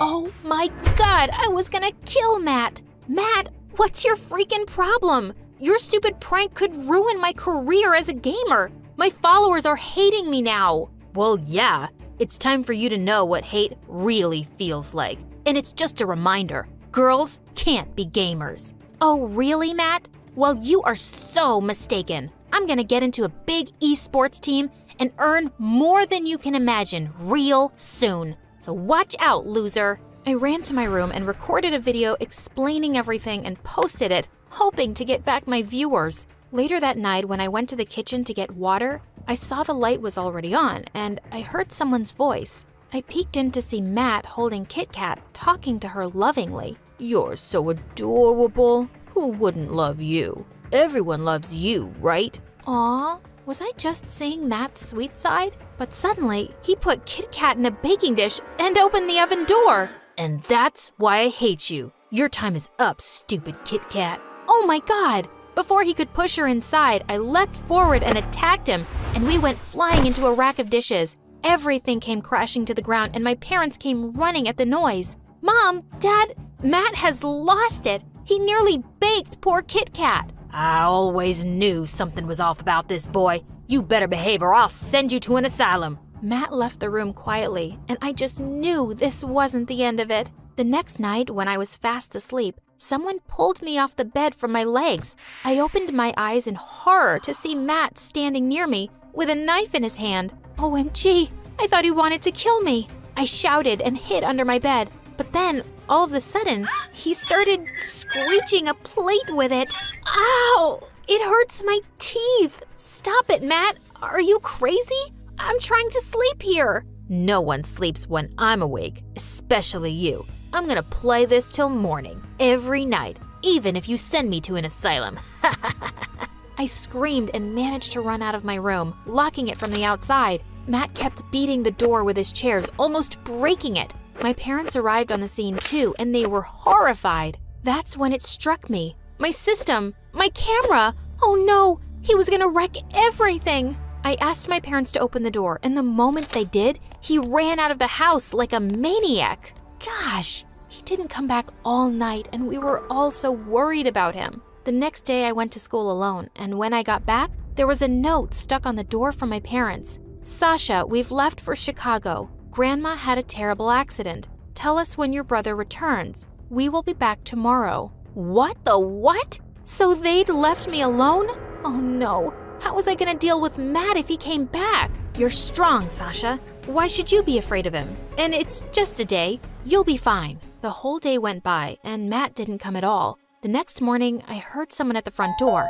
I opened it to see a courier person. It was a special post addressed to me. When I opened the envelope, I saw the names of other gamers like Sniper Wolf and Gloom. The best part? I was invited for a gaming marathon where Sniper Wolf and other famous gamers would be joining. OMG, I could get all my viewers back. I was dancing around in excitement when I suddenly turned around and shrieked. Matt was standing inches away from me, looking down with an evil grin. When did you come? Who said I ever left? And with that, he grabbed the letter out of my hand and ran into the kitchen. And then he switched on the stove. Matt, no, please, don't do that. That is very important. Yes, everything about you is always important. And who am I? Just worthless garbage? As he was looking at me and talking, his long sleeve caught on fire. As he screamed and waved his arm around like crazy, I leapt forward with a jug of water and threw it at him. The fire was put out and he was okay. Oh my God. Thanks. No, don't smile at me. You just saved me from the fire, and I'm thankful for that, but I still hate you. And he just walked away. Mom and Dad arrived later that night and were shocked to see Matt so quiet in his room. Weeks passed and still, Matt never talked to me. But at least he didn't do anything to hurt me either. A few days later, our school was celebrating World Children's Day, and the chief guest was talking about how we were all lucky to have the love of families, unlike many children. Just then, Matt got up and shouted at the top of his voice, "Lucky? I wish I was an orphan. Families don't give love or happiness. All my life, they've given me only disappointment and tears. Families suck, and you suck for giving this stupid speech." The teachers immediately dragged him out of the auditorium, but I couldn't help thinking about his words. Matt wished he was an orphan? I suddenly felt like the most terrible sister. We'd all ignored Matt's cries for help and attention too long. Later that evening, I went to my parents to talk to them about Matt's outburst. Mom started to cry, but Dad, he got really mad. That stupid boy said we made him miserable? What does he want, huh? He has everything. He lives under my roof and eats 10 times a day. He's just a spoiled, whiny, weak little... Dad, stop it. Do you think that's all he needs? A place to stay and food? You've never given him love or respect. All you've done is make him hate me and hate himself. You've made him this crazy, Dad, and you should apologize to him. And we should get him to therapy. I'm doing nothing of the sort, and therapy is for the weak. Suddenly, Mom rose up from her seat. That's enough. I kept telling you all those years to be kinder to Matt, but you didn't listen then, and you're being a jerk now. If you can't own up to your mistakes, you're the one who's weak and stupid. You want to pamper that little baby? Go ahead. I'm leaving. Suddenly, Matt barged in. You can leave, Dad. That would make me happy. You've ruined my life, and I won't let you do that anymore. I want to change. I know I'm a good person, and I want to say that I'm sorry for all the hurt I caused Sasha and Mom. I'm really sorry, and I just want to fix everything. Mom and I hugged Matt and said sorry to him for all the hurt we'd caused him as a family. I'm so proud of you, Matt. Asking for help and deciding to make a change needs a lot of courage. I love you. I love you too. Hello, I'm Annabelle from Maryland. Please like and subscribe. My parents were both computer specialists who worked from home, so they were always around to shower me with their love. They'd throw me big birthday parties in our backyard and invite the whole neighborhood. Everyone around liked us because my parents were kind and friendly. I looked a lot like my mom, but I took my dad's curly hair, which I loved. But once in first grade, some mean girls started teasing me about it. Hey, Annabelle, how many birds live inside that nest on your head? Oh, God, you have spiders coming out of your nose again. What? No, I don't. But I made you look. The other kids started to laugh, and I kind of became popular after that. People thought I was funny. My life in Maryland was good until one day in the 4th grade, I got home from school to find my parents running all over the house and packing. Annabelle, go upstairs and take only your most important things. What? Are we going on holiday? Annabelle, just go. I packed my favorite sweater, some gadgets, and my favorite book. I fell asleep reading in the car while Dad drove miles away from our home. Hours later, I woke up in a cabin deep in the woods. Where are we? This is our new home. Huh? Yes. And tomorrow, you'll be starting a new day at your new school. What? I was so confused and angry. My parents had just moved without even telling me. All my friends were back in Maryland, and I left without saying goodbye. When I asked my parents why we moved so fast, they just said it was related to their work and left it at that. The next day, I joined my new school, and I made new friends, and my life went on. Until one day in the 7th grade, Mom and I were in the grocery store when I spotted a man who kept looking at us. I tried ignoring him, but then I saw him making a call, and I heard those words. I found him. Mom, see that man in black? He's been following us. Her face went pale, and suddenly she took my hand and ran out the door. I saw the man chase us, but we managed to escape. And that night, we had to move again. Are you guys gonna tell me what's going on? The kind of work we do, it makes us special. What do you mean? We're like undercover detectives. But detectives are always out searching for things, and you two are always at home on your computers. Then we're computer detectives. I knew he was lying, which made me more frustrated. And my parents even told me not to become close friends with anyone now. I didn't see the point anyway, since we'd probably just move again. One day in 10th grade, I was putting stuff away in my locker when this pretty girl leaned against the wall and kept staring at me. Can I help you with something? Hi, I'm Leela, your neighbor. We just moved in next to you. I think you're mistaken. I don't have any neighbors. Yes, you do. We moved into the old abandoned cabin. Oh, that place? I thought it was haunted. The ghost of the haunted cabin would like to be your friend. I laughed, and we started hanging out after that day. I could guess from her worn-out shoes and bag that she wasn't well off, but she always knew who was wearing which brand and seemed to be really into fashion. Her dream was to be a big designer in Paris one day. One day at recess, I caught her looking at the necklace I was wearing, and I asked her if she'd like to try it on. How does it look? Better on you than me. It really suits you. Keep it. Really? Oh, thank you so much. A few days later, we were walking home when I felt someone was following us. I turned around to see a really cute guy walking a few steps behind. Do you think that guy is stalking us? Oh, him? He's my brother, Kyle. Wow, he's cute. Not you too.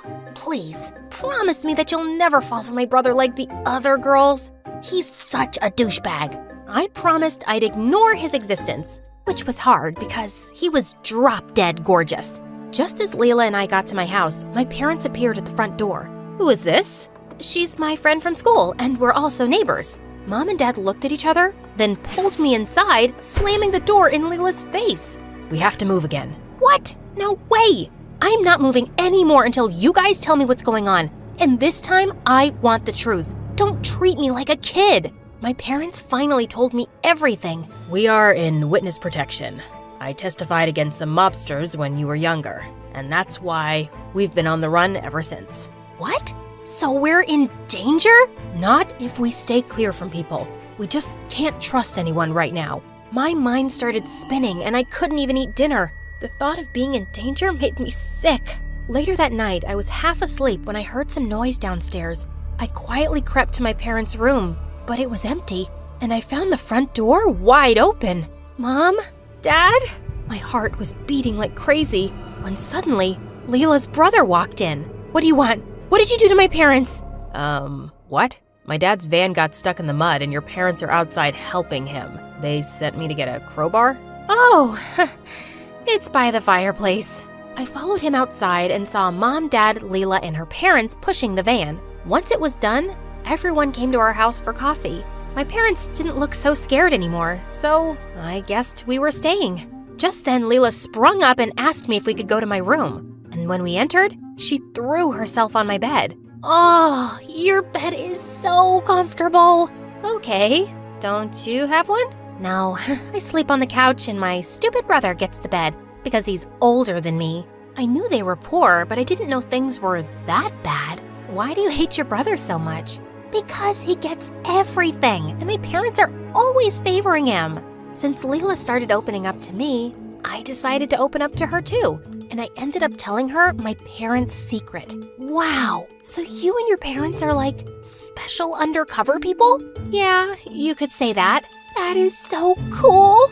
Just then, Kyle came to my door and said they were going home. He looked directly at me while I spoke to Leela, and I blushed. Leela clearly noticed it because as she was leaving, she whispered in my ear, "Remember your promise." The next day at school, the principal had a shocking announcement to make. She said that someone had broken into the cheerleaders' locker room the day before and stolen many wallets, watches, and cell phones. "We have a hooded figure caught on the security footage, and when I identify the culprit, he or she will be expelled. But if you come forward and confess, I'll be willing to consider another punishment." It was all anyone could talk about. Later that day, I was in the library trying to reach a book when suddenly Kyle appeared next to me and took it down. I mumbled a thank you and turned to leave, but my charm bracelet got caught in his sweater. Oh gosh, I'm so sorry. It's okay, I'll get it out. While he tried untangling it, I couldn't help looking into his blue eyes. What's going on here? My bracelet got caught into Kyle's sweater. He's just helping me out. After Kyle was done, Leela walked with me quietly down the hallway, but then she suddenly stopped. "I have to tell you something, Annabelle. I think Kyle stole all the things the principal was talking about." "What? Why do you think that?" "Because he's done it before in our old school." I was shocked. Leela stayed back for some after-school club that day, and as I was walking back home, Kyle suddenly joined me. We could walk together, if you don't mind. Okay, if you insist. He tried striking up a conversation, but I kept my answers really short. Just then, I tripped on a rock and he caught me before I hit the ground, but I quickly pulled away. Annabelle, did Leela say something about me? As a matter of fact, she did. Did you steal all that stuff from the cheerleaders? Gosh, no. I'd never do that. Listen, Leela hates me because our dad left her mom for my mom. She's been making my life miserable since forever by making up awful stories about me. He looked so genuine that I couldn't help believing him. We took a walk by the riverside and spoke some more, and I felt butterflies every time he looked into my eyes. And when he dropped me home, he gave me a quick kiss on the cheek. I couldn't stop thinking about him the whole night. But the next day at school, Leela approached me looking upset. "I thought you were a good friend, but I guess you're more desperate to be with my brother." "Yeah, I came home early and I saw that kiss." "Wait, Leela, please." But she stormed off and ignored me the whole day. After school, I saw her by her locker and walked up to her, and she looked startled. Before she could shut her locker, a couple of watches fell to the floor. "Where did you get these? And what else do you have in there?" "They're mine, of course, and none of your business." "You stole those from the cheerleaders." "No, I didn't. I found these things in Kyle's room, and now I'm returning them before he could sell them. And I'm covering his butt. See what a good sister I am?" "Stop lying. If you don't confess to the principal, I'll tell her." Suddenly, Leela dropped to her knees, crying. "Okay, yes, I took them. I have a problem. I can't help it. I want to be able to afford beautiful things, and sometimes when I see the girls here with their branded stuff, it makes me feel crazy. I know it was wrong, and I'll go to the principal tomorrow, okay? But please don't tell anyone yet, especially Kyle." I promised that I wouldn't, and I said I'd go to the principal with her. And everyone had to bring their parents for the first class. As my parents explained their fake computer job to my classmates, Leela suddenly spoke up. "You're computer specialists? Well, that's not what your daughter says. In fact, she makes up these tall stories about how you're undercover detectives who testified against the mobsters and now you're on the run? Clearly, Annabelle has a lying and attention-seeking problem." My parents' faces turned white, and I just couldn't believe Leela had announced my secret. They signaled at me to come out, and Leela leaned over and whispered, "See you never again." My parents were furious that I told Leela everything. "I'm so sorry. I thought I could trust her." We frantically started packing, but just as we were leaving, we heard a screeching car coming towards our house. But it was a police car. "We were alerted by someone that you might be in danger, but we came here to tell you that the threat to you guys is gone. The mobsters who have been after you were arrested earlier this week, and just today they were sentenced to life in prison. You're safe now." My parents and I were overjoyed. We didn't have to run anymore. But I certainly had some business to take care of in school. I went back and marched straight to the principal, and moments later she ordered Leela to open her locker. all the stolen items were found. Her parents were called in and she was expelled. She turned furiously to her dad. "It's all your fault. You made me crazy by leaving Mom and by always giving everything to Kyle and not me." Your mom and I got divorced because that's what we both wanted. And Kyle works 2 jobs to help me. He has things because he earns them, while all you do is complain. As Leela was storming off, she suddenly leapt at Kyle, but I pushed her back. Her dad took her away, and soon after, I found out that Leela had been sent to live with her mom. Kyle asked me out, and we dated all throughout high school. After we graduated, I was going to study abroad. A few hours before my flight, I met Kyle at our favorite spot by the river. I got you something. Close your eyes. He put something around my wrist, and I saw that it was a silver bangle with our names carved on it. Wow, this is beautiful. Yeah, no more charm bracelets. I don't want you getting stuck on another boy's sweater. Never. I like being stuck right here, and I'll be coming back to you, Kyle.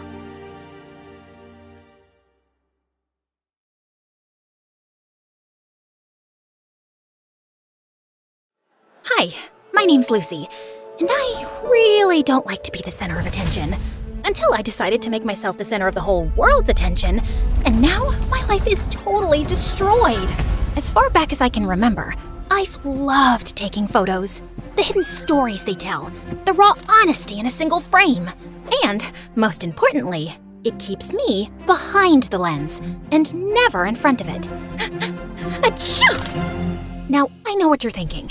Fancy rich girl gets a fancy camera and can coast through life while spending her time taking photos of fancy things. But that's not really the case. Sure, my dad is one of the wealthiest people in town, but you'd never know it from the way he treats me. He's never bought me any branded clothes, never spoiled me at a 5-star restaurant. He's never even given me a birthday present, come to think of it. He'd rather use his money on his fat cat clients so they can keep making each other richer and richer. In fact, he didn't even buy me this camera. That was a gift from my best friend Taylor's mom, Miss Margolis. Wow, thanks, Miss Margolis. Are you kidding? Thank you for coloring our lives with such wonderful photography. And please, call me Regina. Miss Margolis? Regina, was like the mother I never had. My mom left us when I was 4. I don't remember much, but I know for sure that that's when my dad's heart started freezing over, until the man I once knew had become a full-grown yeti with a glacier for a chest. When are you gonna stop with this photography nonsense? How are you gonna ever make any money with that stupid stuff? Needless to say, I spent all my time at Taylor and Regina's. It didn't bother me that they could only afford an air mattress to sleep on, or that we ate microwavable meals every night. It was the one place that felt like home. And then, when I was in the 10th grade, everything changed. Regina got sick, couldn't work anymore, and could barely keep up with household expenses, let alone afford the surgery that would make her healthy again. I tried asking my dad for help, but that went as well as you'd expect it to go. What am I, a walking ATM? You need money, you earn it. Just like I had to. I began to feel guilty that I'd been practically living there without contributing so much as a single dime. I even offered to sell my camera. Absolutely not. You don't owe us anything, Lucy. You've already given me plenty by spending all these years with us. I didn't know what to do. But just when all hope seemed lost, Taylor found an advertisement from the billion-dollar brand Floriful saying they were looking for photography submissions for their Be Real campaign. The chosen winner would win a huge cash prize. I knew it was a long shot, but being real is kinda my thing. If you ever want to see the realness of how messy life is behind the glitz and glamour, my dad is a masterclass in how not to live your life. I walked around for hours combing the town, capturing life in its rawest form.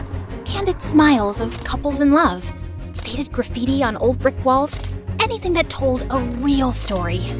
Then I submitted them to Floriful, and after 3 agonizing days of waiting, my heart exploded with excitement. I won! Or at least, I must have won. Those were my photos, front and center on Floriful's website homepage. But why hadn't I been notified? As I clicked on the article and looked closer, what I saw nearly crushed me to pieces. Someone else had taken credit for my work. I'm so humbled to know that my vision, my passion, my soul touched Floralful so deeply, they just had to pick me and didn't just settle for something amateurish. As I looked deeper, I found out that Fiona was the niece of Floralful's CEO. What a scam! I couldn't bear to tell Regina the news. I went to school the next day, hopelessly depressed. That's when I saw Eli walking in my direction. Now, normally, we would do our typical routine. Me, cowering beneath the shadows of his beautiful hair and massive brain. Him walking by like I was a particularly uninteresting ficus. But this time was different. This time, he was walking straight towards me. Hey, you're Lucy, right? Well, I can be a Lucy if you want me to be. But your name's Lucy, right? Like Lucy with a C? Yeah, Lucy with a C. How smart. Some people think it's with an S. One guy thought it was a Q, but he was an exchange student, so I guess that doesn't count. Okay, Lucy. My name's Eli. I'm the editor for the school paper, and I saw some of your photos. They're brilliant. We're looking for a photographer for our next big story. Only problem is, we don't exactly have a story yet. Well, there was a fish that went missing from a classroom, but that's not exactly Pulitzer material. And then, under the weight of the pressure and sadness and indignation of losing what was rightfully mine, my shyness evaporated. I burst out and told him everything. I told him about Taylor and Miss Regina, and the Be Real competition and Fiona. And I watched as I saw a side of Eli that I had never seen in all those years of pretending not to gaze at him from afar. He was mad, like fuming mad. How could they do that to you? After all the great work you put in? That's outrageous! I couldn't believe it. The smartest kid in school, and third most handsome by gossip's consensus, was angry on my behalf. Eli vowed to go forward with the story in the school paper. But first, we had to find Fiona. As an investigative journalist, I know a lot more than I probably should. Like what? Like Fiona's address, for example. We got into Eli's car and sped to Fiona's house. I felt more alive and more assertive than I have in years. Don't be nervous. When she answers, just... Thanks. But when it comes to defending my work, I don't need a pep talk. Who was this person I was becoming? Or was I finally rediscovering my old self? Was the Be Real campaign uncovering a real me I'd forgotten years ago? I rang the doorbell, and Fiona herself answered. But to my surprise, she looked different, more tired than she did online, and maybe almost nice. At that moment, all my previous confidence shriveled up like an overexposed photo left out in the sun. Hey, can I help you? Fiona. It is Fiona, right? Of course it's Fiona. After all, this is Fiona's house. What were we here for again? I'm Eli Bellinger. I'm with the Northwood Times. We're here to ask you some questions. Oh, right. Okay, well... Fiona, don't slouch and fix your hair. You look tired. What have I told you about answering the door like some intern? And suddenly, everything about her changed. She began to morph into every it girl that ever terrorized me at school, like a werewolf at full moon. I don't have time for this. But Eli, here's my number. Call me if you want to interview someone who doesn't need a pep talk to ring a doorbell. No offense. This witch! First she takes my work, now she tries to take my friend, I guess? I couldn't contain myself anymore. My name is Lucy, and you stole my photos to win the Floralful competition. Excuse me? Your photos? Please. In case you weren't aware, I graduated as the top portfolio pick at the Willow Ridge Visual Arts Academy, won 2 regional youth photography awards, and got featured on the front page of Shutterscene's Next Gen Visionaries issue. But sure, let's pretend I needed to steal your pictures. Now, why don't you make it like the Floralful campaign says and get real? Call me Eli. I didn't know what was worse, having my hard work plundered or being brutally embarrassed in front of Eli. The drive home started off silent, but just as I was wondering what could possibly be going through Eli's mind, he said the perfect thing. We should get pizza. He took me to my favorite pizza joint, the same spot I would go to with Regina and Taylor every Tuesday. And as we started having our first real conversation, I realized we actually had a lot in common. All these years, I had been avoiding him out of fear, when in reality, he was one of the easiest people to talk to. He also had problems with his father, who got scammed by a rich con man when Eli was little. Now his dad only showed up to his house every couple of years to ask his mom for money. 2 broken homes, and a basket of garlic knots holding us together. That's why I can't stand people like Fiona. Just another snobby rich kid feeding off of people like us who really need the money. You know what I mean? Yep. Unlike her, just 2 humble peasants. Gotta go harvest some potatoes after algebra. Makes me mad just thinking of her. Yeah, she's like a squirrel with a credit card. What? I don't know. It made sense in my head. And he even found me funny. After Eli dropped me off at Regina and Taylor's, the weight of my reality crashed back down on me. I barely slept through the night. I just kept refreshing Floriful's homepage over and over again. I even began to doubt whether those photos really were mine. The next morning, I sulked into the kitchen, totally dejected. But that's when I saw Regina cheerily making us her special secret pancake recipe. And I remembered, this wasn't about me or Fiona at all. This was about Regina and her health. And if she could put together a smile and trudge forward every day, so could I. So later that day, I marched right up to Eli. I didn't even care that other people were looking at me. That weird feeling was back again. You know, confidence. We need to write this article, and we need to write it now. Now that's the girl who took those photos. We spent the entire day secretly messaging each other bits and pieces of the article back and forth while pretending to pay attention in class. I scribbled a note to Eli as fast as I could. We need a stronger ending. Fiona's gonna wriggle out if we're too polite. Eli read it, and then, like the true nerd he is, pulled out a pen. First, he actually corrected my grammar. Then, just for extra spice, he scribbled a note above the word polite. Polite? Weak sauce. We're going full spicy. I blinked at it. This boy had literally proofread my panic scribble in the middle of algebra, and he was proud of it too. I bit my lip to keep from laughing, grabbed my pen, and drew the dumbest, soggiest looking noodle you've ever seen, right next to his weak sauce edit. The teacher noticed the note passing. Lucy, is there something you'd like to share with the class? Just gratitude, Mr. Barnes, for algebra. Eli barely held back a snort. The teacher gave us the side eye, but moved on. Sure, it was just the school newspaper, but Eli was good. Some of his articles had gone viral in the past. He even served as a TV correspondent once on the news. Later that week, I found Dad in his office, buried in spreadsheets as usual. Hey, Dad, do you have a minute? I have 30 seconds. I got a meeting. I hesitated, then held out one of my photos, the one Regina said looked like hope. Maybe, just maybe, my photographs could help sway him. I thought this one turned out well. He gave it a glance for maybe a second. Still wasting time with that camera, I see. It's not a waste.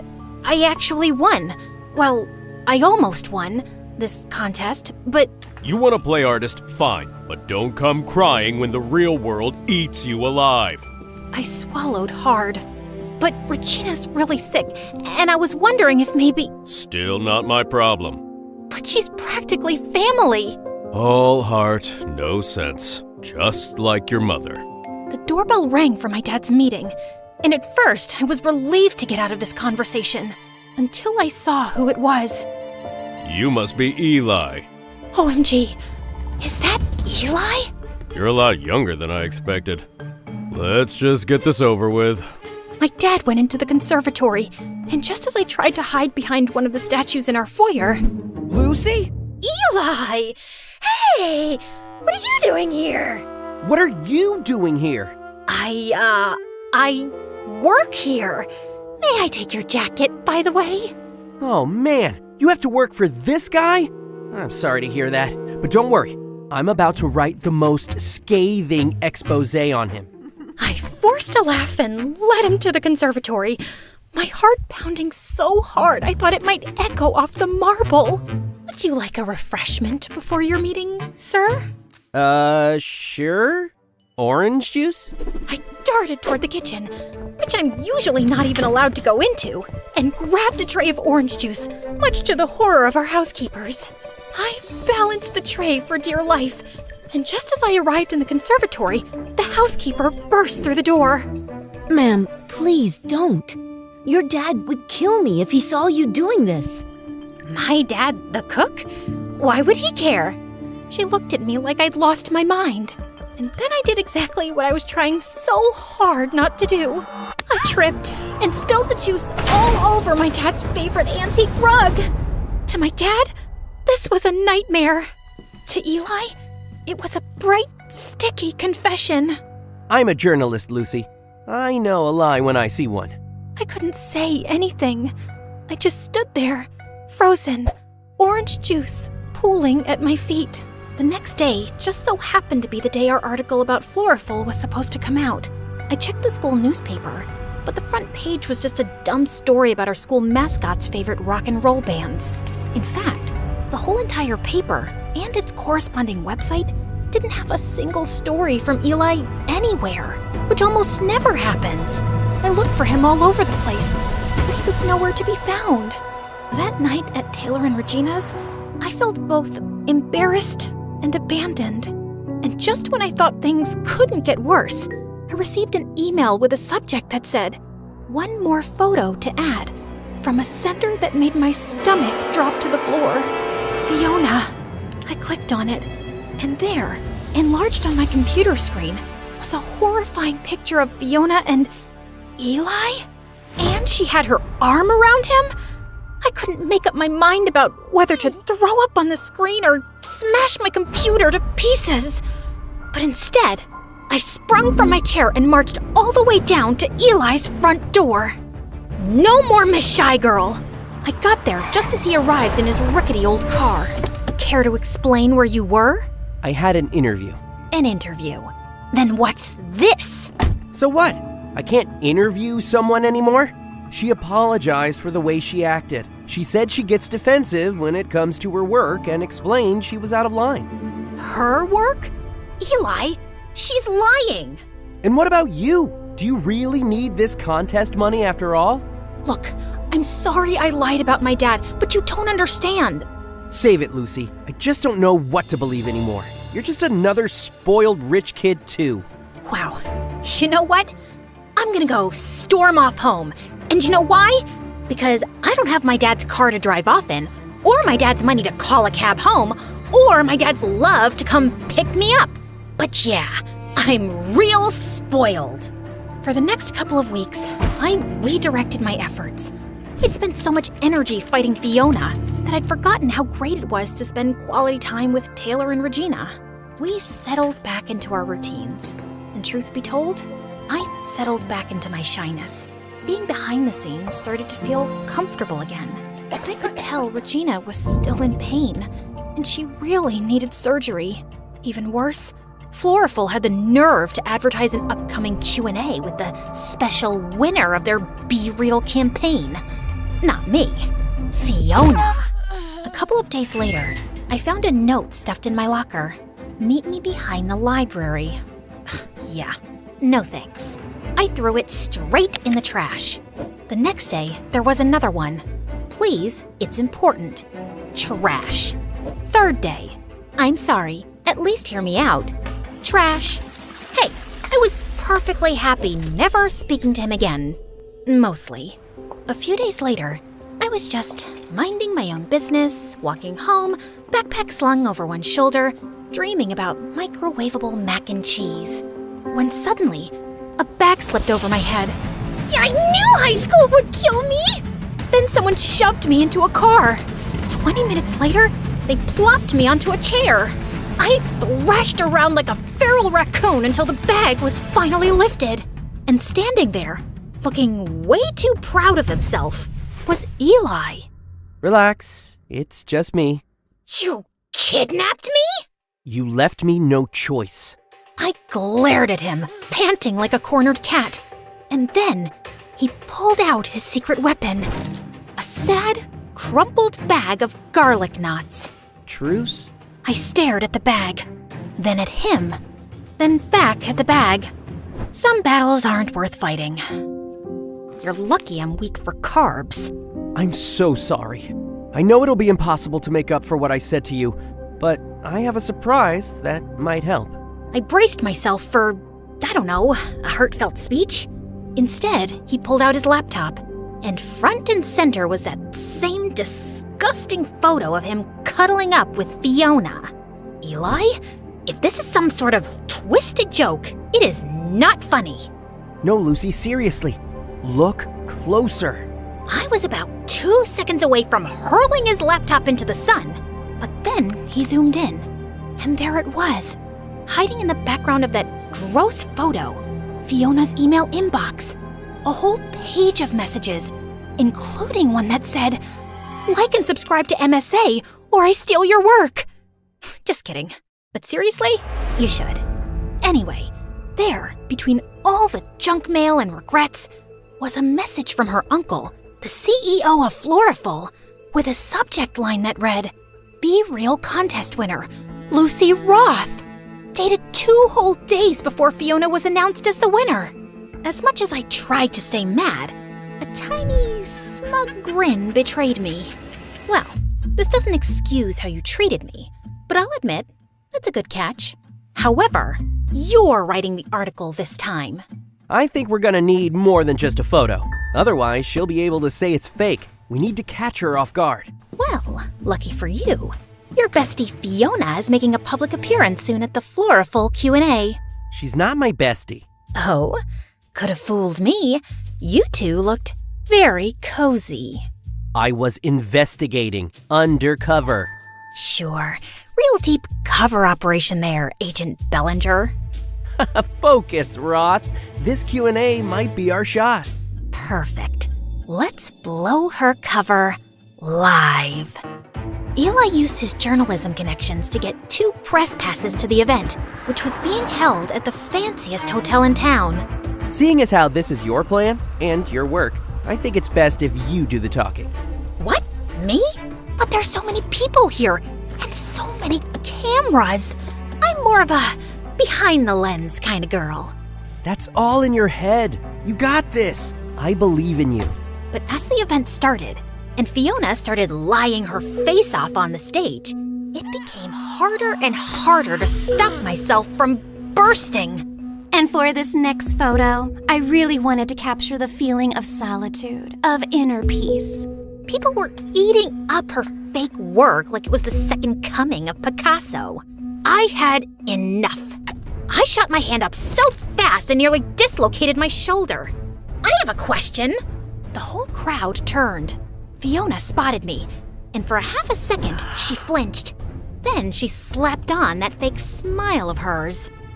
Oh, sure. You there, with the confidence. You talk a lot about solitude, but honestly, your photos just look lonely, not real. You ever think maybe it's because real friends can spot a faker from a mile away? I guess friendship's not really your thing. Oh, please. I have loads of friends. In fact, some of us are practically family. Right, Eli? I stood up fully, striding toward the front, feeling a fire I hadn't felt in, well, maybe ever. The rest? All mine. Lucy Roth. Hi. Nice to meet you. Gasp. Somewhere, someone actually dropped a wine glass. That's a lie! She's obsessed with me. She is like my biggest fan. Probably has a shrine to me in her closet made out of my Instagram stories. People started snickering. Fiona straightened up like someone had just pulled her strings. You know what? Maybe I did inspire her. Maybe if she spent more time working on her talent instead of obsessing over me, she wouldn't be crying in public like a little crybaby. And without missing a beat, I turned to Eli. Was that an inspirational quote? Should I embroider that on a pillow? The crowd cracked up. Fiona's face went purple, like an eggplant wearing mascara. And then it happened. Eli gave the secret nod. For our plan, it was go time. Suddenly, the big screen behind Fiona flickered, and boom, there it was. A blown-up screenshot of the email from Floraful's CEO, clear as day. Be Real contest winner, Lucy Roth. The whole room gasped like someone had let out a massive fart in church. Fiona didn't notice at first. She just kept talking, acting like the queen of authenticity. But when she finally turned around and saw it, it was like watching a Jenga tower collapse in slow motion. She froze, then let out this tiny, pitiful little squeak. Oh, fudge. And that's when things got really chaotic. Her dad practically launched himself onto the stage, flailing like a businessman who had just lost a deal. That's a fake! Security! Remove her! I barely had time to panic before a squad of security guards came barreling toward me like I was some kind of criminal mastermind. I braced myself to get dragged out by my hair, but then Fiona absolutely lost it. Stop! And when I say the whole room froze, I mean like a Disney movie where time just stops. Fiona stood there, shaking like a soda bottle about to explode, and croaked out, "She's right. I stole the photos, okay? I stole them because I just wanted my dad to finally look at me the way he looks at his stupid golf trophies." I swear you could hear a pin drop. Even the security guards looked awkward. Then, and I'm not making this up, Fiona grabbed the Be Real trophy off the podium and shoved it into my hands like it was a hot potato. "You're more real than I'll ever be." And then she ran off stage, sobbing into her overpriced designer scarf, with her dad stumbling behind her, yelling something about lawsuits and PR disasters. Meanwhile, I just stood there, on stage, holding the trophy. And for once, I didn't feel like hiding behind a lens. I stood tall. Cameras flashed. People clapped. And somehow, in the middle of all that chaos, I finally felt seen. By the next day, the story wasn't just in our school newspaper. It was everywhere. Suddenly, I wasn't the girl behind the lens anymore. Floraful's CEO scrambled to fix the mess, even doubling the cash prize. It was enough to pay for Regina's surgery, and maybe open a few new doors for me too. I got a scholarship to the Bernbart Journalism Institute. I was thinking you could, maybe you could apply too? Because, every writer needs a good photographer, right? When I got home, the last thing I expected to see was the school newspaper framed on my dad's desk, next to a cup of cold coffee and a spreadsheet, like it had always belonged there. That one, that's your photo, right? Yeah. He nodded, like he didn't trust his own voice. Then he added, I didn't know you had that kind of eye. Your mom, she used to see the world like that too. He didn't say, "I'm sorry." He didn't say, "I'm proud." But he left the frame right there. And that was enough. For now. I'm not sure how you noticed all that. I don't know, Dad. I guess it's just called being real.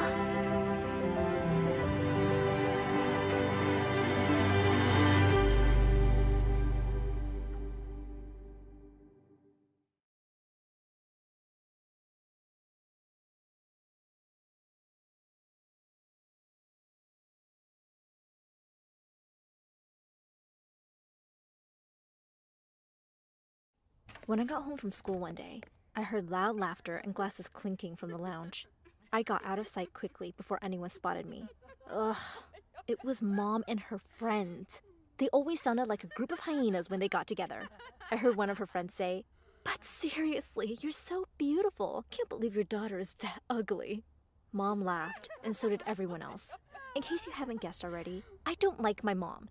In fact, I hate her. She really seems like such an airhead. She enjoys nothing except gossip and shopping. And I hate the way she dresses. Once she came to school and I wanted to die of embarrassment. She was wearing the tightest, shocking pink dress and had a ton of makeup on. And she was strutting down the street like she was a runway model. The boys in my class were staring and grinning at her. It was so gross. To make it worse, I heard one of them say, "Wow, now we know where Ella gets her looks from.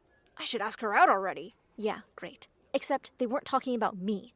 My name is Mallory. My sister, Ella, who's a couple of years younger than me, is one of the most popular girls in school. People are so shocked when they find out we're related. She looks just like Mom and acts just like her too. I told Dad about how Mom had turned up at school and how I hated the way she acted. He sighed and said she didn't used to be this way before, but she changed completely after her sister left.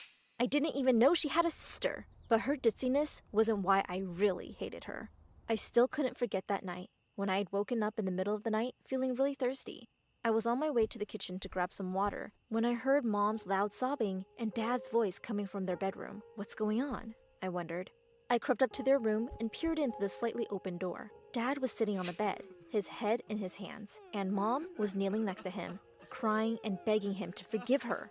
"How could you do this, Melissa?" Dad said, his voice full of despair. "And with my best friend, you ruined everything." "Please, please don't say that," Mom sobbed even louder. "Please say you'll forgive me. It was a terrible mistake." I couldn't listen to any more of this. My head and heart felt like they were going to burst. Mom had been cheating on Dad with Jack? God, I had never liked that scumbag.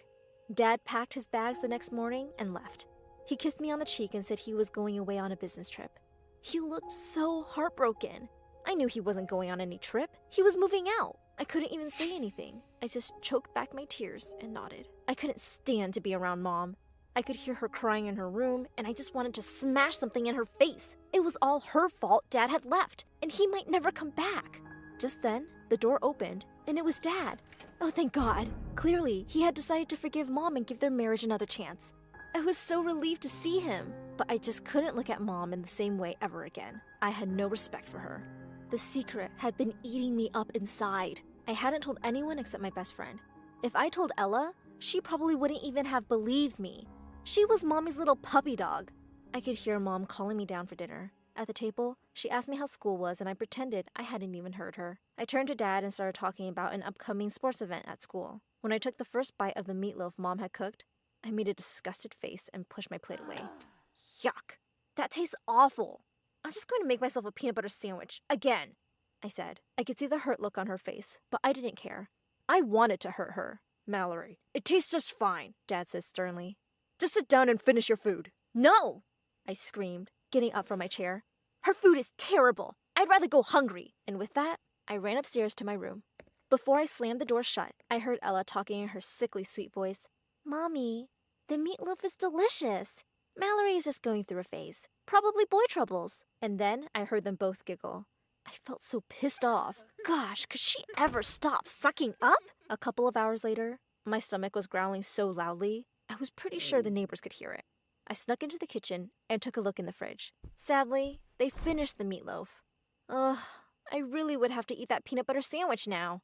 I was sneaking back upstairs when I heard my parents' low voices in the lounge. And I heard my name. Mom was telling Dad that she'd just had about enough of my behavior. Dad said he'd talk to me later, but it was probably just me acting out as a teenager. A couple of days later, I woke up to some shouting. Too early to hear your screeching, Mom.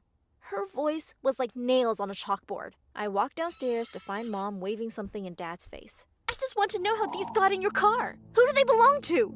She shrieked. Dad stood there silently, which seemed to make her even angrier. She threw whatever was in her hands to the floor. It was a pair of earrings, and I recognized them immediately. They were mine. I rushed over and picked them up. I felt so furious. How dare she accuse Dad of cheating? I turned to her, not bothering to hide my hatred for her one bit. Mom, you're such a stupid psycho! I shouted at her. They're my earrings! I probably forgot them in Dad's car. You have no right to talk to Dad like that. I don't even know how he puts up with you. No wonder your sister left you. Mom looked completely shocked for a minute, and then she burst into tears. Just then, Ella came running to Mom's side, and she glared at me and started screaming. Don't talk to Mom like that, you dumb cow! Seriously, what is wrong with you? Ella said. It was Dad's turn to be furious. also at me. "Mallory, that's it! You are grounded for a week! Go up to your room, now!" Dad said. I ran up the stairs, tears pouring down my cheeks. Thanks to Mom's drama, I was now grounded. Mom gave me the cold shoulder, and I was more than happy to not talk to her. On Sunday, I heard my family leave for church service, and I let out a big whoop. Great! Finally, I could go watch some TV in the lounge. I ran downstairs joyfully, grabbed lots of snacks, and settled down on the couch when I heard something from the basement, where Dad had set up his home office. I froze for a second. No one was supposed to be home. I tiptoed down the stairs, and as I got closer to the door, I heard Dad's voice. Phew! Relief flooded over me. I was about to go back to my spot on the couch when I heard a woman's laughter. Feeling really curious, I turned back around and peered in through the door. Dad was having a video call with someone on his phone. "Emily, we have to be really careful. I have to make sure my wife doesn't suspect a thing," Dad said. I tiptoed back upstairs, feeling a bit sick. Suddenly, I lost my appetite for snacks and TV. Dad couldn't be, could he? Well, even if he was cheating, I couldn't really blame him for trying to find love somewhere else. Mom wasn't exactly wife of the year material. Later at lunch, Mom walked into the room with a bouquet of flowers and a wrap present, which she placed in front of Dad. She kissed him on the cheek and said, "Happy 15th anniversary, darling." Why thank you, Melissa. Dad looked completely surprised and flustered. He started apologizing and saying it had slipped his mind. Mom said it was totally okay, but I could tell that she was really trying hard to not look hurt. Ella squeezed her hand and gave her a sympathetic look. What a goody two-shoes. It made me feel sick. I was tired of being in the house around the two of them. I was dying to go to my best friend's house and vent. I walked downstairs to grab something from the kitchen when I saw Mom in the lounge, all by herself. She was curled up on the sofa and sobbing like a big baby. What now? "Geez, Mom, your favorite soap actor died?" I said sarcastically. She looked so dumb with all that mascara running down her face, but her sad face turned to a furious one in seconds. She jumped up from the couch and glared at me with bloodshot eyes. She was a small woman, but it scared me. "I've had enough of your nonsense. I'm going to throw you out of my house, and your good-for-nothing cheating dad, too," Mom yelled. "You're a paranoid freak. Dad would never cheat on you," I managed to scream back. Ella had heard our screaming and come running. To Mommy Dearest's defense, I'm sure. "Oh, really? Well, take a look at this. And of all the people, Anna sent it to me. She'll make sure I'm a laughingstock." And with that, she thrust her phone screen in my face.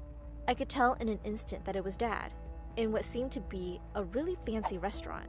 Sitting next to him was a beautiful blonde woman dressed in red. They seemed to be having a good laugh. I fell silent for a few seconds, trying to take it all in. Could this be... what was her name? Emily? I just looked at her coldly and said, "So what if he is cheating on you? You deserve it! You cheated on him first!"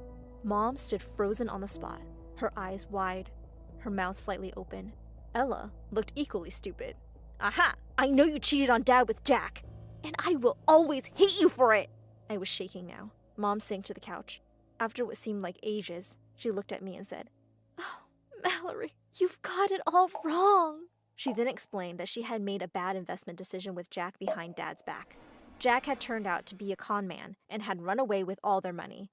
It was a huge blow. Wait, she expected me to believe her nonsense now? Really? No. My dad was better than her, and we all knew that.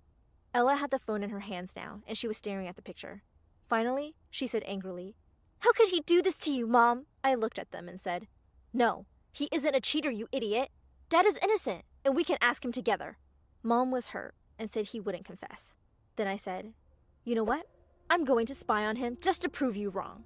So here I was the next day, a couple of blocks away from Dad's office, hiding out in Mom's car. She'd made me skip school and sent me off in her car. Half the day had gone by with nothing happening. I'd almost dozed off when I saw Dad walk out of the building. A shiny black car had driven up outside the main entrance. A leggy blonde in high heels stepped out of it. My dad kissed her on the cheek, and then he got into the car with her, and they drove off. I frantically revved up my engine and started following them. Where were they going? I wondered. We had been on the road for 2 hours now. We left town and were on an empty road between a stretch of fields. Just a few moments later, the car turned left onto a smaller road, leading up to a huge mansion. I parked my car at a distance and walked up to it on foot. I quietly slipped in through the main door. I walked down the large hallway and heard Dad and that Emily talking in another room. Suddenly, I could hear her clicking heels getting louder, and in panic, I ducked behind the huge plotted plant near me. Wow, This really is a beautiful place, Em, Dad said. And it'll all be yours soon. Yes, thanks to you, she said, looking at him with a huge smile. As soon as you can get that wife of yours to sign the papers. Her evil laugh echoing through the hallway made my blood run cold. And what was worse, Dad joined her. That wasn't the worst of it. They started going up the stairs, and suddenly Emily lost her balance. Dad was quick to catch her. Oh my God, Em, are you okay? You really shouldn't be wearing such high heels, Dad said. Oh goodness, yes, I'm fine. You're right, I should be more careful. What with the baby on the way? She smiled shyly up at Dad, who smiled back and they went upstairs. My legs shaking, I bolted towards the door and ran to my car. I'd heard enough. Dad wasn't just replacing Mom, he was about to replace me with a shiny new baby. I felt so heartbroken. I drove back home like a mad person, rushed out of the car and called out to Mom. There was no reply. I ran up the stairs and looked in every room, and I couldn't find her anywhere. I had her car. Where could she have gone? Suddenly, I noticed a large note stuck on the fridge.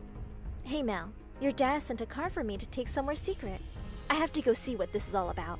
Maybe I'll get some answers. Don't wait for me for dinner. I've taken Ella with me. Oh, no! I frantically tried to call Mom, but there was no answer. This was so bad. And there I was on the road again, driving another 2 hours like a crazy person to some unknown location. I knew exactly where that was. I parked my car at the gate and rushed to the mansion. Emily's car was still there, and Mom and Ella must have been inside because another car was parked outside. I ran in through the main door and looked in all the rooms downstairs. Nothing. I ran upstairs and heard voices from one of the bedrooms. I peered in and saw all 4 of them in there. Mom and Emily were crying. I still don't understand why you suddenly left, Mom wept. You just broke my heart, Em. Oh, Mal, you know how hard it was with Mom and Dad. I couldn't live that life anymore, and I didn't even find out till much later about their accident, which is why I never came to the funeral. Just please forgive me. I will make it up to you. Emily sobbed. I stood there in shock. So this was the long-lost sister. My sister was there, crying like an idiot. Then Mom hugged Dad and thanked him for reuniting them. And behind her back, he mouthed, I love you, babe. Then he winked at Emily, who also mouthed, I love you too, babe. I looked at my sister, who had just witnessed this. We exchanged worried looks. Then Mom said, we are all going to have so much fun together. Oh, poor Mom. For the first time in years, I felt sorry for her. Hi, I'm Violet from Vermont. If you like my story, like and subscribe to MSA. I grew up with a single mom who made sure to provide everything for me. Mom was awesome, but whenever I'd see my friends at school with their dads, I'd ask Mom about my dad, and she'd just make light of it. I asked him to get bread one time. Looks like he's still searching the aisles. Even though she laughed, I knew the question bothered her, so I stopped asking. My mom loved me to bits, and that was all that mattered. One time when I was 13, everything changed. I was just minding my own business when a fight broke out in school. I tried to get out of the way, but a kid shoved me. When I got up, I saw a huge puffy rash appear on my skin, and I screamed. What was that? I was taken to the doctor, who told me I had dermatographia, a major skin allergy to anything I touched. My skin was sensitive to everything, even just scratching an itch. The doctor told me it was normal for it to start at my age. She reassured me the rashes passed quickly, but the condition would not. Mom, these look so ugly. Oh no, darling, you're just overthinking it. You'll be fine. We'll get you new clothes. If you're uncomfortable telling it to others, you don't have to. Of course I didn't want to. After that day, I started wearing long sleeves and jeans and even wore gloves. But soon, kids started to have a problem with me being covered from head to toe. I would always tell them that I had a condition, but they'd ask me to show it to them, and I didn't want to. My illness wasn't some freak show. Are you some kind of werewolf? Do you have tons of body hair that you have to keep yourself covered? Or maybe she has scales. Who knows? It's so weird. Who knew people could be so annoying? One time, as I was putting my books in the locker, a girl came over to me. It was Charlotte. We were both in the same class. How come you always wear long sleeves? Another one. I was so done with these questions now. It's never too late to shut up and mind your own business. Wow, so rude. I was just asking, because kids say so many things about you. But I know the reality, I think. Well, I know you have a tattoo. That's why you keep yourself so covered, right? Bingo! Whoa, really?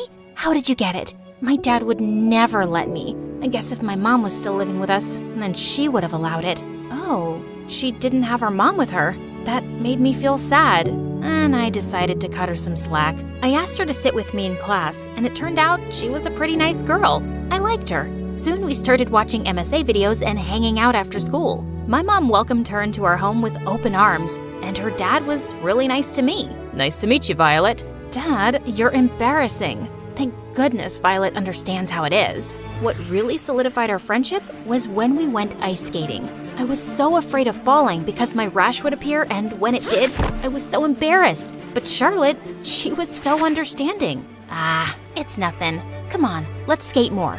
Over time, we became best friends, and we were super close. One time when I was in 9th grade, I saw Mom talking to someone in a hushed voice on the phone just as she saw me enter the house. Well, that was weird. I tried to leave it alone, but it became a routine. She'd be on the phone, and the moment I'd appear, she'd act on edge. One night, I heard her go out, and when I looked out the window, I saw Mom with Charlotte's dad. What the heck? I even told Charlotte about it, but she wasn't too concerned about it. But I was, 'cause it started to happen almost every other night. When I confronted Mom, she straight out lied. No, honey, I just went out to get some milk. Nothing else. But when one night I heard Mom leaving the house, I decided to follow her. Suddenly, a car pulled up in front of me. Just then, I heard a familiar voice. You look like you need a ride. It was Ben. He was the new guy in school and a couple of years older than me. And since he was so active in the Students' Council, everyone knew him. He was someone I could trust. So I got into his car and followed Mom. So, who's in that car? My mom. I want to catch her red-handed today. She's been sneaking out a lot lately. That's a first. All of a sudden, Ben hit the brakes seeing a cat, and before I could jolt, he grabbed my wrist. Are you all right? I'm sorry. I didn't mean to hurt you. It's nothing. I just don't like being touched, okay? We found my mom at a small diner sitting across from Charlotte's dad. After Ben dropped me off, I barged into the diner. I knew it! You lied! Violet, it's not what it looks like. Please, sit. Honey, please. I didn't want to, but seeing Mom plead, I sat down. I should have told you earlier, but I wanted to wait for the right time. Violet, Charlotte's dad is also your dad. What? It's true. Darling, I am sorry. Leaving your mom was the biggest mistake of my life. Now, I want to make up for lost time. Apparently, Dad and Mom had dated but broke up after I was born, and Dad moved on to marry Charlotte's mom. And now, Mom and him wanted to get back together. My head was spinning. They both lied to me. Why now? Why wait all this time? Does Charlotte know? She doesn't know about this, and I'm afraid I can't tell her right now. The divorce from her mom has been tough on her, and I wanted to wait until the right time to break the news to her. Can you keep this a secret, please? No, none of this makes sense, and I hate you. I ran out of the diner with tears in my eyes, but Mom chased after me and drove me home. She begged me to give him a chance. Don't you at least think Charlotte should hear it from her own dad? She had a point, so I agreed. For now. The next day at school, I was feeling so nervous to face Charlotte. Hey girl, I tried to call last night. How about we catch a movie tonight at my place? At her place? No way! Right then, I saw Ben walking down the hallway. Before I could think of what to say, he came up to me. Violet. Ben! Charlotte, this is my date tonight. Date? Yeah, we're going out. Right, Ben? Yeah. I'll pick you up at 7. See ya. Vi, this is your very first date! I felt bad lying, but hey, it was a good save. But at home, Mom told me Dad wanted to talk to me, alone, and I had to see him. But in the evening, I found Ben waiting for me at my door with flowers. Oh, I am so sorry. I totally forgot about our date. I have to meet my, someone. As I started walking, Ben offered to drop me off, and I accepted. I met Dad at a park, and he had nothing new to say except tell me how sorry he was about leaving Mom and me. Please, don't you have anything new to add to your story? Listen, honey, I know... Don't you dare. You don't get to call me that. You can't just come waltzing back into our lives and act like everything's fine. Saying that, I ran out of the park and saw that Ben was still there. When I asked him why he waited for me, he told me how he just wanted to make sure I was all right. I found that quite sweet. On our way back home, Ben got me some ice cream and we talked. He sure was a sweet guy and I was liking him a lot. All of a sudden, Ben came near me and touched my nose. Got it. You were looking cute with some ice cream on your nose, though. Oh, I thought I was gonna kiss you. That wouldn't be so bad, would it? It sure wouldn't. But the rash? Gosh, I couldn't tell him about it. What if he was grossed out by it? I told him I wanted to take things slow, and he nodded. After that day, Ben and I started to go out often, and I guess that's why avoiding Charlotte became much easier. Whenever she'd ask me to come over to her place, I just told her I was with Ben. So, does he know? I almost jumped, thinking she meant about Dad, but she was just talking about my skin. No, and you can't tell him. I just can't deal with that right now. Okay, how about I ask my dad to come pick us up and we can go to the mall? I feel like I'm not spending enough time with you. Maybe later. A couple of days later, I was having lunch when Charlotte joined me. But just when Ben came and sat next to me, her face twisted. She got up and walked away. I followed her, and when I asked what happened, she went bonkers on me. Ben, Ben, Ben! He's always around you. Do you know that you have a best friend too, who is missing you? I thought we were like sisters, but now you're ditching me like I'm some third cousin. You don't even come over to my place anymore. Well, that was 'cause I didn't like seeing her dad, our dad, but I couldn't tell her that. But I realized it wasn't her fault. After all, Charlotte was my best friend. So I decided to go to the movies with her after school, and she was ecstatic. We had loads of fun at the movies. But just when we got into the cinema's elevator, the door suddenly closed before others could get in, and the lights went off. Oh God, this wasn't good. Getting stuck in an elevator was my worst nightmare. Vi, you okay in there? I'm calling for help. Hang on in there. Charlotte, fast. I can't stay in here. Every second passed inside that elevator felt like a lifetime. Finally, when the elevator door opened, I saw Dad. He instantly swept me in his arms. Oh my God, my baby. I was so worried. When Charlotte called, your mom and I rushed here. I just couldn't imagine losing my daughter again. What did you call her? What's going on? Dad had no choice but to tell her the truth. And when he did, Charlotte went completely ballistic. Out of nowhere, she transformed into a loud, angry monster. How dare you lie to me? You're ditching me, just like Mom did.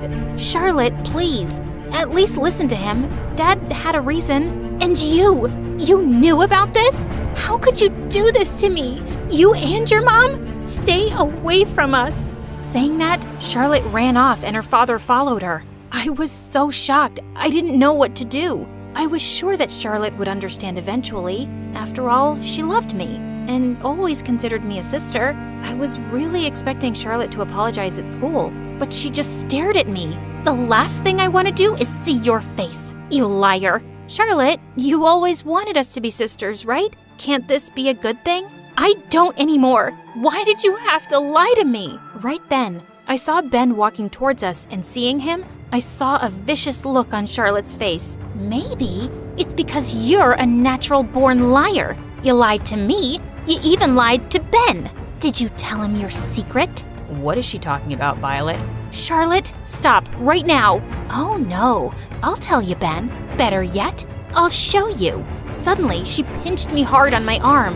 By the time she was gone, a huge allergy spot had appeared where she pinched me. Everyone stared at my arm, including Ben. He didn't say one word, but the look in his eyes made me realize nothing between us was going to be the same anymore. Because of the stunt Charlotte pulled, she got detention while I called Mom and she picked me up. I just couldn't be at school. I refused to talk to Mom and didn't even go to school for over a week and just locked myself in my room. I even turned off my phone. I just wanted to be away from everything and everyone. Thank God winter vacation started and I had some time to deal with the whole drama. One day, Mom entered my room and hugged me. I felt like I hadn't hugged her in a million years.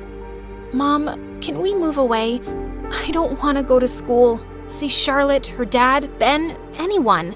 Honey, that's not the right thing to do. I know what Charlotte did was very wrong, but put yourself in her shoes. I never told you, but when Charlotte's mom left, the poor girl was completely traumatized and depressed for months. She totally lost it. Oh my God. Turned out, Charlotte had had a huge breakdown when her mom left. She needed years of therapy and only stopped going recently, which is why Mom and Dad thought she could finally be ready. But perhaps they were wrong. That would explain her reaction. She went through so much. You should have told me, Mom. I should have known about her condition. Honey, we thought to tell her when the time was right, but the way things unfolded left her shocked. The entire night, I kept thinking about Charlotte. Her mom had already left her. No wonder she was freaking out about me stealing her dad from her. I needed to make things right. First thing in the morning, Mom drove me to Dad's. He had Charlotte standing up front, who was so angry, she was shaking. Why are you here? To tell you that I love you and that won't change. I love you both too. Even before you knew about Violet, I loved you both, sweetheart. You don't love me, Vi. You abandoned me for Ben, and now I will forgive what you did. I can't be abandoned again. I can't. No one is leaving, Char. I understand you were hurt. I just wish you would have told me. I stepped closer to her and grabbed her hands. But you hate being touched. I don't care. You are more to me than any skin rash. And it's about time you knew it. We're family. I should have never tried to hurt you or keep you away from our father. I was selfish. I'm so sorry. We all went into the house together for our first family breakfast. Charlotte and I got closer than ever, and our dad was pretty cool too. But no one was better than Mom. A week later, Charlotte made a plan for us to visit a ski resort in our town. Considering what a disaster our last outing was, it was so much fun. We both went for the ski lift, and just as I sat, I saw Ben next to me instead of Charlotte. Talk, you two! Well, it was awkward, considering how hard I was avoiding Ben lately. I'm sorry. I then showed Ben my skin condition, and he just smiled, saying how it only made me cool. Charlotte, your arms are beautiful. I can't believe you'd hide something so cool from me. You know, I think so too. May I? Ben drew, "I love you, Violet," with his finger, and it appeared quickly in big, puffy letters. But it was the most beautiful thing I had ever seen. He kissed me on my lips, and I didn't have an allergic reaction. After that, I learned to listen, trust, and be proud of who I was.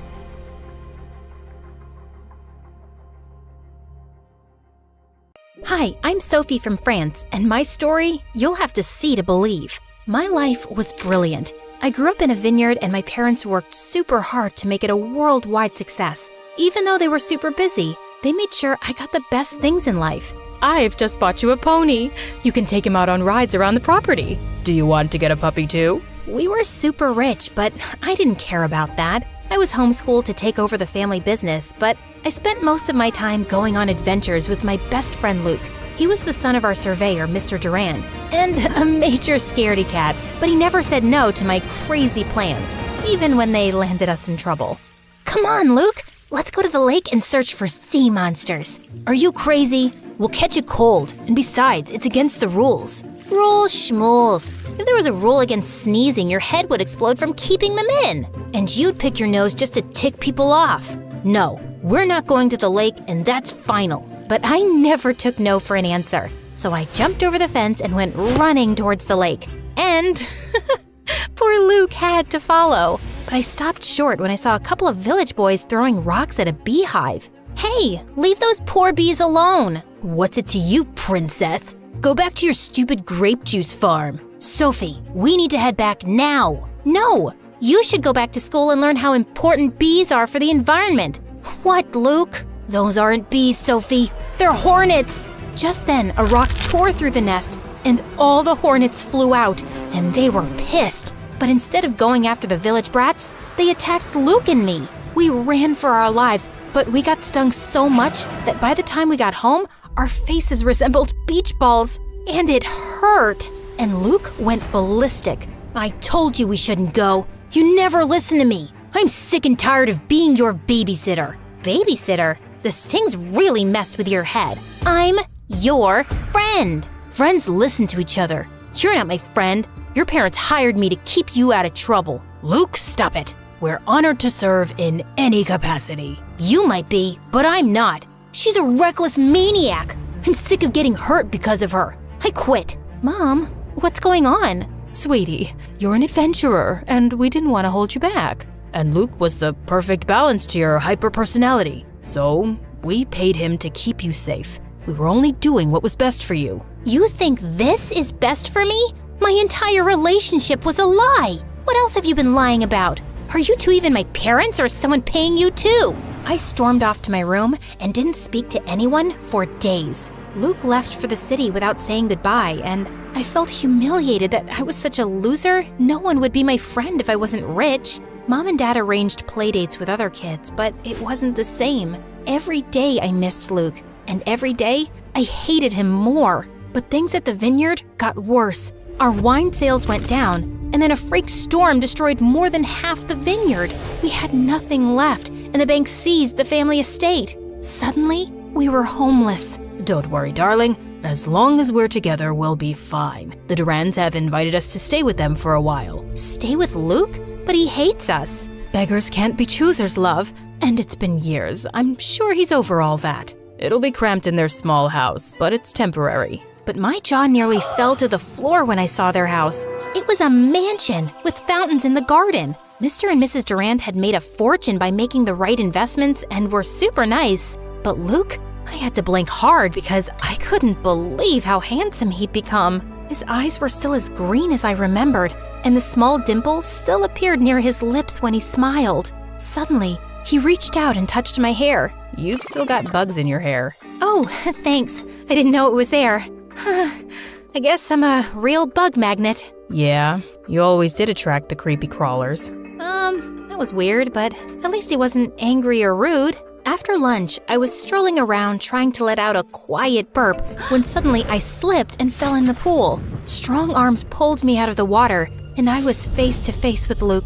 And to my complete humiliation, I burped in his face like a bullfrog. I thought you had changed, but I still have to save you from yourself. And I'm sick of it. Hey, it was an accident. Once a troublemaker, always a troublemaker. Mom, you better hide the good plates or she'll break them in a freak accident. Luke, that's enough. Whatever. I have homework to do anyway. Mr. and Mrs. Durand apologized for Luke's behavior, but I didn't want to be a burden. I spent the night thinking of several business plans to get us back on our feet, but we just didn't have the money. A week later, I was waiting at the bus stop when suddenly a sports car raced by me, drenching me with muddy water. Hey, watch where you're going.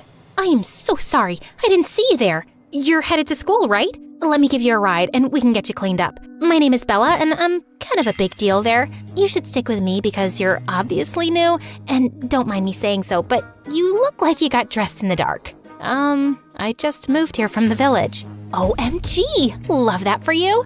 I've always been a city girl. Last year when we went to my family's, Bella talked non-stop till we got to the school, and by the time we were sitting in first period, I knew her entire life story. She was an only child, her mom and dad were rich politicians, and she loved corgis. They have the cutest, slappable butts.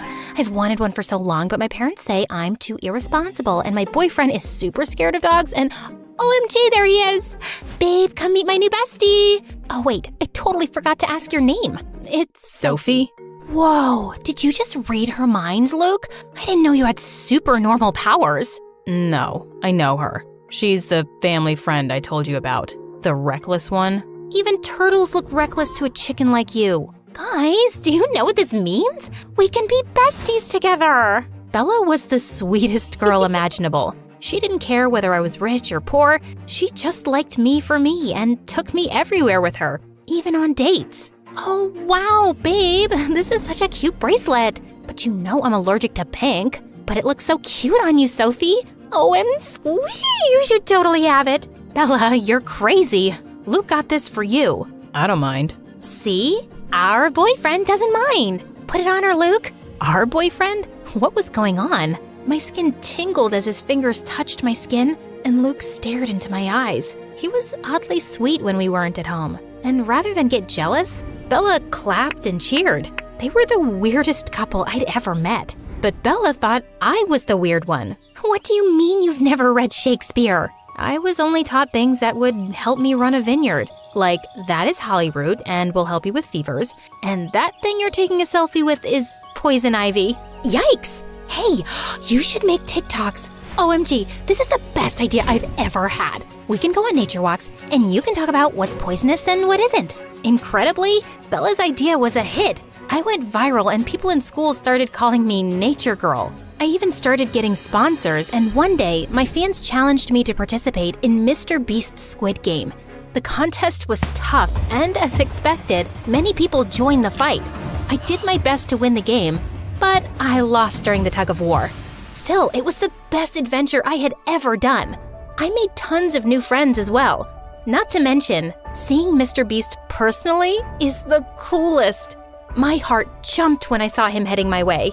Hi there. Thank you for joining our version of Squid Game. You were great. Thank you, Mr. Beast. We all had a blast, even though we lost. Just being part of your content alone is an experience of a lifetime. Well, making people happy is what my content is all about. I'm glad you had fun. I really did, and it's been quite a long while since I had fun like this. Really? Why is that? Well, sometimes life could get rough all of a sudden. Things happen without warning. That is so true, but no matter what, never stop walking the road to happiness. Never forget the quote, "A journey of 1,000 miles begins with a single step." I felt my eyes sting as Mr. Beast gave me a hug. And just like what Mr. Beast said, I never stopped walking the road to happiness. I kept on seeking adventure, teaching my fans about plants through TikTok. Bella supported me 100%. Eventually, the money I got from my sponsors were used to set up a small grocery shop in the city. And little by little, we were saving up to move out. Life was getting better, but Luke's behavior at home was getting worse and worse. He was rude to his parents and ignored them all the time. One time, Mrs. Durand asked them to pass the bread, and he accidentally dumped them all on the floor. What is wrong with you? That's no way to behave with your parents. You have no idea what you're talking about. Stay out of it, please. This isn't you, Luke. You used to be so sweet and caring, even if you were pretending. His eyes softened, but then he shook his head and pushed past me. I'm not the boy you used to know. It's okay, Sophie. It's just a phase. I didn't get what his problem was. He had everything he could ever want. Loving parents, a roof over his head, and a great girlfriend. But things with Luke and Bella were getting weirder. The old feelings were coming back and made me nervous. So when Dad announced we'd be moving to our own apartment at the end of the month, I was relieved, but also bittersweet. Late one night, I was packing up my things for the move when I heard footsteps on the roof. I freaked out and picked up a baseball bat to investigate. There was so much crime in the city. We never had this problem in the village. What if there was more than one burglar? But it was only Luke. You scared the farts right out of me. Oh, great. Just what I need. A damsel in distress. I'm the one holding the bat, smart Alec, and I was always the brave one while you were scared of your own shadow. I sure was a coward back then. Remember that time you couldn't sleep and you made me push all those sheep from a fence so you could count them? They were goats, and Farmer Jack was so mad. He made us shovel horse poop for weeks. You have to admit, it was fun pretending to be my friend. I was never pretending. He looked at me like there was so much he wanted to tell me, but he couldn't. His lips were so close, and my heart beat like crazy. I wanted him to say more, but I also wanted him to shut up and kiss me. But Luke pulled away suddenly, looking angry. Forget it. You won't understand. Had I almost kissed my best friend's boyfriend? What was wrong with me? It was a good thing we were moving out in a few days anyway. On our last day in the house, Mr. and Mrs. Durand held a farewell party for us. They invited all their friends, including Bella and her parents, and held a mini promotion of our little grocery store and even showed my videos on a big screen. Luke looked handsome in a suit, but I had to look away. I still felt guilty about the other night and confused by his hot and cold attitude. But suddenly, he was standing right in front of me. Hey, wanna dance? I shouldn't. Why? Do you think you'll trip and fall? No. Then come on. He whirled me onto the dance floor, and I felt like I was dancing on air. It was magical and thrilling. Then his lips came close, and all the voices in my head fell silent, but the music suddenly stopped. Luke, what are you doing? Bella's parents are watching. You should be dancing with her, not the poor grocery girl. Yes. Sophia can't bring you any connections or wealth. I'm sorry, dear, but we have to think of Luke's future. and that is with Bella. I was so shocked my mouth fell open. My parents were furious. Is this how you feel about us? Why did you invite us to stay with you? Why throw us this party? Because they want to rub in your faces how rich they are now. They always envied you, and they didn't throw you this party. Bella and I did. It was all Luke's idea. He's been planning this party for weeks. I just helped with the decorations. Suddenly, all the guests left saying they were disgusted, and Mr. and Mrs. Durand looked panicked. What's going on? I'm so confused. Let me explain. When we were kids, I loved being your friend. You were awesome and brave, but my parents wanted to cash in on that friendship and started charging your parents for protection services. I hated it. We did it for you, son, so you could have everything rich kids had. I never wanted any of that. And even here in the city, you insisted I date rich girls so you can make connections with their parents. You two have always used me for your own gain, and I'm sick of it. And look what it got you. You have luxury cars, you live in a mansion. But I can't be with the girl I love. I thought you two were in love. I'm a cheerleader and he's a jock. We had to date. It's like in the Bible or something. But we were never in love. And when I saw how much you two loved each other, you knew? Always. Why do you think I kept leaving you two alone when we hung out? You two are super cute together. Can you ever forgive me for being such a jerk and not getting in touch sooner? I thought you hated me. I did, but only because I missed you so much. I'm never gonna leave you now. Me either. Best friends? The bestest. And he kissed me, and it was everything I'd imagined.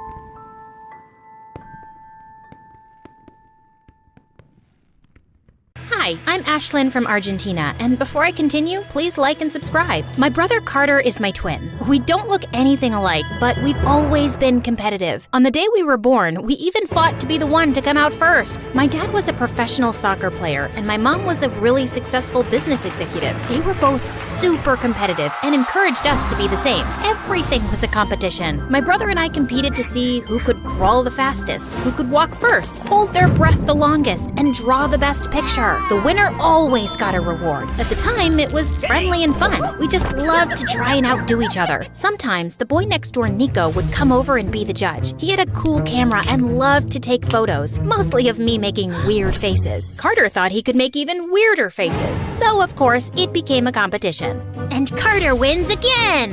What? Come on, Nico, why are you always siding with Carter? That wasn't even close, and you know it! You heard what Nico said. I won. We always play fair, sis. Whatever.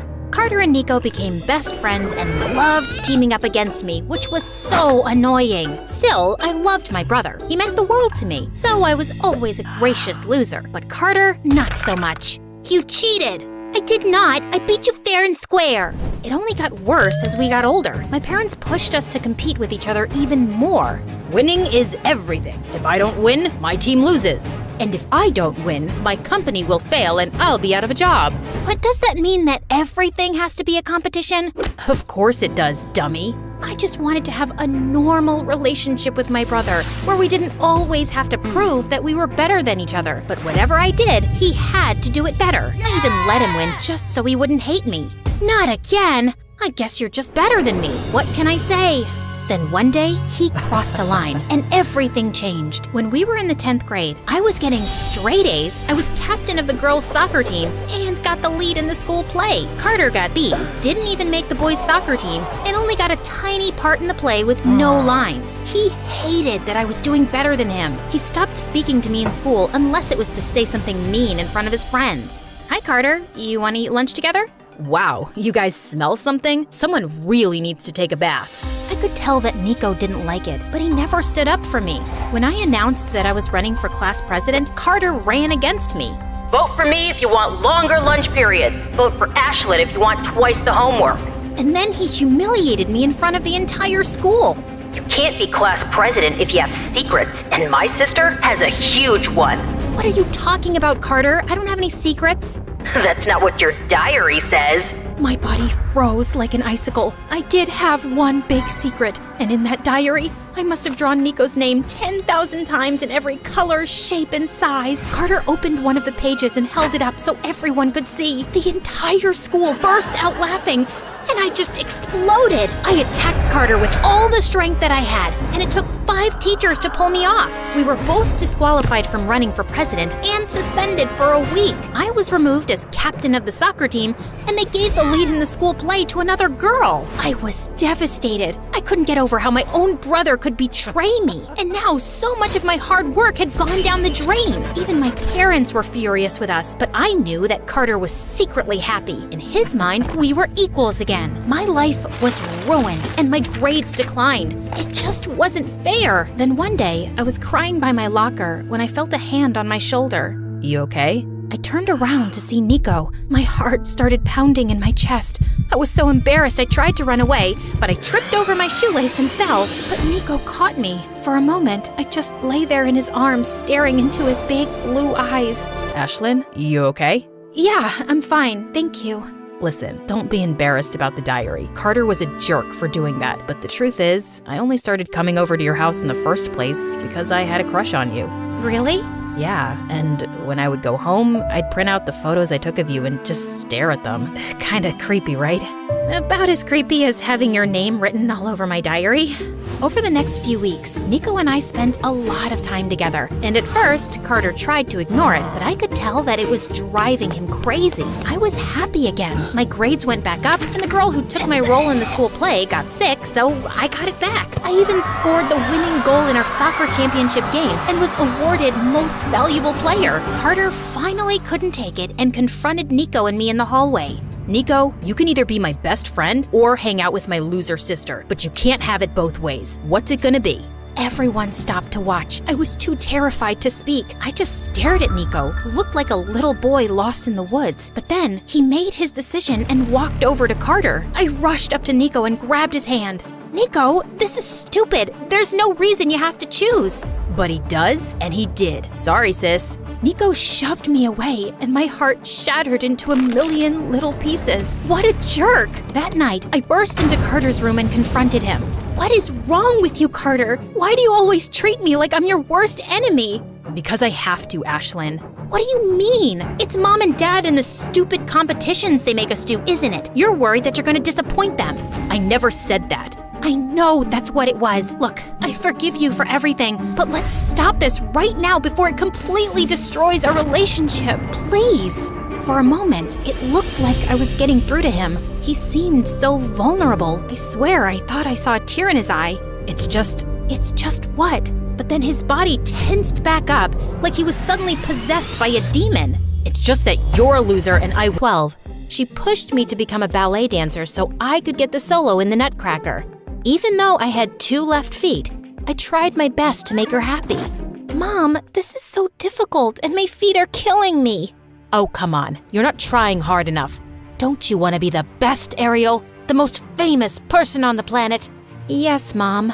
Then try till you can. Here, take this. This will always remind you to be strong and determined. I looked at the bracelet with a massive picture of Mom, and while I thought it was kinda creepy, I wore it because I didn't want to disappoint her. That evening, I practiced till I tripped and hurt my ankle. I couldn't dance and had to walk on crutches for days. It was embarrassing, but I'd do anything to make my mother proud. While Mom was crazy, Dad wanted me to be what made me happy. They fought about it a lot, which only made me more miserable. When I got to 9th grade, I finally figured out what my dream thing to do was. I ran home from school and couldn't wait to tell my dad.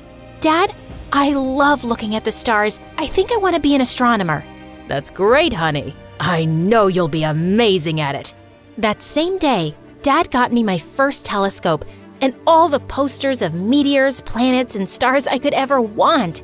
It was all really expensive, but he said he was happy to get it because it made me happy. But all the excitement got wiped away as soon as Mom saw the telescope. What were you thinking, John? She won't become famous by looking at planets. There are so many other things you could have gotten her and you chose this? You're hurting her. Don't you see that? She's just a kid and you've loaded her with dumb expectations. Mom and Dad fought a lot, and the following day, Dad left. I was hurt to see how upset Mom was. This was all my fault. My mom just wanted the best for me, and I couldn't get anything right. Soon after Dad left, Mom and I moved to California and she enrolled me in one of the best schools in the city. I promised myself things would be different. I changed my hair color, bought fancier outfits, and even enrolled in ballet classes. Hey Mom, look, no more tripping over my feet. That's nice, dear, but just not tripping over your feet isn't star ballerina material. Do you remember that little nutcracker incident? I want you to focus on yourself so you won't humiliate me like that again. You're right, Mom. No more loose ends. I'll be my best version. I pushed myself to do better, and soon, I became everything Mom dreamt of. The student body president, head cheerleader, and the best student in school.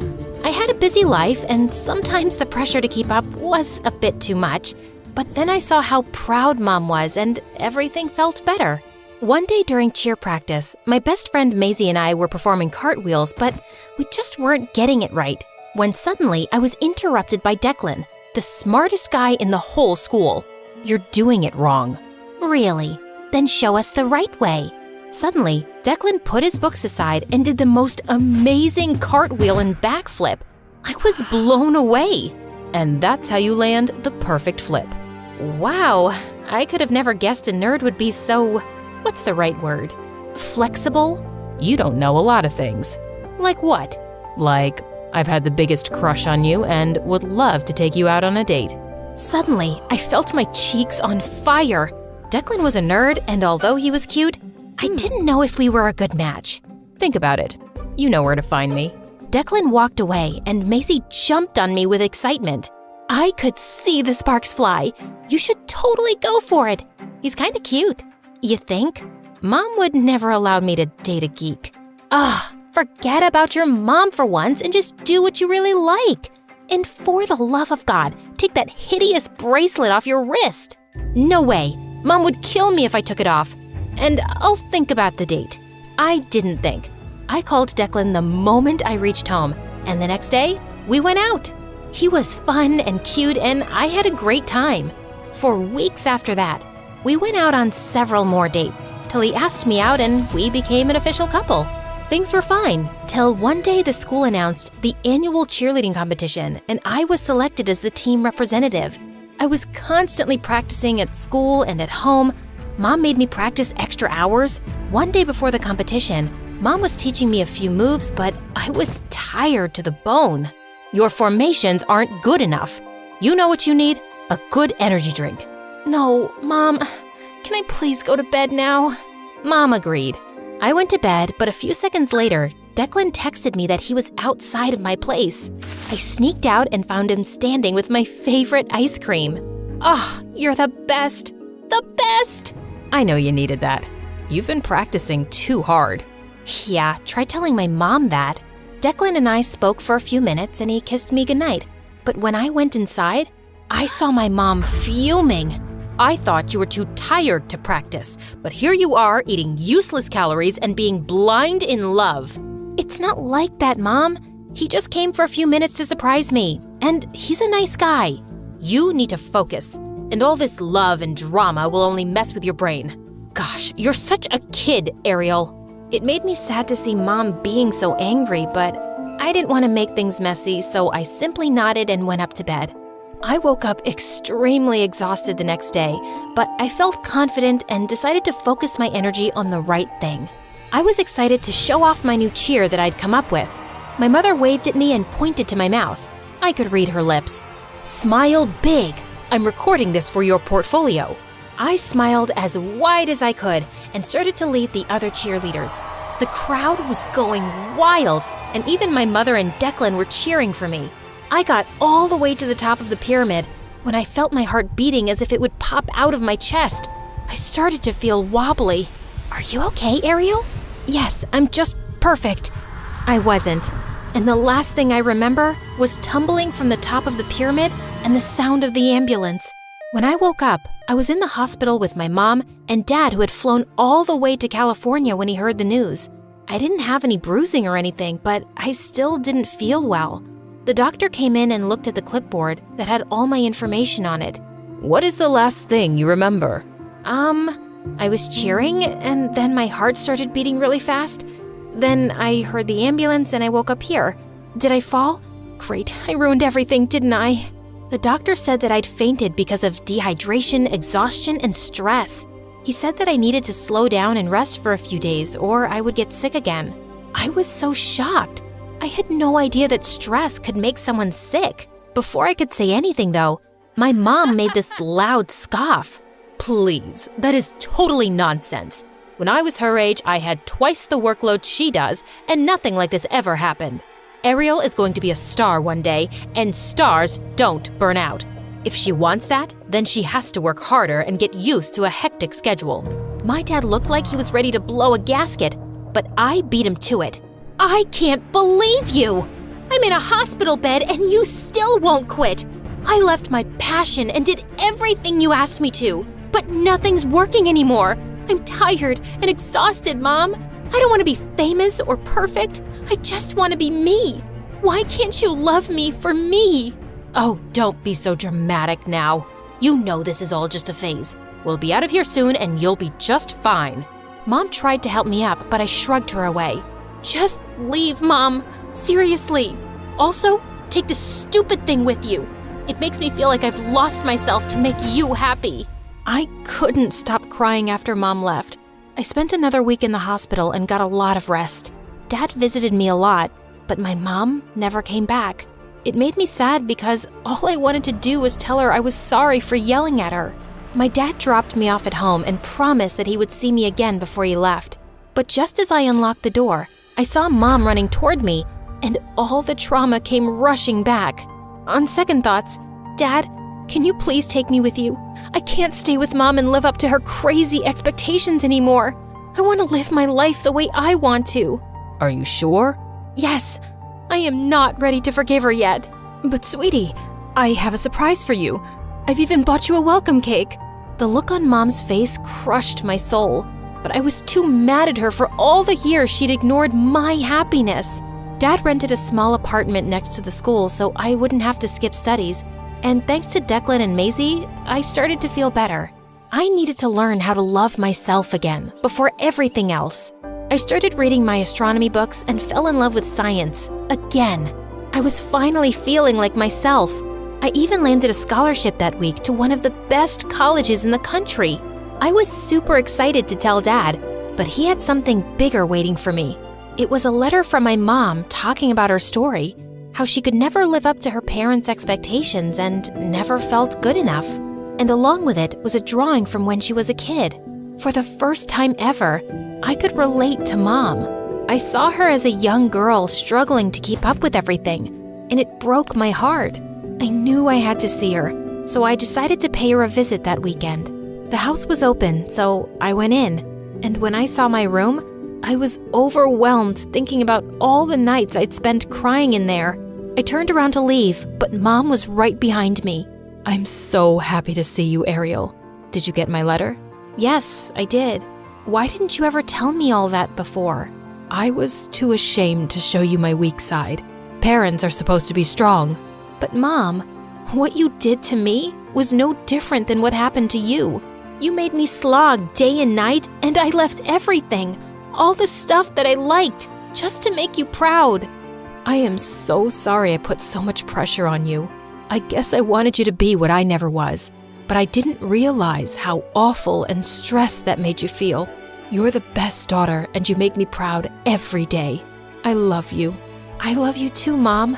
That's all I really wanted to hear you say. And Mom? Yes? Can I have my bracelet back? I was wondering if you'll ever ask.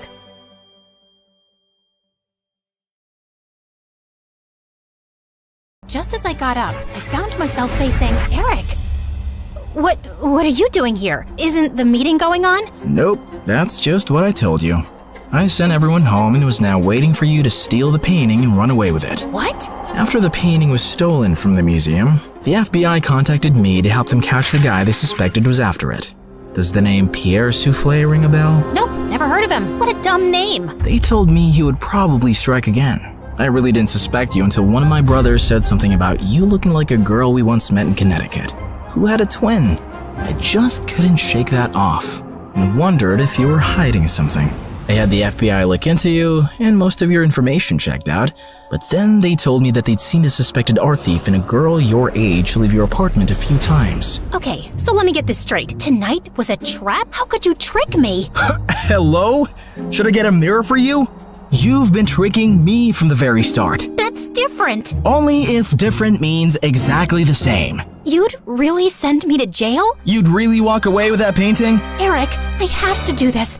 I don't have a choice. It's to protect everyone I love from Pierre. And I'm guessing that list doesn't include me, does it? As we stared breathlessly at each other, suddenly Pierre's van stopped beside us. Good Lord, get a room! And before I knew it, his men had grabbed both me and Eric and put some rags on our faces, and I instantly drifted into unconsciousness. When we came about, Eric and I found ourselves tied to chairs on some boat. Ah, the Sleeping Beauties are awake just in time for me to say goodbye. You're not getting away with this. Oh, yes, I am. It's not like you are smart enough to call the police to your house when you caught Claire. Yeah, that's her real name. You didn't call the police? What was your plan then? My guess is he was just going to take the painting from you and give you a chance to run away. I think he even gave his own security men the night off. Why would you do that, Eric? Because he wasn't going to send the girl he loves to prison, duh. Eric sat there poker-faced as I glanced at him. Pierre, you got what you wanted. Now keep your end of the deal. Pay up and let us go. Your sister double-crossed me first, which landed you in this mess, remember? I think I'll do the same. Why is there water coming in the boat? Oh, that's because it's got oils everywhere. It's going to sink soon. You two should make up and forgive each other because life's too short to be angry. I mean, literally, your life is really short. I'd say about another 30 minutes. Adieu, so long, farewell. And with that, Pierre and his goons left. There has to be some way out. Don't you know how to get out of such situations after all your years as a criminal? I'm a con woman. I don't know how to trick my way out of these ropes. Great! Then I'll just die here with you of all people. Who would you rather die with? Maybe that really pretty, extra smiley waitress at the restaurant you love so much? You know what? Let's just not talk. Fine by me. We sat silently for a few minutes as the water kept seeping in. I've never had boba tea. What? You know, a few years ago when everyone really got into boba tea, and I never had boba tea. I always thought I had time to drink boba tea, and now I'll never drink boba tea. It's nothing special. You didn't miss much. You really mean it? Nah, it's amazing. Who is stopping you from trying boba tea? No one? Oh, you're the worst. Let's go back to not talking. As we sat there in silence again, I slipped my fingers through Eric's. Eric, I'm so sorry for getting you into this. I really wish I'd never crossed your path. He pushed my hand away. For the first time today, I agree with you. Just then, the door burst open, and Meredith came running in. Thank God, Em. I knew you'd come for me. You could have told me too. I would have panicked less. Hi, Eric. Remember me? We kissed once. We'll talk more later. Gotta go now. Meredith cut through our ropes quickly, and we splashed through the water, climbed onto the paddle boat outside, and rowed back to shore. I had a feeling Pierre was up to no good. I followed his van to Eric's house and saw him take you two and bring you here. I had to wait for him to leave before I could rescue you, and that jerk left without giving us a dime. We have to get that painting back. He can't get away with it. What is so special about that stupid painting? Why is it for $10 million? Apparently, it's worth much more. My grandmother bought it at some auction a few years ago, but I don't think she ever knew its real worth. The FBI told me that painting has hidden codes all over it. Sensitive government secrets and coordinates of underground facilities, and Pierre wants to sell those secrets to the highest bidder. Jeez. Trust stupid men to make everything so complicated. Who put codes in a painting? Who wants them now? What is wrong with everybody? All I ever wanted from life was to go to Bora Bora, and now we have no money! If you girls know anything about where he's going, help me catch him. I'll tell the FBI you were helping me all along, and you'll go scot-free. Free but poor? Should I offer you a reward for helping me get back a painting you stole from me? That would be polite, yeah. Meredith, do you have any idea where Pierre's going? Yeah. I've bugged everything that man owns. His phone, his coat, his shoes, that painting. I know where he's going. Oh, by the way, Mom wants us to come home. She says she has something important to tell us. And yeah, her memory is back, and she's very angry we made her marry Arthur. What? More about that later. Eric immediately got in touch with his FBI contacts, who picked us up from our spot and followed Meredith's trackers on Pierre. He was headed for a train at the Grand Central Station, and seconds before he was about to get onto his ride, he was surrounded by officers. Don't manhandle me, you orangutans! My outfit costs more than your yearly salary! I rue the day I ever laid eyes on you two! I'll make sure I take you down with me! I'm taking all your coats, Pierre. They fit me perfectly, you tiny mafia boss. Get used to an orange jumpsuit, cause you'll be wearing that for a long time. As the FBI officers took him away, I turned to Eric with a worried face. He'll give them information against us. You've helped recover a really important painting and capture a criminal the FBI has been trying to nail for ages. I promise, I won't let you get into any trouble. Thank you. We stood there in awkward silence. Okay, this is super uncomfortable. Do you guys need privacy to talk or something? I'll grab us some hot dogs. Do you want relish or mustard or... No, actually, I think we're done here. I have to go. Good luck and goodbye, Claire. Goodbye, Eric. Meredith and I took the next flight to Connecticut to see Mom back at her old house, and I was really happy to see her with her memory back. And then, Mom shocked us with her whole story. Many years ago, I was a government scientist in Russia, working on top secret technology. And our team later wanted to sell it to an enemy country. I refused to do that, and destroyed the technology. And after that I had to go on the run, because I knew those traitors would come after me. I had a boyfriend, and he recently found out I was pregnant. So I never told him about you girls and just escaped. I settled in America and took on the identity of a helpless mom living in the suburbs. Before I left Russia, I set up this laptop as a way to communicate with my father, who sent me a little money every few months to get by. I was even afraid of working in any place for too long, as being part of any system by which I could be tracked down. Whoa! Mom, that's insane and so cool! I'm sorry we never had much, but I was glad you grew up independent and resourceful. Then I finally recovered my memory a week ago. I was able to access the laptop and get in touch with my father. He hadn't heard from me in so long, he thought I wasn't even alive anymore. He told me that the traitors working on the project are all behind bars now. It's safe for me to go home. So we're going to Russia? Man, it's so cold there. I always wanted to go to... Bora Bora, I know. That's all you said growing up. We'll visit Russia to see my family, and then we'll go anywhere you girls want. Mom, we're kinda poor, especially since you've left Arthur too. Oh, but my family isn't poor at all. I come from old money. We've been rich forever. There is a God out there. Thank you. Claire, we're finally going to Bora Bora. Yeah, it's everything we ever wanted. I tried to be as excited about the trip as Mom and Meredith, but my heart felt heavy. I wish things had ended with Eric on a better note. On the bright side, I got to meet Freddie, and I was so pleased when he introduced me to his lovely girlfriend. I'm so happy for you, Freddie, and I don't know if I can ever thank you for everything. You're amazing.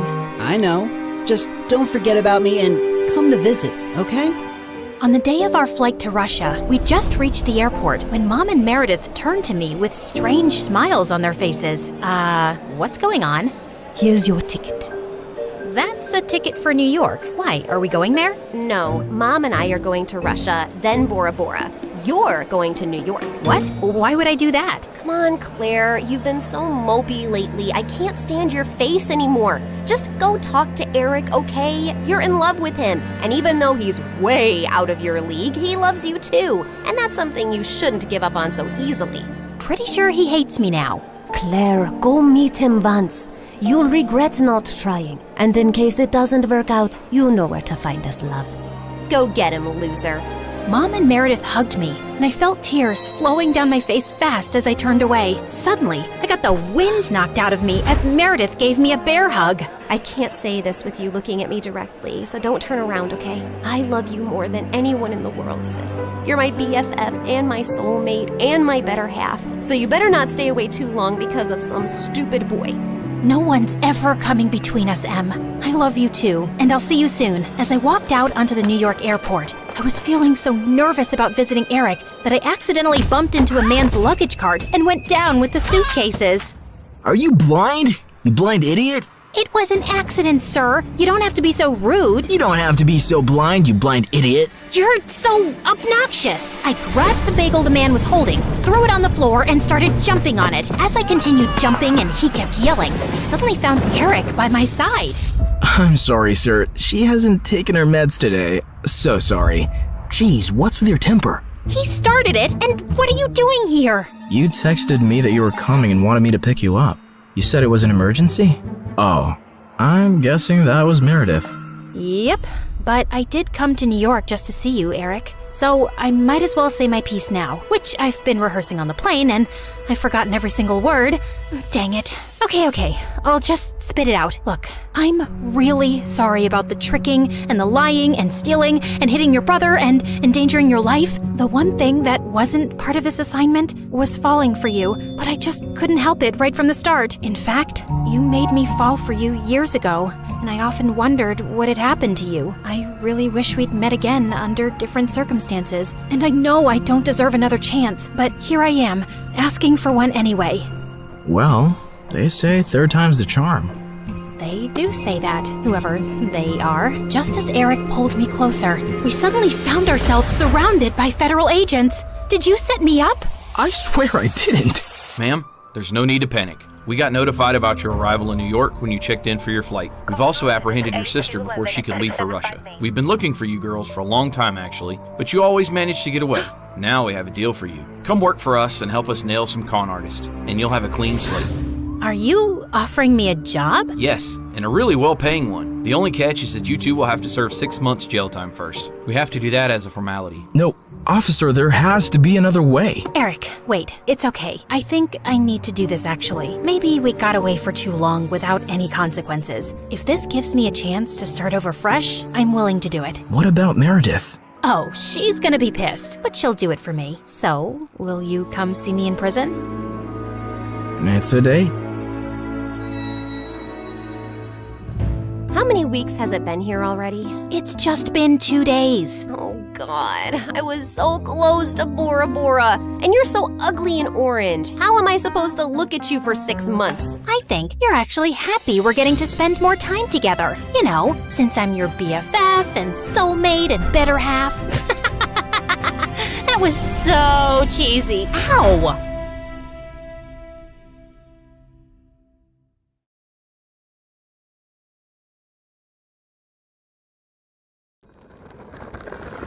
My name is Lily, and from the outside, my life looks super exciting. I've lived all over the world. India, Singapore, Alaska, even civil war-ridden Myanmar, where I was kidnapped for a week by a military coup. Pretty cool, right? But the craziest adventure I'd ever gone on was in a boring suburban home in Boston. But first, let me tell you more about myself. My parents were investigative journalists, and they went wherever the story was. Corrupt government, church cult, mysterious disease outbreak, serial dog napper. Sure, they were living a life full of intrigue. And my younger brother Jacob totally idolized them. But for me, it was constant whiplash. I craved normalcy, stability, and safety. And my parents' homeschooling techniques were questionable at best. So I spent most of my time teaching myself science and biology. The plan was to become a doctor one day. You know, something stable. Then one day, my mom delivered life-changing news. We're moving to Boston to cover a story on the mayor's disappearance. We figure it'll take at least 2 years to crack. So, we're sending you to high school. I screamed with excitement. The most we'd ever stayed put was 6 months. Of course, the transition to normalcy was tricky. But then one day, when I was performing surgery on a mouse in biology class, I did the unthinkable. I made a friend. Girl, you're such a natural. I'm impressed. Thanks. I want to start my own doctoring practice one day. Hole up in one place, find some loyal patients, and really be there for them, you know? That's beautiful. Oh, can you take a look at this mysterious fungus on my foot? Just kidding. But hey, you want to hit up the mall after this? Suze was the best. Funny, smart, loyal. We got super close in no time. And then, exciting news. We solved the mayor's disappearance. Turned out, he faked his own death. So we're moving to Hawaii to cover the illegal capturing of the Hawaiian monk seal. What? No, I love it here. I finally feel like I have a life. You said 2 years. Sorry, honey, but we're just too darn good at our jobs. Well, I'm not going. I've spent 16 years being carted around like a chihuahua in your purse. I'm not just an accessory to take with you whenever you want to pick up and leave. So many kids would die to be in your position. Getting to see the world, experiencing new things. If only you could be grateful like Jacob. Well, I'm not Jacob, and I'm not leaving. Ugh, I can't stand being your daughter. That's it. Now you're really not leaving. You're grounded. I was done listening to my parents. I ran out of the house and hopped on my bike, pedaling as fast as I could to Suze's house. I was in such a frantic state, I didn't even see the truck turn into my lane. And smack! I went flying off my bike, launched into the middle of the road when my head slammed against the cement. And then, everything went dark. When I woke up, my head was throbbing, and my bike was destroyed. But otherwise, I felt weirdly fine. I could have died, and it was all my parents' fault. I'll admit, I was a little disoriented. I didn't know if a day had passed or a week. And when I finally got home, I was shocked to see that my parents' cars weren't in the driveway. Were they out looking for me? When I walked inside, I thought my eyes must be deceiving me. The entire house was empty. No family photos, no TV, no furniture, no family. A sinking feeling overcame me. Hello? Is anyone here? Hello? I checked every room, but not only was no one home, none of their stuff was here. And without the furniture, the place felt really eerie. When I got to my room, I was afraid to open the door. But to my surprise, it was exactly as I'd left it. I grabbed my phone to call my mom, but it went straight to voicemail. What the heck? Did my parents seriously move without me and were now blocking my calls? I looked around for a note, but there was nothing. This was insane. But then it occurred to me, maybe this was my parents' way of letting me have my way. So I decided to stay put. I'd live my life, graduate in a year, and go to college. I'm sure my parents would call me back tomorrow, and I'd deliver the news. But that night, as I was falling asleep, I heard footsteps. I ran downstairs to see who it was. Hello? Mom? Dad? Jacob? Guys? I tried to turn the lights on, but they didn't work. Then something brushed past my foot. Ah! It was just a mouse. Okay. I was just freaking myself out. Everything would be fine. And then, a strange, cold breeze swept over me and disappeared. Maybe I'd sleep at Suze's house, just for the night. I grabbed a backpack and opened the front door, but it was jammed or something. I pulled and pulled, but it was stuck. I tried the back door, but it wouldn't budge. What was happening? Something felt off. I decided to sneak out through the window, but when I went to lift it, it slammed shut, right on my hand. Ow! I frantically tried calling Suze, but it also went to voicemail. What was happening? Okay, I had to calm myself down. I bandaged my wound and tried calling my dad. As the phone rang, there was a pit in my stomach. It went to voicemail. Dad, it's me. I just got home and no one's here. And for some reason, I can't leave. Where are you guys? I got into an accident. Sorry I didn't come home sooner. I'm okay, just call me back, please. I spent the night shivering in bed. It took me hours to fall asleep, and I had the craziest dreams.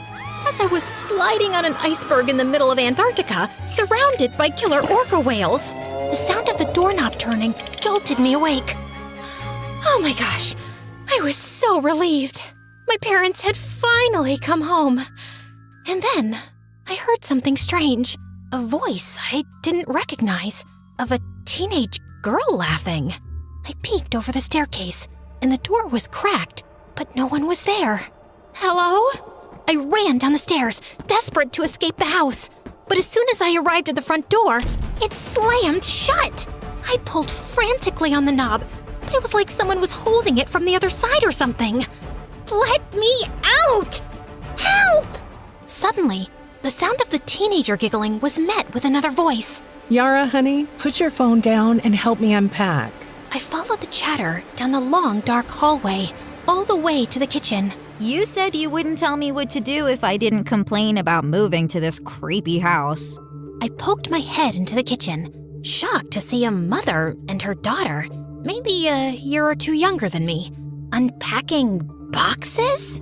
The mom looked totally normal, and the girl was a hardcore emo goth, so also pretty normal. I tried not to startle them, scared they might be dangerous. Hello? Excuse me, what are you doing? How long have you been here? I've been calling for help. I'm stuck in this house, but they just kept unpacking boxes. They didn't even look at me. Hello? What is happening? I tapped the woman on the shoulder, but I couldn't feel her shoulder, just air. Suddenly, I saw my hand move through her shoulder like a hologram, like she wasn't real, like she was a ghost. I screamed. The woman and her daughter cocked their heads like chickens, looking right at me. They seemed terrified. For a moment, I thought they'd seen me, but then the daughter said, Mom, what was that? I had to get them out of here. These spirits were clearly trapping me in my own home for some mysterious, nefarious reason. I got on my phone and called the first medium Google could find, Cassandra. According to her website, she could commune with any spirit, any age, any gender, anywhere. But of course, her number went straight to voicemail. Unfortunately, I'm performing an urgent exorcism. So if you have any phantom menaces, if you will, please leave a message with as many details. Yeah, hi, Cassandra? My name is Lily. There's a mother about 47 years old. I don't know, it's hard to tell. She looks like she's had a lot of work done. She could be 40? Okay, I was fear rambling. Just one of my many defense mechanisms. Sorry, so yeah, her and her, grumpy 15-year-old daughter, they won't let me leave the house. And I mean, let's be honest, I don't know how ghosts work, but I think they're blocking calls to my family too. And I've already missed 2 days of school, so it's kinda urgent. My address is 4332 Pine Grove Alleyway Road. Come quick, please. I didn't know what to do, so I barricaded myself inside my bedroom. I fell asleep and woke up the next morning to the smell of bacon? I went downstairs and peeked into the kitchen. The mother had a full breakfast buffet going. Bacon, eggs, waffles. It smelled delicious. I should have been starving, but I was way too traumatized to be hungry. Mom, what is the largest organ in the human body? Then I saw the daughter was doing biology homework at the kitchen table. Was this normal ghost behavior? Mom, what's the answer? I don't know. I'm a future bed and breakfast owner, not a scientist. The lungs? Yeah, that's right. Wrong. It's the skin, obviously. I saw the girl filling it in on her paper, and for some reason screamed, "It's the skin!" But she couldn't hear me. So I wrote it on a Post-it in big red ink and slid it in front of her. She slid back in her chair, almost toppling over. Did she see the note? Who are you? Why are you in our house? Honey, stop with the hysteria. Mom, you're not supposed to call women hysterical, especially your own daughter. There's an evil being here. I can feel it. And I'm not gonna be around when it enacts its vengeance. Whoa. Who was she calling an evil being? She had it totally twisted. She ran towards the door, making a run for it. Hey, don't you leave this house. But was met instead with a super tall, slender woman wearing a robe, carrying a Dan's Donuts tote bag with a bunch of supplies. This was... Hi, name's Cassandra. Someone called in for a phantom cleanse. Oh, thank God. What the heck? How could we both hear Cassandra? Cassandra looked at the three of us. It was unclear who she was looking at since she was wearing sunglasses. Give me a second. I need to talk to the spirit.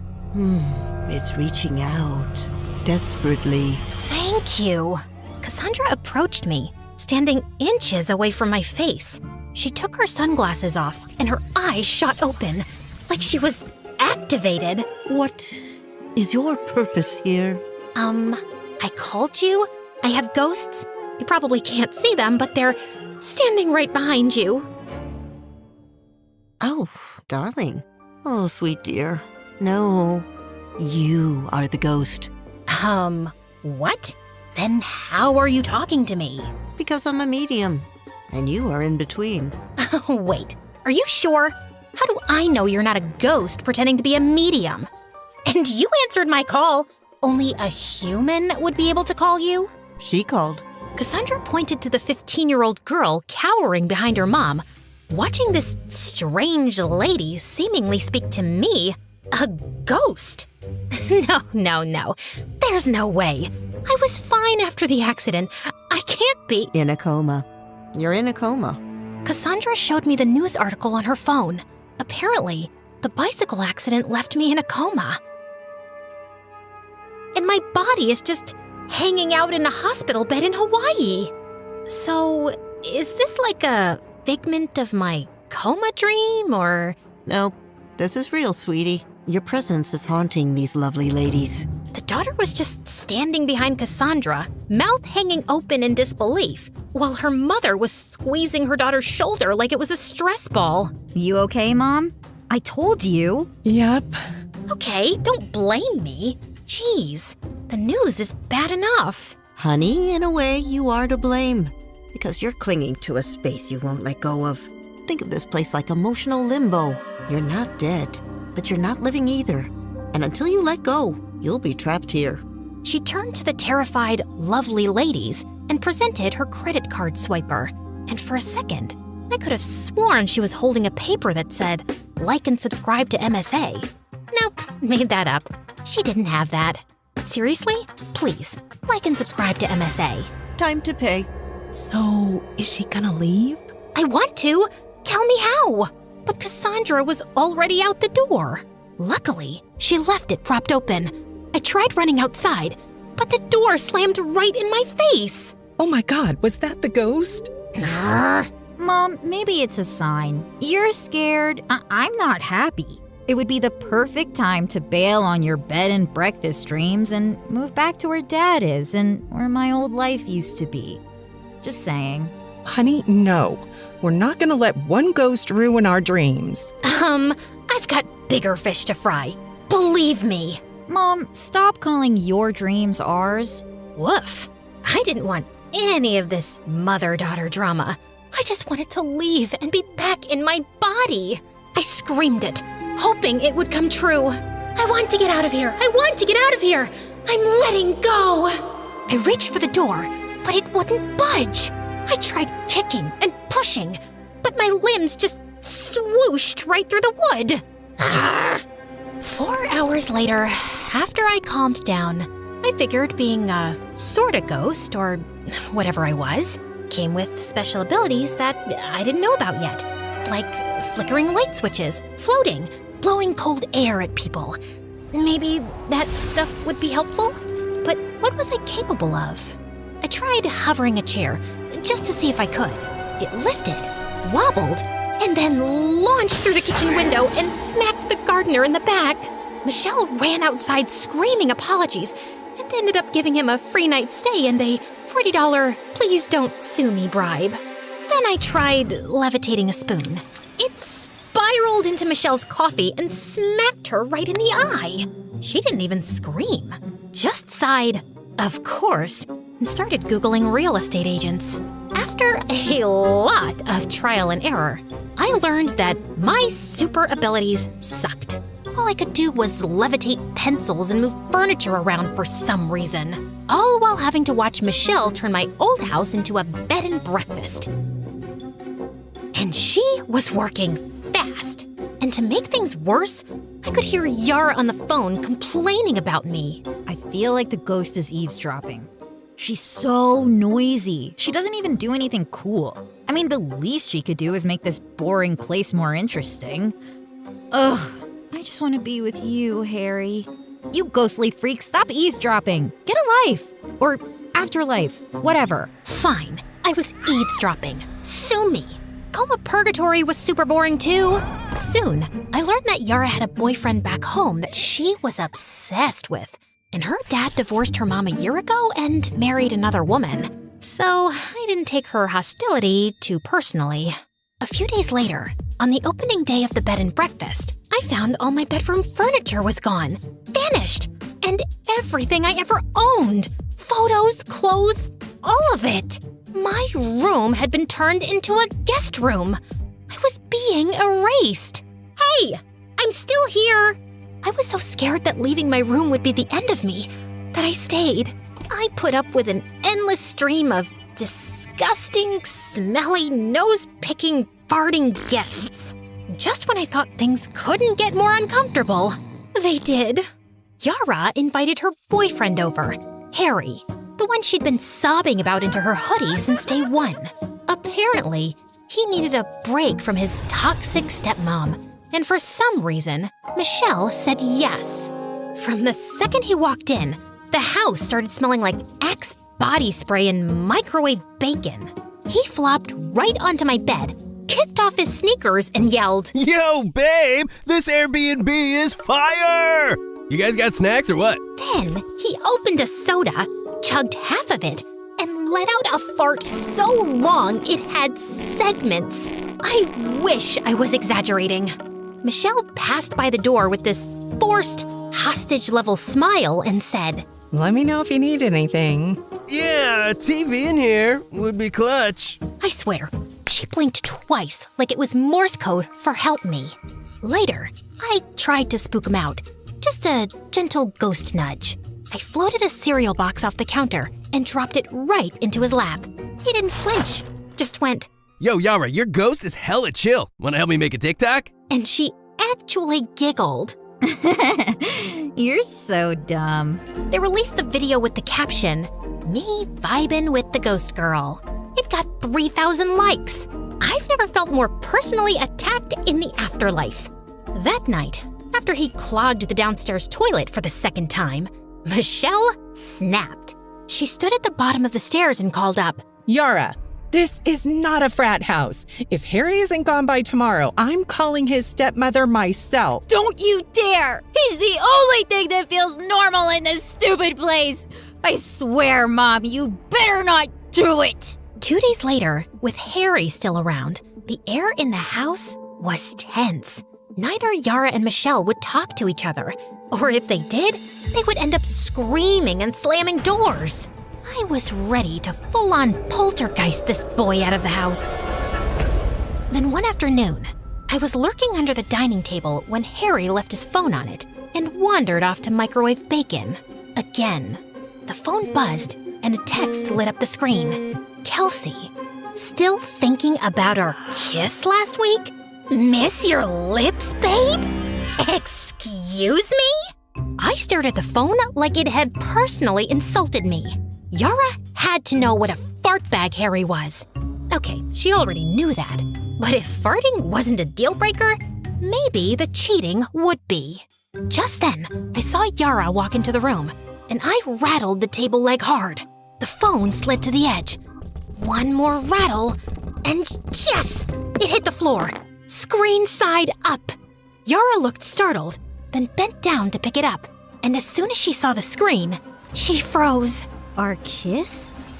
Last week? Just then, Harry returned with his plate of bacon. "Yo, babe, you seen the hot sauce?" Who is Kelsey? "Wait, what?" Miss your lips, babe?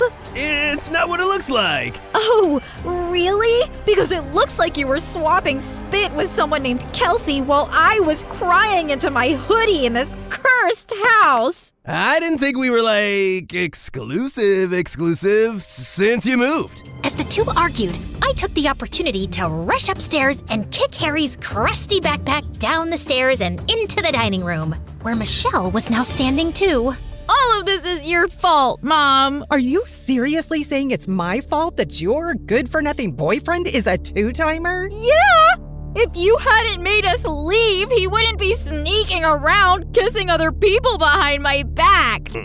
She's not wrong, you know. Get out! As Harry picked up his backpack and left, Yara started to run out too. But Michelle threw her body against the front door, blocking Yara from leaving. Everyone in the bed and breakfast had gathered at the noise and were staring. I know you're upset, but you deserve so much better than that useless, toilet-clogging piece of garbage. You're a beautiful, brave, and resilient girl. You could have... Ugh! Just stop. This is so embarrassing. Just leave me alone. Yara shoved past her mom and darted toward the bathroom, locking herself inside. The guest seemed super confused. Suddenly, I was reminded of the fight with my mom. But instead of running after me or stopping me from leaving, my mom just let me go. And then wasted no time before moving to Hawaii. She didn't care about me at all. I had to fight for myself and find my way out of here. And then, the next day, some super old guy left his laptop open in my room. I had an idea. I focused on levitating a pencil over the keyboard, typing my name into the search bar, key by key. Maybe I could at least find out what the status of my body was. But just as I was pressing the last button with my mind, I heard a shriek. There's something here! My keyboard! It's moving! I jolted, startled, and fell out of the swivel chair, launching it to the other side of the room. The chair just tried to attack me! There's a ghost! All of the guests ran over to see the commotion. I tried tiptoeing away, but tripped and knocked into the lamp, toppling it over, the light bulb shattering. Suddenly, all the guests were screaming and running. It was like a scene out of a horror movie, but I was the horror. Wait, don't go! I wasn't trying to be spooky, I swear! But then I saw an out. I leapt onto the old man's back, trying to hitch a ride out the door. He must have felt my presence or something. The spirit is clinging to me! Get her off! Get her off! As soon as he was out the door, I was blown back by an imaginary gust of wind, thrust into the living room, toppling into the coffee table. Yara poked her head out of the bathroom. Oh, wow. Finally some action here. Yara, stay in the bathroom. Okay, Spirit, come at me. What do you want? I just wanted to leave, but how could I tell her? I picked up a pencil and began writing on the wall. Oh my God. Whoa. Cool. I wrote, I'm sorry. I mean no harm. I'm just stuck. I dropped the pencil and then started pushing the furniture back to where it belonged. Michelle and Yara watched me, stunned. I think she's been trying to leave, Mom. Help her. Suddenly, Michelle collapsed to her knees. She started breaking down, crying. I don't know how. And now the business is ruined. Yara, I'm sorry I moved us here. It's just the divorce was hard on you, I know, but it was devastating for me too. I was with Dad for 20 years. I was heartbroken. I was so focused on running to something new, something that would make me happy. I didn't consider you. Maybe the ghost is a sign that I haven't been seeing you. If you want to move back, we can move back. Yara came out of the bathroom and grabbed her mom's hand. Mom, no. Believe it or not, I like seeing you happy. I don't want to take that away from you. Plus, things are finally getting interesting. Mom, it's okay to be heartbroken. But I'm the parent. Exactly. And that means I know where I got my strength from. Michelle gave her daughter a huge hug. Somehow, my presence had brought them together. And watching them hug made me feel so alone. I went back to my room and laid on the bed crying. Yep, apparently ghosts can cry. The next morning, I noticed something on the computer. The search result from earlier. I levitated a pencil and sneakily clicked on one of the links. It was an article about me. about how my parents had poured all their resources and energy into doing a story on brain activity during comas. Apparently, there was a procedure that could save me, but it was only because of the greed of the healthcare industry that it wasn't public knowledge. My parents even sold the house to fund the investigation. I walked down the stairs to see the front door was propped open. I saw Yara and her mom laughing as they added the word haunted in front of the bed and breakfast. Then it occurred to me, if Yara could forgive her mom, maybe I could forgive mine. Beep, beep, beep. She's awake! Honey, come here! I was so disoriented, but I could see my mom in front of me, tears streaming down her face, clutching my hand in hers. Mom, is this real? Her teardrops landed on my hand. It definitely felt real. Oh my goodness, Lily. I am so sorry we put ourselves before you. You and Jacob are everything. It's my fault for driving you away. I'll never forgive myself. Mom, it's not your fault. You're great at what you do. And if you weren't, I'd never have woken up. But we didn't even do the operation. You just woke up all on your own. Maybe Cassandra was onto something. It wasn't the house I had to leave behind. It was my anger. Mom, Dad, you were just chasing your own happiness. You deserve that too. I'd rather have parents with a passion for life, especially after witnessing just how easily it can be taken away. I love you guys. Your forgiveness means everything. And I promise you'll like Hawaii. We can stay as long as you want. Actually, I have another idea. My parents agreed to pay for me to stay at the bed and breakfast until I graduated high school. Suze was over the moon to have me back. And when I confessed to Yara that I was the spirit, we became fast friends. I told her she could probably take down the haunted sign now. But she said, "No way! Business is booming because of it. Turns out a lot of people are obsessed with ghosts." Turns out, I didn't need to leave the house to finally be seen. I just had to stop running from it. And yeah, my craziest adventure? Not Myanmar, not the monk seal.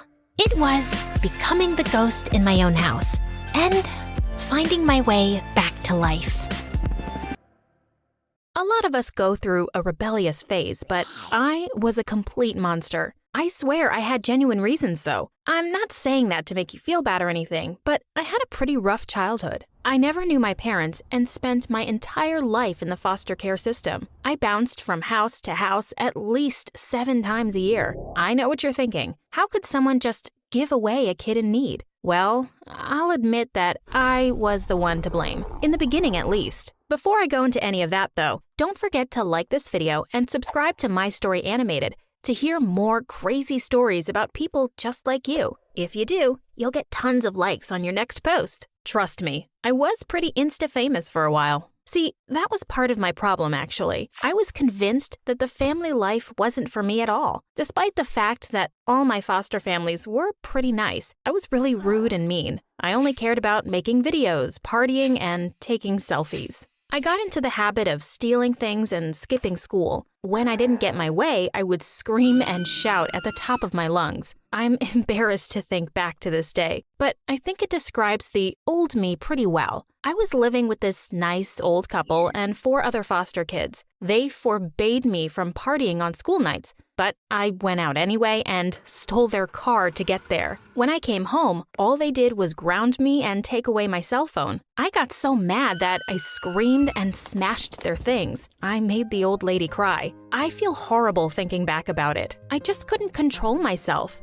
I don't know how I was ever that mean. I wasn't evil, though. I was just a troubled child. I actually had some outbursts that had nothing to do with misbehaving. Sometimes I had horrible nightmares that would wake me up screaming. Mixed with my behavior problems, a lot of foster homes didn't have the patience for my outbursts, hence moving around so much. By the time I was 16, I had been through every single foster home in my city. I tried to keep cool, but I was honestly terrified I'd end up stuck in an orphanage until I was an adult. Now, I may have been a monster, but I was nothing compared to the residents of the local orphanage. It was filled with the worst kids I knew, and I didn't want to end up there with them. They would have beaten me up. I wasn't nearly as tough as I liked to pretend. When my caseworker walked into the room, I burst into tears. I begged her not to ship me off to the orphanage. She thought for a second and said she might have an option for me, but I wasn't gonna like it. How bad could it be? I asked. Yeah, I know what you're thinking. That's exactly what someone says before they walk into the worst possible situation. My caseworker made a quick phone call and let me know that I was good to go. I would be leaving right this instant. I picked up my backpack, which was full of everything I owned, and was put on a bus to the middle of nowhere. I had no clue where I was going. As the bus started driving off, I Googled some pictures of the place. It wasn't even on the map. I was going to the middle of nowhere. I started screaming. I ran over and begged the bus driver to stop, but he said it was already too late. I posted one last selfie letting my followers know that I was going to be taking a break from social media. Something told me that there wasn't going to be any service out in the middle of nowhere. I was a city girl obsessed with the internet and gaming, and I couldn't even watch my story animated where I was going. My cell phone service cut out maybe a half hour into the trip. 3 hours later, I was awoken by the bus stopping. I looked out the window and saw this huge, creepy mansion. I thought it was the town hall to get my papers or something. I was shocked when the bus driver said, "We're here." I told him he was supposed to take me to my new home directly. "Oh, sweetie." He laughed. "This is it." Then he just drove off, leaving me alone with my backpack at the entrance to the mansion. I walked cautiously up to the door and knocked a couple of times with no answer. I called out but still got no answer. I saw a letter taped to the door and decided to open it. It read, "Welcome home, Charlotte. Please let yourself in." Sure enough, the door was unlocked. It creaked open slowly and creepily. I walked right in and decided to explore. Now, I know I said the outside was scary, but that was nothing compared to the interior of the house. It felt like it was straight from the Addams family. There were huge portraits on the wall with group photos of at least 20 kids, all dressed up in old-timey clothes, as well as all types of taxidermy. It looked like the set of a horror movie or a cult, and I didn't even know the half of it yet. You know that sixth sense feeling you get after watching a scary movie late at night? Like the one where you can feel someone watching you? Well, I got that feeling and all the hair on the back of my neck stood up. I flipped around and saw a serious-looking nun staring at me and frowning. She looked me up and down in disgust. I was wearing pretty short shorts and a crop top, so I could tell she was judging me. I waved hello and tried to introduce myself, but she ignored me. She just started writing something down in the notebook she was holding in her hand. She lifted it up and showed me what she wrote. "No one speaks here." That was weird. I asked if it was because of some kind of medical condition or religion. She simply flipped the page and wrote down, "Follow me," and started walking away while I was still trying to talk to her. I followed her down some winding halls until we ended up in a room with a couple of beds in it. She led me to one bed that had some stuff on it, including folded clothes, a notebook, a pencil, and a piece of paper that said, "This is your new bed. Please use the paper. It will be easier for everyone. Please change into your new clothes." I thought the scariest thing about the mansion was the giant taxidermied bear in the entrance, but I was dead wrong. I picked up my new clothes and nearly fainted. See, if nothing else, I was pretty. I had to give up my city and internet, but I did not want to give up my looks. I kept up with all the latest trends and was an aspiring Instagram model. This outfit was as far away from fashionable as possible. It was a gray dress that reached all the way to the floor and buttoned up to my neck. The dress was like a hideous costume straight from the 1700s. Maybe it was a good thing that there was no internet here because I wouldn't be caught dead in this outfit. I turned to argue with the nun, but she was already holding up her paper that now said, "Hurry, child." Now, I was rebellious, but nuns are scary. I did as she said and made my way to meet the other people here. It took a couple of days to meet everyone. There were a lot of people. All in all, there were about 23 girls living with me between the ages of 7 and 14. This made me the oldest and pretty much the role model to everyone here. It turned out that most of them had severe hearing problems, and some of them were completely mute. Talking was out of the question, so they all communicated through notebooks or sign language. The nun could read lips, but the rest of them were never really exposed to speech. The girls were very quick to take me in.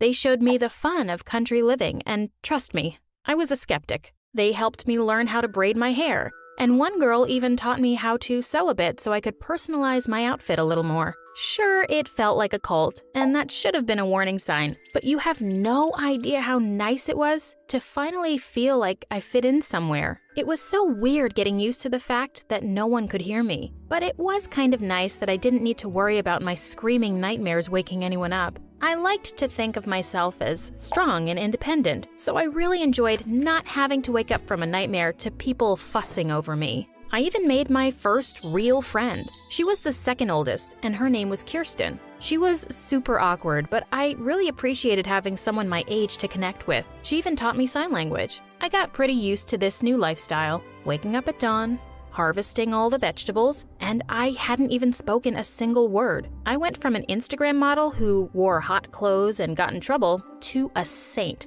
Like, figuratively and literally. Not only was I staying out of trouble and gaining control of my behavior, but the other girls looked up to me like I was a prophet. They asked me tons of questions about life on the outside. Most of the girls were brought here as toddlers or infants, so they had no exposure to TVs, malls, or even processed sugar. This one girl, Susie, asked me how you feed the people that live on TV so that they can perform for you. Kirsten's favorite thing for me to describe was cheese puffs. The concept of such a treat was godly and fantasy-like to her. I told her that I promised I would bring her back some once I moved out. She always got weird when I brought up leaving. I always assumed it was because she would miss me, and I was about to find out it was a little more complicated than that. Don't get me wrong, though. I was ready to leave. I appreciated everything they did. Even after everything, I don't regret the time I spent there. Still, I was counting down the days to my 18th birthday when I could move out. That's when everything changed. I wrote the nun asking what I should do about moving back to the city, and she got really weird. She asked what about everything here, the life I had with the other children. She asked why I wasn't happy. I assured her that nothing was wrong and I loved them all. I told her I wanted to go out into the real world, get a job, and fall in love. She seemed to understand, but she said something next that made me question everything. I guess you won't get to meet him if you leave, she sighed. She explained that there was a new boy coming to work at the estate as a gardener the week after my 18th birthday. She'd never mentioned him before, but she said she thought she would keep it as a surprise because she really thought we would hit it off. I should have sensed something was suspicious, but she convinced me to stay. Try not to judge me. I hadn't seen a boy in years. I have to admit, I was pretty happy I did, at least at first. The boy came all right. He was everything I hoped for. He was handsome and seemed very nice.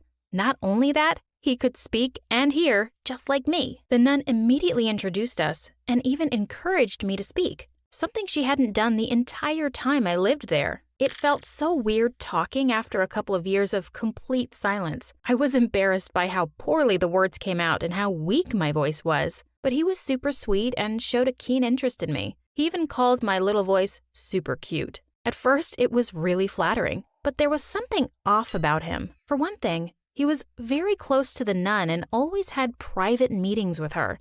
Another problem was that I never actually saw him gardening. One day, out of nowhere, he proposed to me after only knowing me for a week. I freaked out. He was very insulted, explaining he came here and paid big money to take me as his wife. He was promised that I would be submissive, and refusing his proposal was not submissive. He paid the nun for me? I freaked out and ran to my room to pack. That's when the nun came in and tried to explain everything. But this time, she spoke to me. She'd lied about being mute. She explained how she needed money for her medical expenses, and a dowry was the only logical thing to do, and the girls weren't fit for life in the real world. I told her that she needed to give the girls a chance. The world wasn't as scary as she made it out to be. Freedom was everything. The nun simply apologized. I thought she was coming around, but she locked me in the room. I screamed for help, but all of the children were deaf. The only people who could hear me were the nun and the crazy man who wanted to marry me. There was nowhere to go and no one to help me. I only had one option to avoid living in my room for the rest of my life. I agreed to marry him. I put on a big show and he fell for me immediately. Kirsten slipped me a note. She said I wasn't the first person the nun had married off, and they all disappeared shortly after. She knew that she would be next, as the second oldest, so she begged me to follow her plan so we could break the cycle. The nun was grooming submissive girls to marry off to weird men when they turned 18. On the day of the wedding, I pretended to be sick, very sick. The girl who helped me offered to accompany me to the hospital. She wrote a note to the nun explaining that my fever was very high and it was too dangerous for the nun to come near me. She was suspicious and insisted she come. The girl and I got into the car first, and when the nun tried to hop in, we pushed her to the ground, locked the doors, and drove off. We drove over 40 minutes before we found a town. There, we told the police everything that had happened. We were raised on a crazy wife farm. That's not even the craziest part of the story. See, when the police drove out there, they found the mansion, but it was completely empty. They had to use search dogs, which led them to another disturbing discovery. Underneath the farm we worked on, there was a huge secret. All the money she got from selling brides was used to build a giant underground bunker. She was part of a huge church, which included every family she sold the brides to. The kids were all rescued, but the nun was never found. Kirsten and I still live with each other. We are in the process of opening up our own foster home. We still keep in touch with some of the other girls we lived with. And yes, we have cheese puffs almost every day. Still, I can't help thinking she's out there somewhere, plotting her revenge. Sometimes I find crosses left in random places. The worst thing that happened last night, though, I was looking through my camera for some funny photos I'd taken when I saw pictures of Kirsten and I sleeping. I always thought I could sense someone peering at us in the middle of the night, but I chalked it up to my usual nightmares. I don't know if I should tell Kirsten or not, but I'm running out of excuses for why we need to move to a new apartment every month. Hi, my name is Erica, and I'm from the USA. Please like and subscribe. Some people might call me a nerd, but that's only because I actually enjoy school and love working hard. Maybe that's what happens when the single dad who raised you is a world-renowned neurosurgeon. But I never felt pressured by him to excel. Like him, I just like being the best. And while I don't have many close friends, I generally get along with everybody in my class. Well, everybody except one, Genevieve Leroy. That's only because she's the actual devil. Not really, but hear me out. Genevieve transferred to our school from France when we were in the 5th grade, and I immediately hated her snobby attitude. Are you seriously reading Matilda? Back in France, we just finished Les Miserables. American children are so immature. Do you still wear tapas too? She was also crazy smart and got the highest grades in class. I'm not even trying. She was just so conceited and full of herself, and I just had to show her that she wasn't better than everybody. So I worked harder than I ever had, and soon our grades were equal. So, you think you're as good as me? No, Genevieve, I'm better. And from that day forward, everything was a competition between us, but there was never a clear winner. We always got the same grades. We both got first place at the 6th grade science fair. We always had the same number of followers on social media, and somehow our TikToks got the same amount of likes. Would you believe it? We even shared the same birthday. In the 7th grade, our families accidentally had our parties at the same pizza arcade. Instead of having fun, we spent the whole time fighting each other on the Dance Dance Revolution machine. Getting tired, Erica? You wish, Genevieve. I could do this forever. We kept dancing even after everyone left, and the pizza arcade security team had to literally throw us out. I was so sore for the next few days. I groaned every time I moved. Things only got worse once we were in high school. In our last year, we both ran for school president, but our smear campaigns and aggressive politics got so out of hand that violence broke out between our supporters. The principal canceled the election and chose a student as president who wasn't either of us. But we were still gonna end up being co-valedictorians of our class, and I had to make sure I wrote a better speech than Martin Luther King himself. The bright side of it all was that high school would be over soon, and we'd never have to share a stage or room again. But to make things worse, it was around this time that Bethany barged into my life. I always thought Dad was too busy for romance, but he'd met this demon flirt monster while he was treating her mother, and now the two were dating. Isn't your dad just like the cutest ever, Erica? She had him wrapped around her little finger, and before I knew it, he'd asked her to move in with us. Don't think of me as a replacement for your mother. Not until the wedding, anyway. As if having a snooty French arch nemesis wasn't enough, I now had to live with Barbie's evil cousin. We couldn't stand each other. All she did all day was constantly try and fail to become a viral influencer through endless Instagram and TikTok posts for a non-existent audience. Don't forget to like and subscribe. I'll teach you how to trap the man of your dreams. And whenever Dad wasn't around, she would call me a loser and an annoying know-it-all and go on and on about how I would never get a boyfriend. No matter what some of those ugly girls say online, boys do not find intelligence attractive, Erica. But at that point, boys were the last thing on my mind. The same went for Genevieve. We were both so busy trying to be the best at everything that we didn't have time for boys. Hey, Erica, do you maybe want to go to the movies with me? How can I go to the movies when I still don't know absolutely everything about the War of 1812? Now shush! Genevieve, why don't we... Stop, you poor boy. Is your highest ambition to be nothing more than a distraction to me? But that all changed the day Lee Taylor Reyes transferred to our school. Howdy, y'all. He walked into our lives with his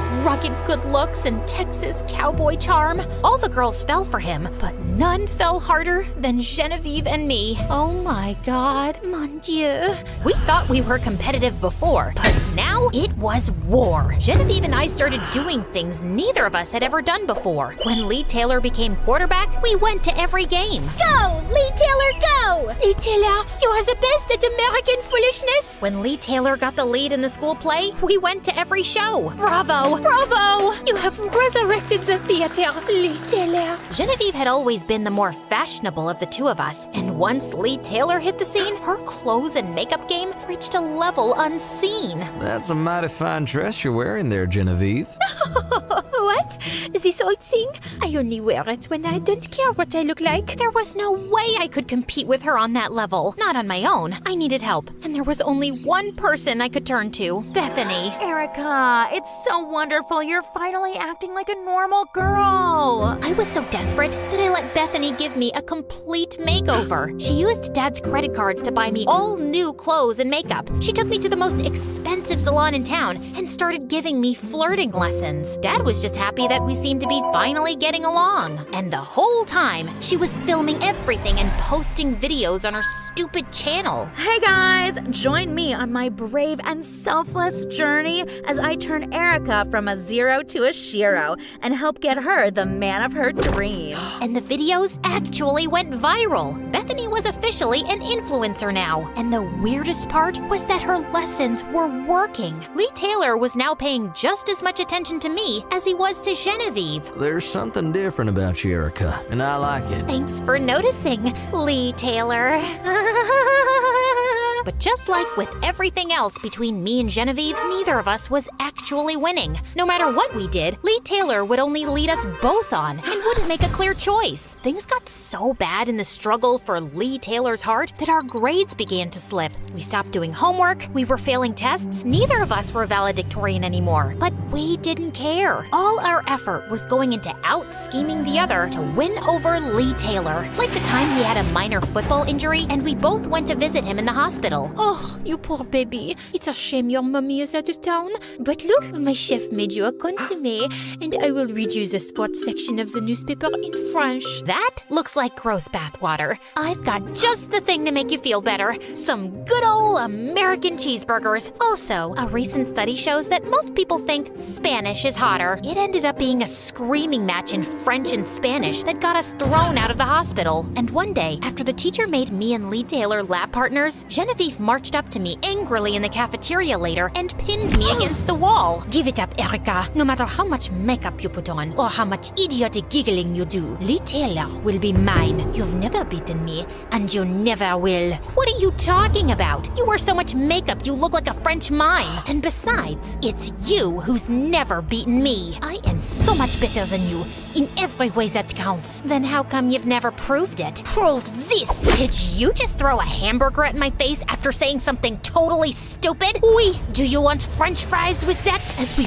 rolled around on the floor, screaming and attacking each other, we knew we were making an absolute spectacle of ourselves. But we didn't care about what anyone thought, except Lee Taylor. And the next day, he invited me and Genevieve to meet him by the bleachers after school. Ladies, y'all are two of the prettiest and sweetest gals I've ever met. And I've really tried to choose, but a choice is impossible. So you must make it. What the heck are you talking about? Why do you speak nonsense, Lee Taylor? I heard that y'all's rivalry goes way, way back. I'm thinking it's time that it was finally settled with a race. The Saturday, 1 lap around the school track. Winner takes all, including my heart. We were both shocked by this proposal, but when he gave us that heart-melting look of his, we agreed. But what we didn't know was that Lee Taylor had live-streamed our conversation to the whole school, and in the days leading up to Saturday, the race was all anyone could talk about. Posters were put up advertising the race for love. Lee Taylor was actually charging admission. None of this was legal, but the principals and teachers didn't dare try to stop it for fear that the students would rip them to pieces. Everyone was just way too excited about it. The school became divided between Team Erica and Team Genevieve. Some of Genevieve's biggest supporters started wearing black and white striped shirts and berets while waving around baguettes and speaking in terrible French accents. Oui, oui, don't you see? Genevieve's the girl for Lee. Things were getting so nuts that people were approaching me in the halls, offering me money to lose the race so they could win big on bets. Even Bethany started showing up to school to interview students for her army of new followers. So tell me, are you Team Erica or Team Genevieve? Team Erica, all the way. USA! USA! Lee Taylor Reyes, be honest. Who do you really want to win the race? All I say is, may the best girl win. While all this was going on, I was just trying to ignore the insanity. I'd spend every night doing laps around my yard trying to get faster and faster. My head was filled with images of my post-race life when I would walk around arm in arm with Lee Taylor. But in a weird way, the thing I was looking forward to the most was an end to this eternal feud with Genevieve. Saturday came, and the crowd was bigger than any homecoming game in our school's history. Go, Erica, go! Viva la Genevieve! This is it, my fabulous followers. The Race for Love Live. Now you'll see once and for all Erica's transformation from loser to, not loser. Yeah. Despite the bizarreness of the scene, Genevieve and I lined up for the race. Lee Taylor had even bought an actual starter pistol from home. On your marks, get set, go! We were off in a flash. The crowd roared. Genevieve and I weren't exactly athletes, but we were giving it our all. We were feeding off the energy surrounding us. The only problem was that neither of us could break away. We were level, like always, literally shoulder to shoulder. As we approached the finish line, it seemed like this would end in yet another tie. My energy was flailing, and in desperation, my eyes searched for Lee Taylor, and they found him, kissing another girl right in front of everyone. I stopped short, fully expecting Genevieve to race ahead and win, but she had stopped too, and was also staring at Lee, sweaty and out of breath. We looked all around us at the ridiculous result of the war we've been waging for so long. What the heck are we doing? This is very foolish, no? All of this for a boy? A conceited and deceitful boy. He really just manipulated us to make this all happen. I don't think I've ever felt this dumb in my entire life. Look at what we are wearing. What happened to us? Our rivalry used to inspire us to become better and better at everything, but now it's only made us worse. Oui, I've always counted on you to motivate me to be the best I can be. That's what I've always counted on you for. But why did there have to be all this hate and jealousy? I have a very tough mother who says second best is a term some loser made up. That's why I'm so competitive. What's your excuse? I don't really have one. I was just born this way. But look where all this jealousy has gotten us. Silly girls playing stupid games. No more. I agree. No more. Genevieve and I walked through that finish line hand in hand and left the field without looking back. The crowd started booing and angrily demanding Lee Taylor refund them the money he had charged them. In case you're wondering what happened next, Dad finally walked in on Bethany screaming like a maniac at me, saw her true colors, and threw her out of the house. Lee Taylor kept playing with the hearts of other girls until the day he messed up with one girl too many. Help! She's trying to run me over with her car! Genevieve and I graduated top of our class. She went on to be a cosmetics entrepreneur, and I became a lawyer. Years later, we still keep in touch and cheer each other's successes.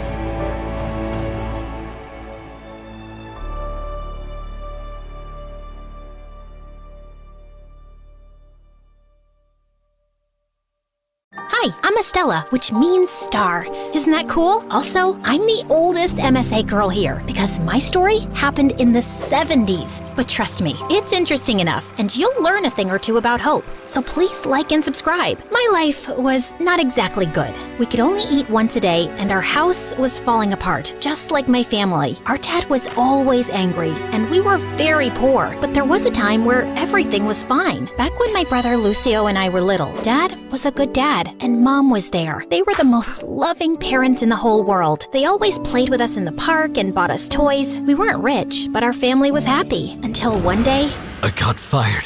They scammed me. What? They scammed me. We lost everything. He never told us who scammed him. We tried to ask him how we could help, but he just ignored us and sold our toys and Mom's jewelry. However, things to sell ran out, and Dad didn't know what to do anymore. Maybe we can work, selling things or, I don't know, something. Yeah, Dad. We can sell matches or... No. What? Why? You can't leave school to go to work. But... I said no. We will put you in a public school and your mom and I will see what we can do. So go study or something. We fought with Dad many times, but he wouldn't let us work, so we gave up. At least Mom was still there, right? Mom, what are you doing? Lucio and I had woken up in the middle of the night and found Mom cleaning the house like crazy. Oh, I'm just cleaning the house, darling. At 3 a.m.? Mom, I know you like cleaning, but... Suddenly, she ran to us and hugged us. Promise me you'll help your dad. Promise me you'll shine brighter than any star in the sky. What? Are you okay, Mom? Yeah, what's going on? Just promise me that, can you?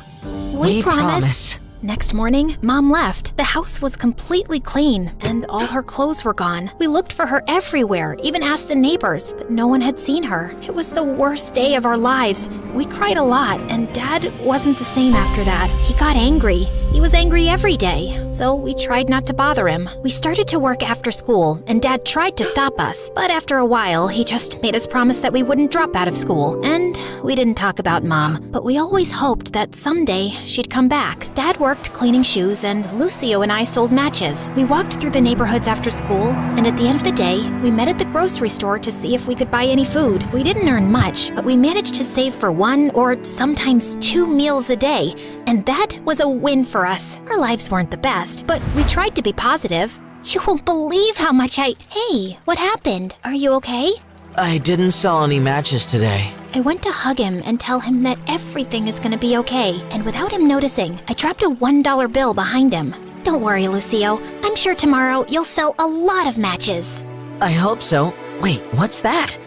Look, Estella, $1! Today must be our lucky day or something, because I have $3 right here. You know what that means? Hot dogs! We bought 2 hot dogs, and then we sat on a street corner to eat them. We haven't had a hot dog in almost a year, and it was delicious. But our happiness didn't last long. Hey kids, can't you give a bite of that? What? No! Go away! There's nothing yours here. Didn't your parents teach you not to be selfish? It's none of your business. Suddenly, the guy ripped the hot dog out of my hands and ran away while laughing. I tried to follow him, but he was running too fast, and it started to rain.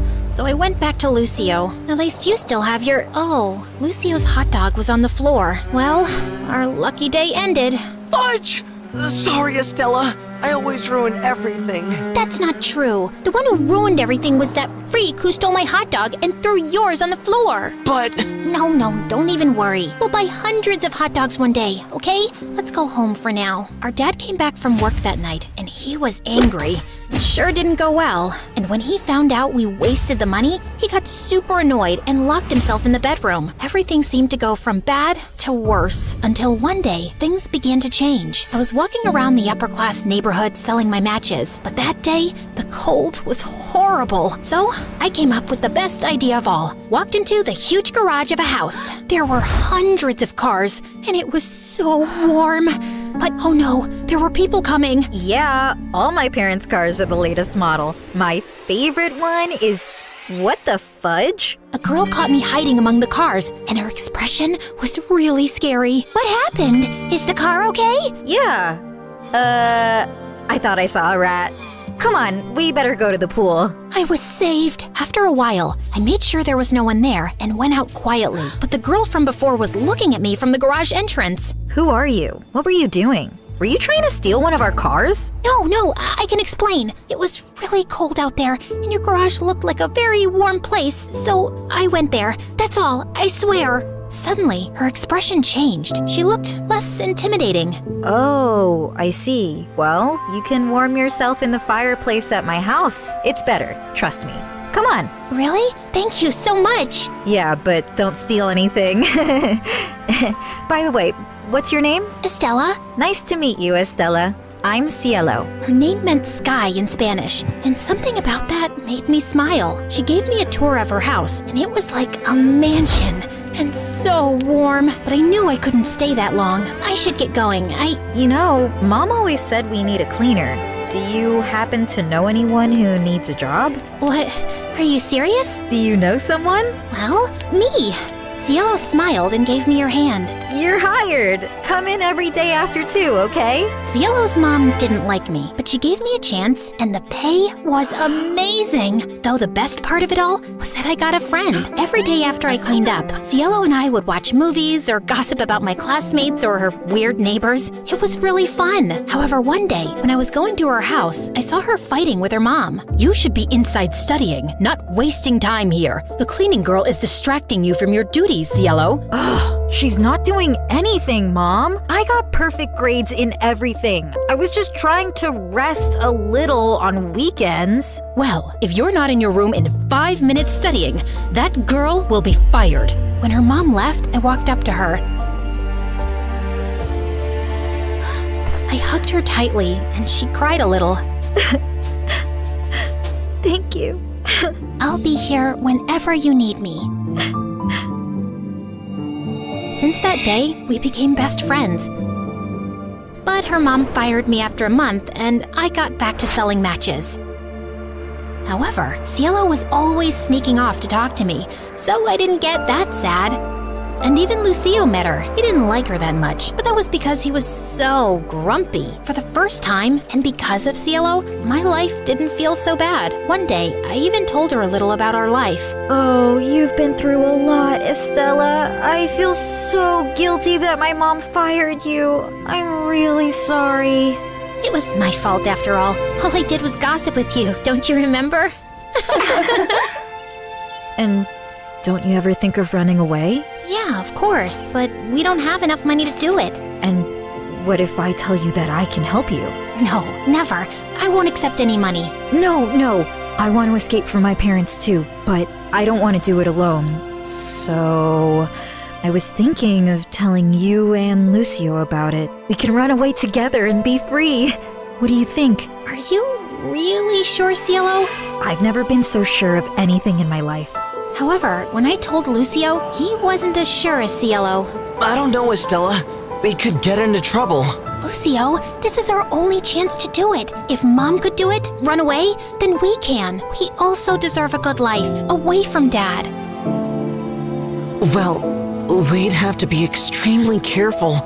After that, our plan started. We raised as much money as we could with Cielo's help. And some weeks later, I went to the train station and bought train tickets to Sweden to leave in 2 days. Sweden? That's where? Yeah, I hope she's still there. Okay, here I feel like a dog at a chess game. What are you talking about?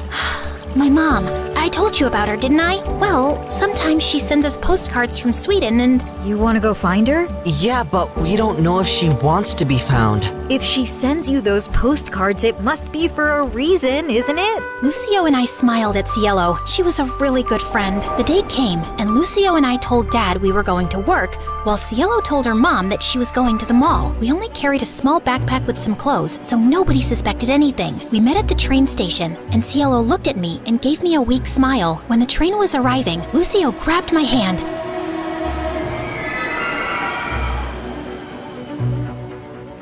Cielo, what do you think you're doing? A woman ran to us and grabbed Cielo's arm tightly. Do you think you could just run away from home like that? What's going on with you? You and Dad are always fighting, and you only talk to me to tell me to study. You guys never really pay attention to me. Who put those ideas in your head? Was it her? I knew she'd be a problem.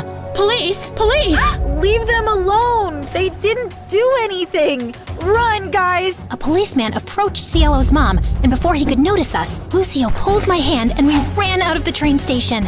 We hid behind a dumpster and saw the policeman running in front of it. After being there for a while, I started to cry again. Shh, come here. Listen, we can fix it. We still have some savings from your last job. We can... No. What? Why? We can't do it without Cielo. We can't leave her behind. You're right. The same day when we arrived home, we lost all hope of escape. Dad found all our savings and was upset that we hid it from him. So he kept it somewhere else and said it would only be for food. But then winter came and I didn't have any winter clothes. You should wear the jacket, Estella. I can stand the cold. I'm like an iceman. Yeah, sure. Oh, come on, lighten up. Today we will sell a lot and eat hot dogs. What do you say? I don't know. It's fine. I've had enough. You have to stop this. Cielo is fine in her nice little mansion eating whatever she wants.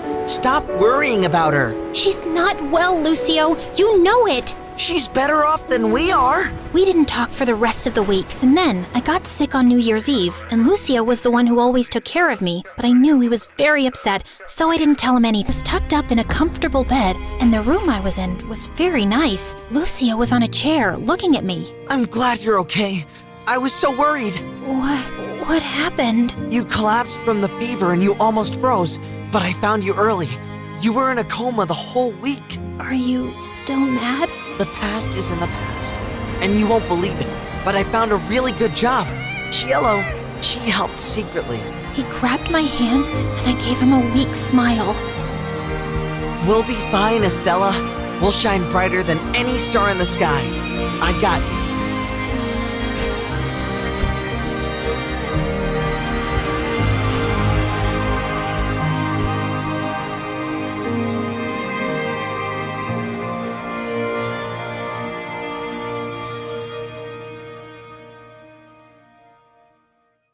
Hi, I'm Aisha from Australia. Please like and subscribe. Mom always said that my twin sister Eva and I competed with each other since we were in the womb. I was supposed to come out first, but Eva beat me to it. Growing up, I was a wild and carefree kid, while Eva was the complete opposite. She always had her nose in books, whereas my head was always up in the clouds. Mom liked that Eva did well in school and had her life together, so she'd compare us a lot. She always wanted me to be more like Eva, but man, you only live once, and I was in no mood to be that boring. I loved playing with model airplanes. We lived near an airport, and whenever I heard them flying over, I'd run out and wave to them. Hi! Bye! Bye, Mr. Pilot!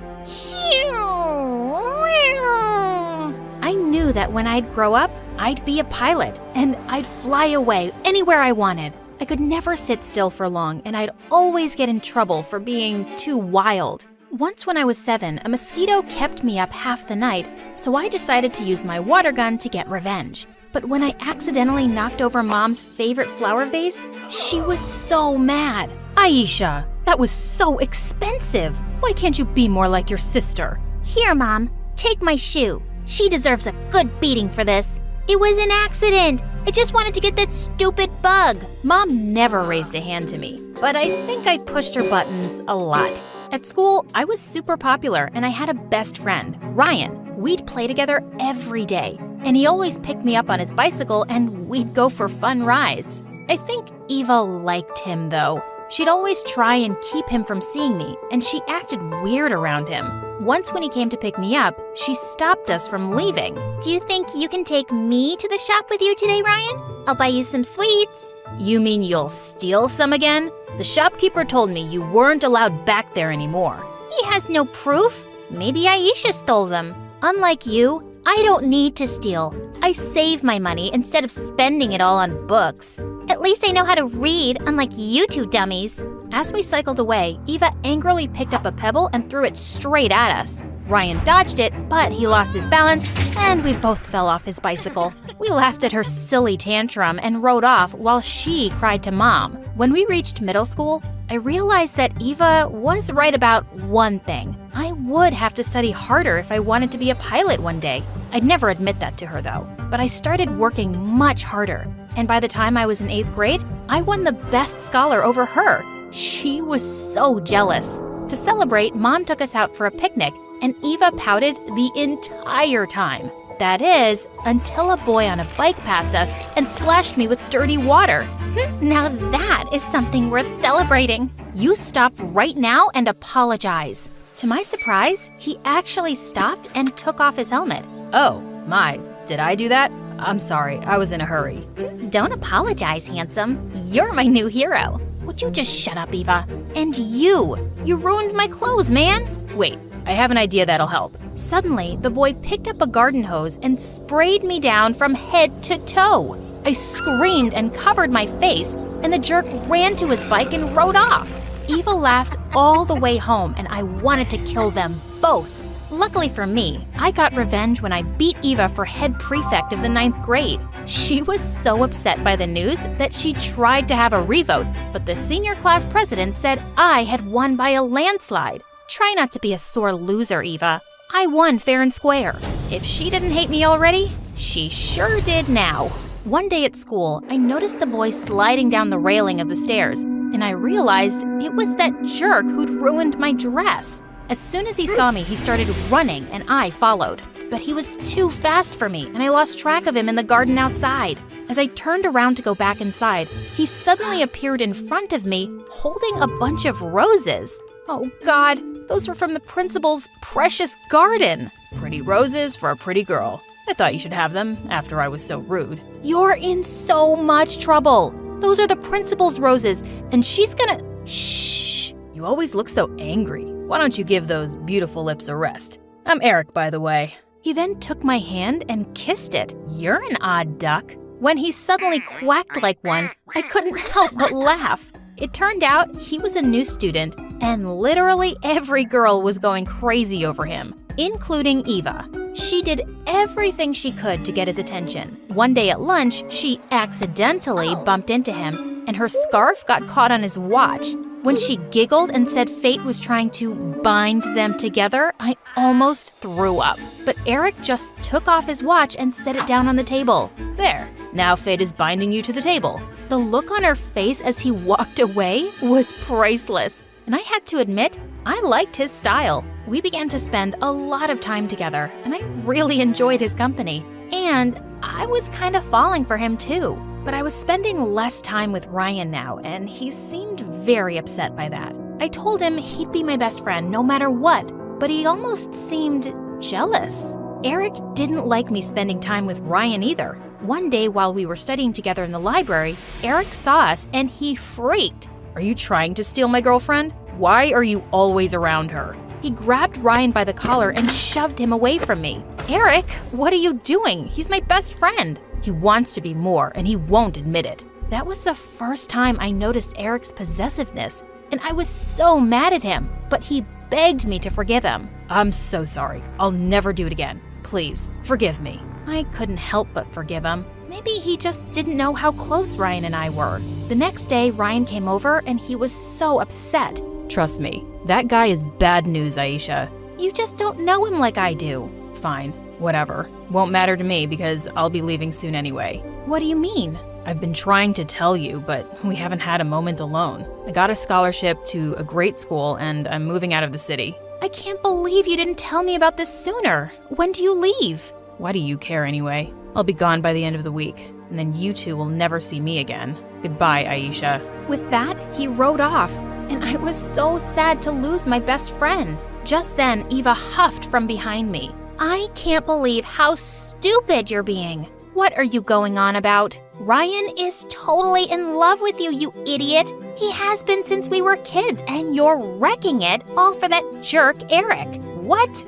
You're crazy. We're best friends, and he's never liked me like that. You're so blind, Aisha. But fine, don't listen to me. As usual, Eva shoved me aside and stomped off angrily, and I felt so confused. I tried not to think about it much, but Eva wouldn't quit. Whenever she heard Eric and me talking on the phone, she'd pull funny faces to distract me or start making a lot of noise. One afternoon, I lost my cool completely. Eva, what is your problem? Get over it. Eric likes me, not you.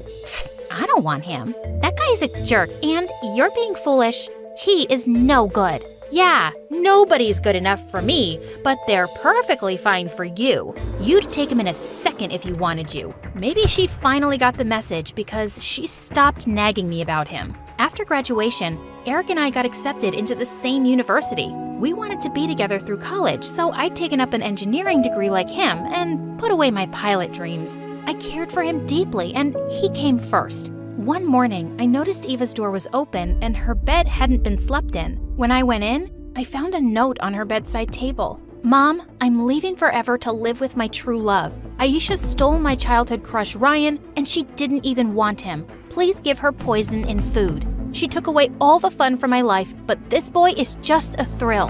What? I didn't even know she was dating anyone. After this news, Mom had a total breakdown, and I had to take over doing everything in the house. She slept the whole day and was never interested in anything anymore.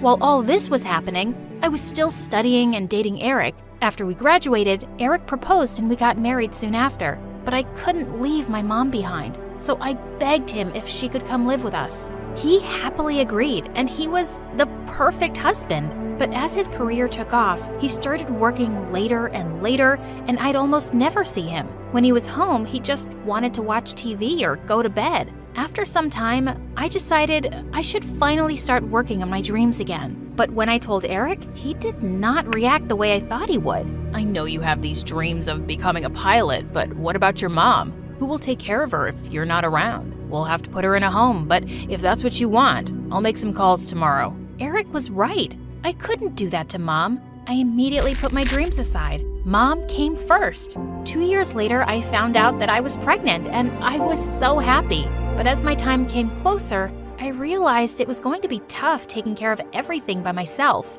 When I asked Eric if we could hire a housekeeper, he refused. He said we couldn't afford it, and he was never around to help me with anything. Even after our beautiful son was born, he'd always be gone working. He was cold and distant. He had no interest in spending time with his family. One afternoon, I was mopping the floor when I heard Mom scream. I turned around to see her rush toward the baby as he was falling off the bed. She caught him just in time, but she knocked over a flower vase and it shattered to pieces. When Eric rushed in to check what was going on, he lost his mind and began screaming at her. You idiot. Do you have any idea how expensive that was? Money just doesn't grow on trees. I was so shocked. And then, furious. Don't talk to my mother like that. And she just saved our son from falling off the bed. Don't start with me. I work all day to provide for all of you. Do you think it's easy? I work all day at home too.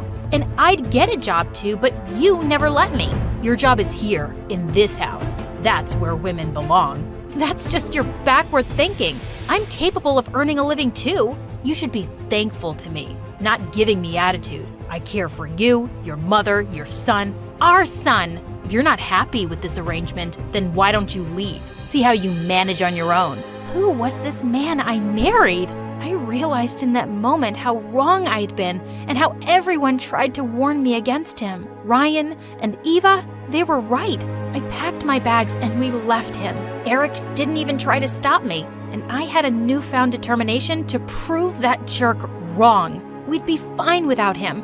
I got a job as a receptionist and moved us into a small house with my first paycheck. In all that time, Eric never looked for us. I began to think of Eva a lot. and I felt upset that I'd never believed her about him. One afternoon after leaving work, I spotted a homeless girl begging for food. When I got a closer look, my world crumbled to pieces. It was Eva. When she saw me, she tried to run away, but I caught her and held her close. "Where have you been, Eva?" She told me how her boyfriend only used her for money, and when she lost her job, he left her with nothing. "Why didn't you come looking for us?" "I tried looking for you both, but when you got married and moved, I had no idea where to find you." I took her home with me, and when Mom saw her, she nearly fainted. My beautiful girls, together at last. Eva moved in, and I got her a job as a waitress so she could get back on her feet. We rebuilt our relationship over time, and we'd never been closer. Some months later, Eva and I were watching MSA videos on YouTube with my son when suddenly I looked up at the TV to see the news. A young pilot had saved a plane from crash.